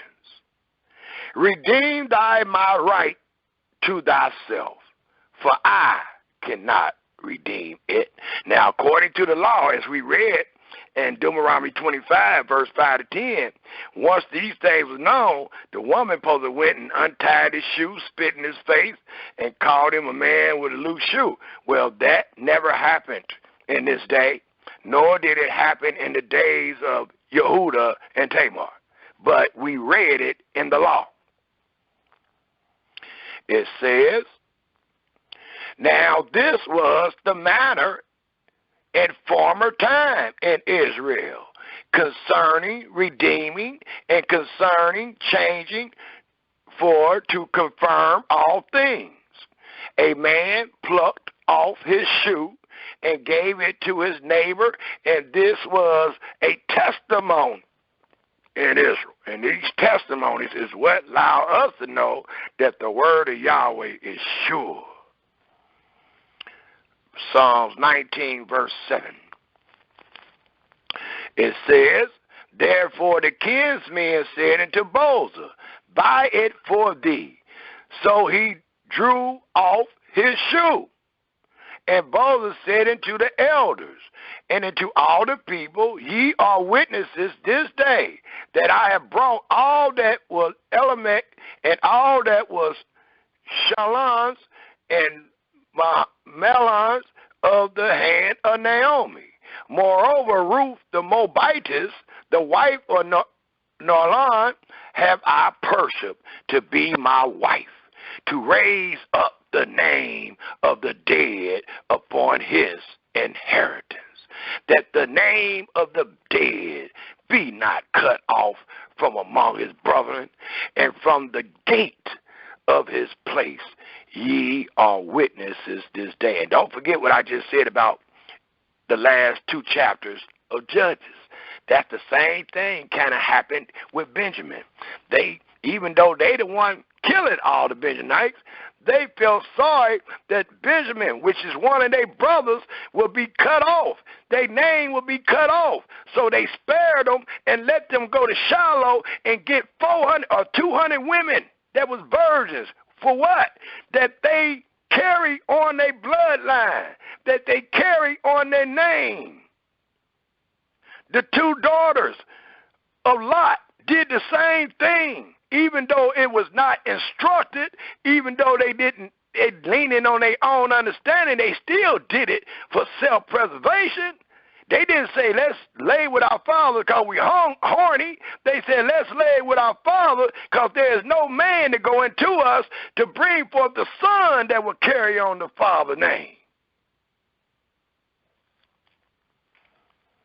Here it says again in the 10th verse, moreover, Ruth the Moabitess, the wife of Naomi, have I pursued to be my wife, to raise up the name of the dead upon his inheritance, that the name of the dead be not cut off from among his brethren, and from the gate of his place.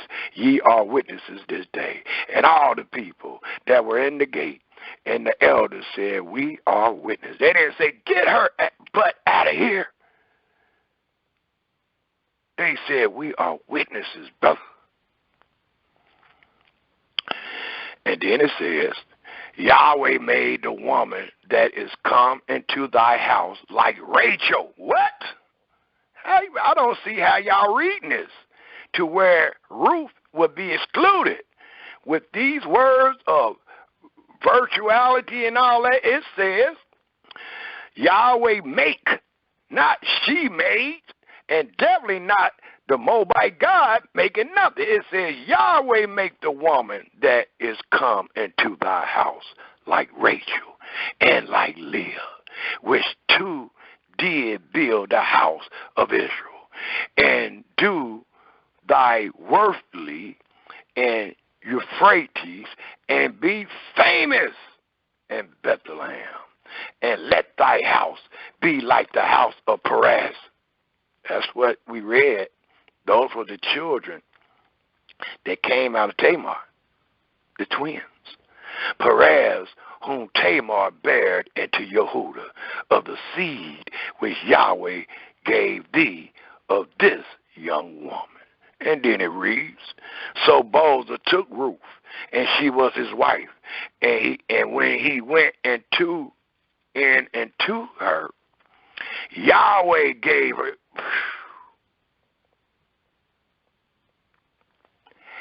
Yahweh gave her conception,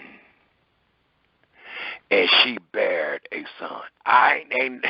Can't nobody read this outside looking in and be the judge when the scripture says the judge gave her the son.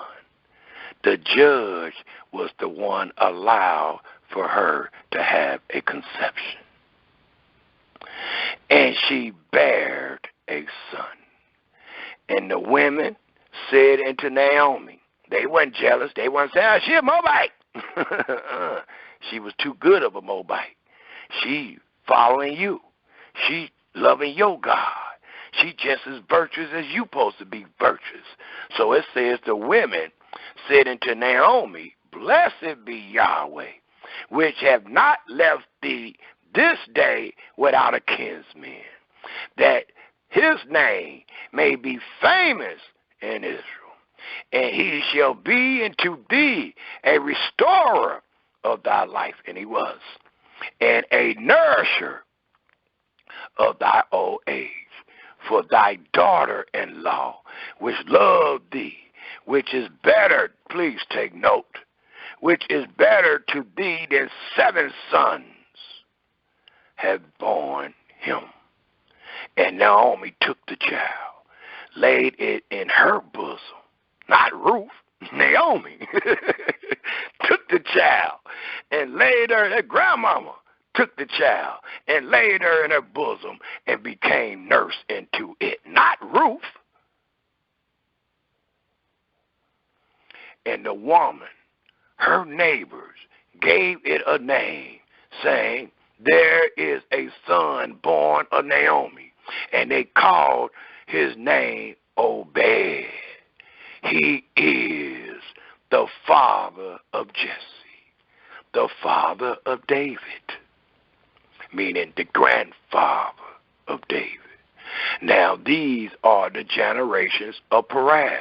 Perez was the ones that came out of Tamar. begot Hezron, and Hezron begot Ram, and Ram begot Amminadab, and Amminadab begot Nishon, and Nishon begot Shalom, and Shalom begot Bozer, Bozer begot Obed, Obed begot Jesse, and Jesse begot David. I got more scriptures to bring out, but we're going to stop right there. That's a good note to stop on. We're going to open up for comments and questions, and maybe some of your comments or questions might pull up a couple more of these chapters and verses that I got on this paper. But right now, we're going to end on that note, the wife of the dead. Is there any comments or questions dealing with this great presentation that we brought forth this day? 2 minutes per comment or question. Shalom, Israel.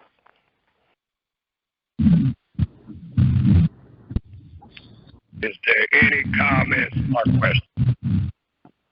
Shalom, this brother Yamin. Shalom, brother. I can't really hear you. Talk up. Oh. You got like a static. Talk up. Can you hear me now? Yeah, I can still hear the static. Just talk up. I just want to say a beautiful presentation, and it was some on the book.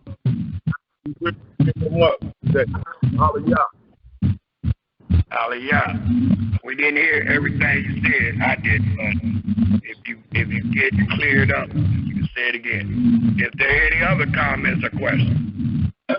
Can you hear me now? Yeah. Yes, sir. Now, I was just saying that you cleared up. It was some misunderstandings on Facebook, and I think you cleared them up. Hallelujah. Hallelujah. Is there any other comments or questions? Hallelujah. This is Brother Gershom. Beautiful, beautiful, very enlightening. And I wanted to ask you, I missed the introduction, so what was the comments on Facebook or wherever it was, and what was the title of your presentation, why you went in this direction? The title of the presentation was The Wife of the Dead. And we find those words in the Leviticus marriage law that is found in Deuteronomy, the 25th chapter. And we also find these words that was the title in Ruth, the 4th chapter, the 5th verse. So that was 1 second. I'm trying to clear this static. Use the purpose that I think is coming from, and then, but they can also use themselves. I still hear it. Okay. Somebody, let me turn around. Somebody she just muted. And that's where the static is, but you can still, if you find yourself mute, you still can hit the, I think it's the pound button and go ahead and talk. Go ahead, brother. Now it's clear. Okay, was that Brother Gershom or somebody else? No, that was you. Go ahead and finish your comment. I didn't hear it all because it's static. Oh, okay. All right, I was saying I came in late after you had already started, and I wanted to know, I said it was a beautiful presentation, very enlightening on my end, and really enjoyed it. But then I asked, what did you run into on Facebook and maybe other sources that made you go in this direction? Well, again, again, the title was called The Wife of the Dead. And this title denotes the Levirate, Levirate, the Levirate marriage. Many people on Facebook were saying that there's only 5 books of the law, or 5 books that we're supposed to adhere to. They saying that all the other books are works of Christianity and things like that. They were saying that there's no way in the world that David could have came from a Moabite. And mind you, in the Hebrew culture, the birthright is not coming from the woman; it comes from the man. So still, there was a man of Israel that took on the woman, but they don't see that, and they said no way in the world that David could have came from a Moabite woman, to where they dismissed the book of Ruth, and they even dismissed David. So I thought that that was enough said for me to come and clear that up. So well, I got to tell you, I just got to tell you, it was awesome, and I truly appreciate this, because you know, I was doing the research on letting people know about Hebrews, Israelites being up in Europe, and I did. It's been taking me a little bit of time because they've been eliminating stuff, but I'm seeing progress after I prayed about it. But I just got to tell you, this is just a beautiful dovetail on what I was running into. So I appreciate it, brother, and shalom as usual. Always refreshing to the spirit. Hallelujah. Hallelujah. And I know, y'all know I can't read that good. I've been saying Levirate. How do you pronounce that?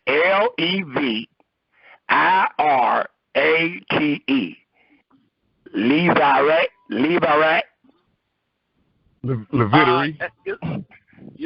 You're saying L-E-V like in Victor? L-E-V, yeah, like Levi, L-E-V-I. And it don't have nothing to do with Levi, but it do have the first Levirate. That's what it is, Levirate. L-E-V-I. R-A-T-E. Right. Levirate. I believe you got it right. Yeah, my wife, Katura, just stuck the earphone in my ear, and it has said it. So I just repeat it. Look at that. Look at that. That's that beautiful wife again. Yeah, so I repeat it. But I know I said it many times wrong, and that's why I just want to make sure everybody understand what I was saying. Hallelujah to you and your wife. I truly appreciate it. I know we all do. Hallelujah, brothers. Hallelujah. Is there any other comments or questions? Or rebuttals? Because some people believe that David don't exist and ain't nowhere in the world he can come out, and he didn't. His mama was not Ruth.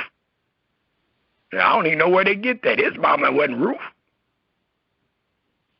It's 3 generations back before he get to his mama. His mama wasn't Ruth.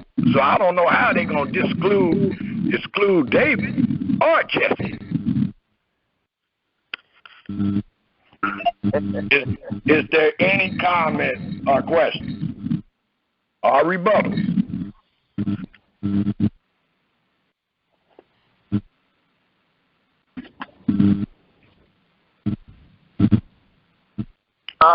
Brother Gershom, I do have a question.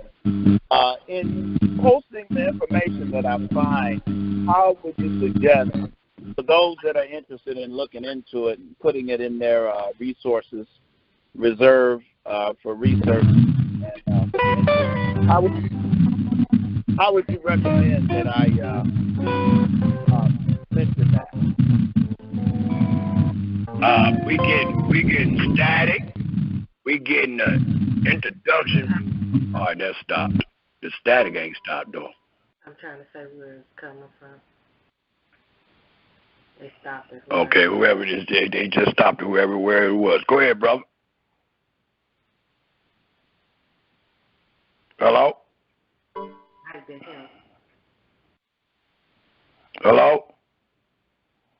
We losing people. Is anybody on the line? I am. I'm here. Okay, because I see people, she said people falling off. I guess it's knocking people off. Is there any comments or questions? Word too powerful, man. Say the word too powerful for the comments and questions? Nah, word too powerful, knocking people off.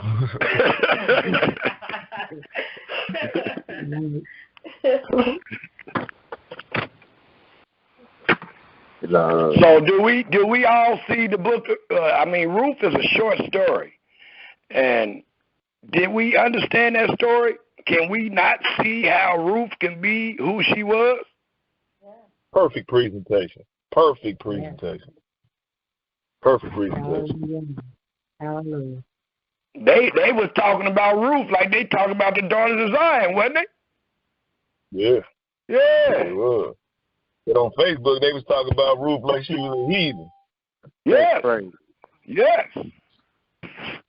They was talking about her like she was a heathen. And the Almighty just brought it out right here. Yeah. Oh, yeah. Yeah. Is that you, Gershon? Yeah, I just missed whatever you all were just talking about. Can you you guys mind repenting? For some reason, it went to that music saying it was on music. Yeah, some people probably don't even know that. Yeah, that's why we kind of paused, because the static came up and then the music came on, so it wasn't no sense in trying to have y'all talk. We had to get rid of that, whatever it was. Okay. But all we were saying before you came back was, did everybody understand the story of Ruth? Do you not believe that Ruth is who the Bible says she is? Absolutely believe it. Absolutely. Whatever Yahweh say, that's what I believe. We don't want to be like Balaam. We don't want to be like Balaam.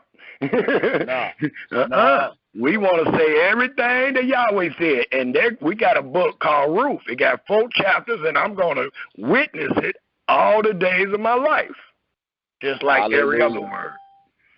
Yes. Well, you definitely, that's where I'm going tonight. I'm reading the whole book of Ruth because that was definitely an eye-opener, and I really appreciate that. Hallelujah. Hallelujah. Now, before you got interrupted, you were saying something about your research. Yeah, it was amazing how difficult it was to dig this stuff back up, and I know I had it saved, but I prayed about it, and then Yahweh started delivering bits and pieces in my mind and memory and things like that. So it's coming together, and I have some things. How would you suggest after I complete it to get this information where you and everybody can look at it, those who are interested? I know everybody's not going to be interested, and some people just don't care. That's fine. It's just information that I thought was very interesting because nobody ever talks about it. Well, like I said week before last, when you get it all together, then just like a time right here, after we get done doing the presentation, then you go ahead and make your comment, and it shouldn't take that long to get the information that you was giving us. So we'll allow you to get the information. We'll sit back and observe. Okay, and then it's basically maybe I'll send you the text, the links, because there's a number of links, and then people can link in and go to those places. I think some of it is through the Oxford Press, University Oxford Press, which is a lot of research documentation by professionals for I don't know how long, been doing that. But we'll see. And some of it is YouTube, some of it is all of that. So yeah, that'll work. That way you might not have the time to read all that, but everybody will have the information. They would know where to go to get it. So yeah, that'd be great. That'd be great. Okay, thank you. I tell you, this message just lifted my soul, man. I'm telling you, this was absolutely wonderful, because you got people who are telling that I've run into people who are telling me that the lineage goes through the mother, and I never bought into it. I just, it didn't sound right, but tonight, again, your message hit on many facets for me, many facets. So many faces of things that I've run into. It was just absolutely wonderful. Wonderful. Well, that rumor that you just spoke about came by way of Christianity. And they got to teach that, because don't forget, they said Yahweh is the character daddy. So they can't use Joseph. So that's why they use Mary. A lot of people know, and please forgive me, I hate to even say this mess, but a lot of people know that Joseph was not a Yehudinite. So they say Mary was. Well, it wouldn't count if Mary was a Yehudinite because the lineage supposed to come and the birthright supposed to come by way of the father.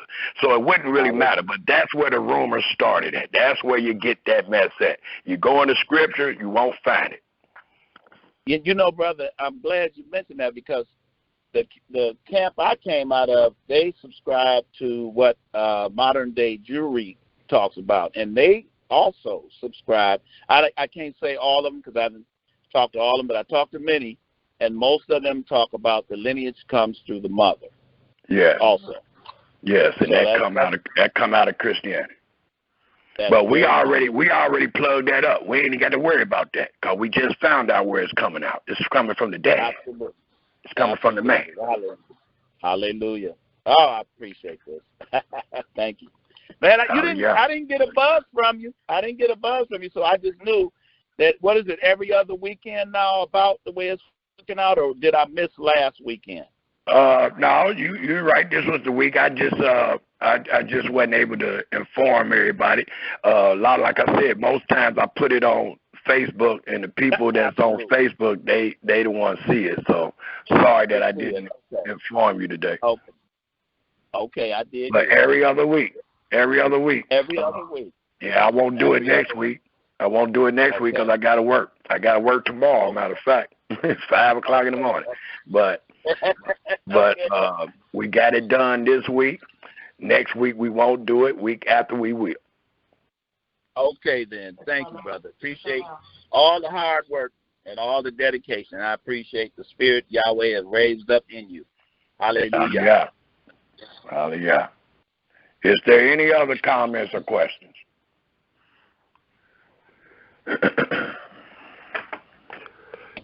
If there isn't any other comments or questions, I'm going to go ahead and end the presentation. As I stated, I got to be at work, get up at 5 tomorrow morning. So I will go ahead and end the presentation at this moment. I ask once again, is there any comments or questions? Just excuse me, brother. Some here. Go ahead, my brother. Hey, that password that you sent me, that's the one for the YouTube account? Yes, sir. Okay, all right, I'll try it when I get back to the house. Okay. Tomorrow, though. Okay. Is there any other comments or questions?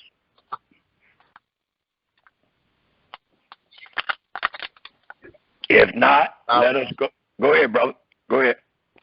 I was going to say, I wish all your listening audience a wonderful and mercy, grace, loving kindness, and favor-filled day, week, month, year, unto eternity. In Yahweh. Hallelujah. Hallelujah. We all hope for his mercy. Hallelujah. Thank you. Hallelujah. Just rose up in me. We're gonna end today's presentation with Psalms 94. Psalms 94. Speaking about Elohim is the judge. So all the things that our fathers done, even when there was no king, even when everybody was right in their own eyes, Yahweh was still the judge. So we're going to end with Psalms 94. It reads, for us all. O Yahweh Elohim, to whom vengeance belongs. O Elohim, to whom vengeance belongs. Show thyself. Lift up thyself, thy judge of the earth. Render a reward to the proud. Yahweh, how long shall the wicked trample? How long shall they utter and speak hard things? And all the workers of iniquity boss themselves. They break in pieces thy people, Yahweh, and afflict thy inheritance. They slay the widow and the stranger and murder the fatherless.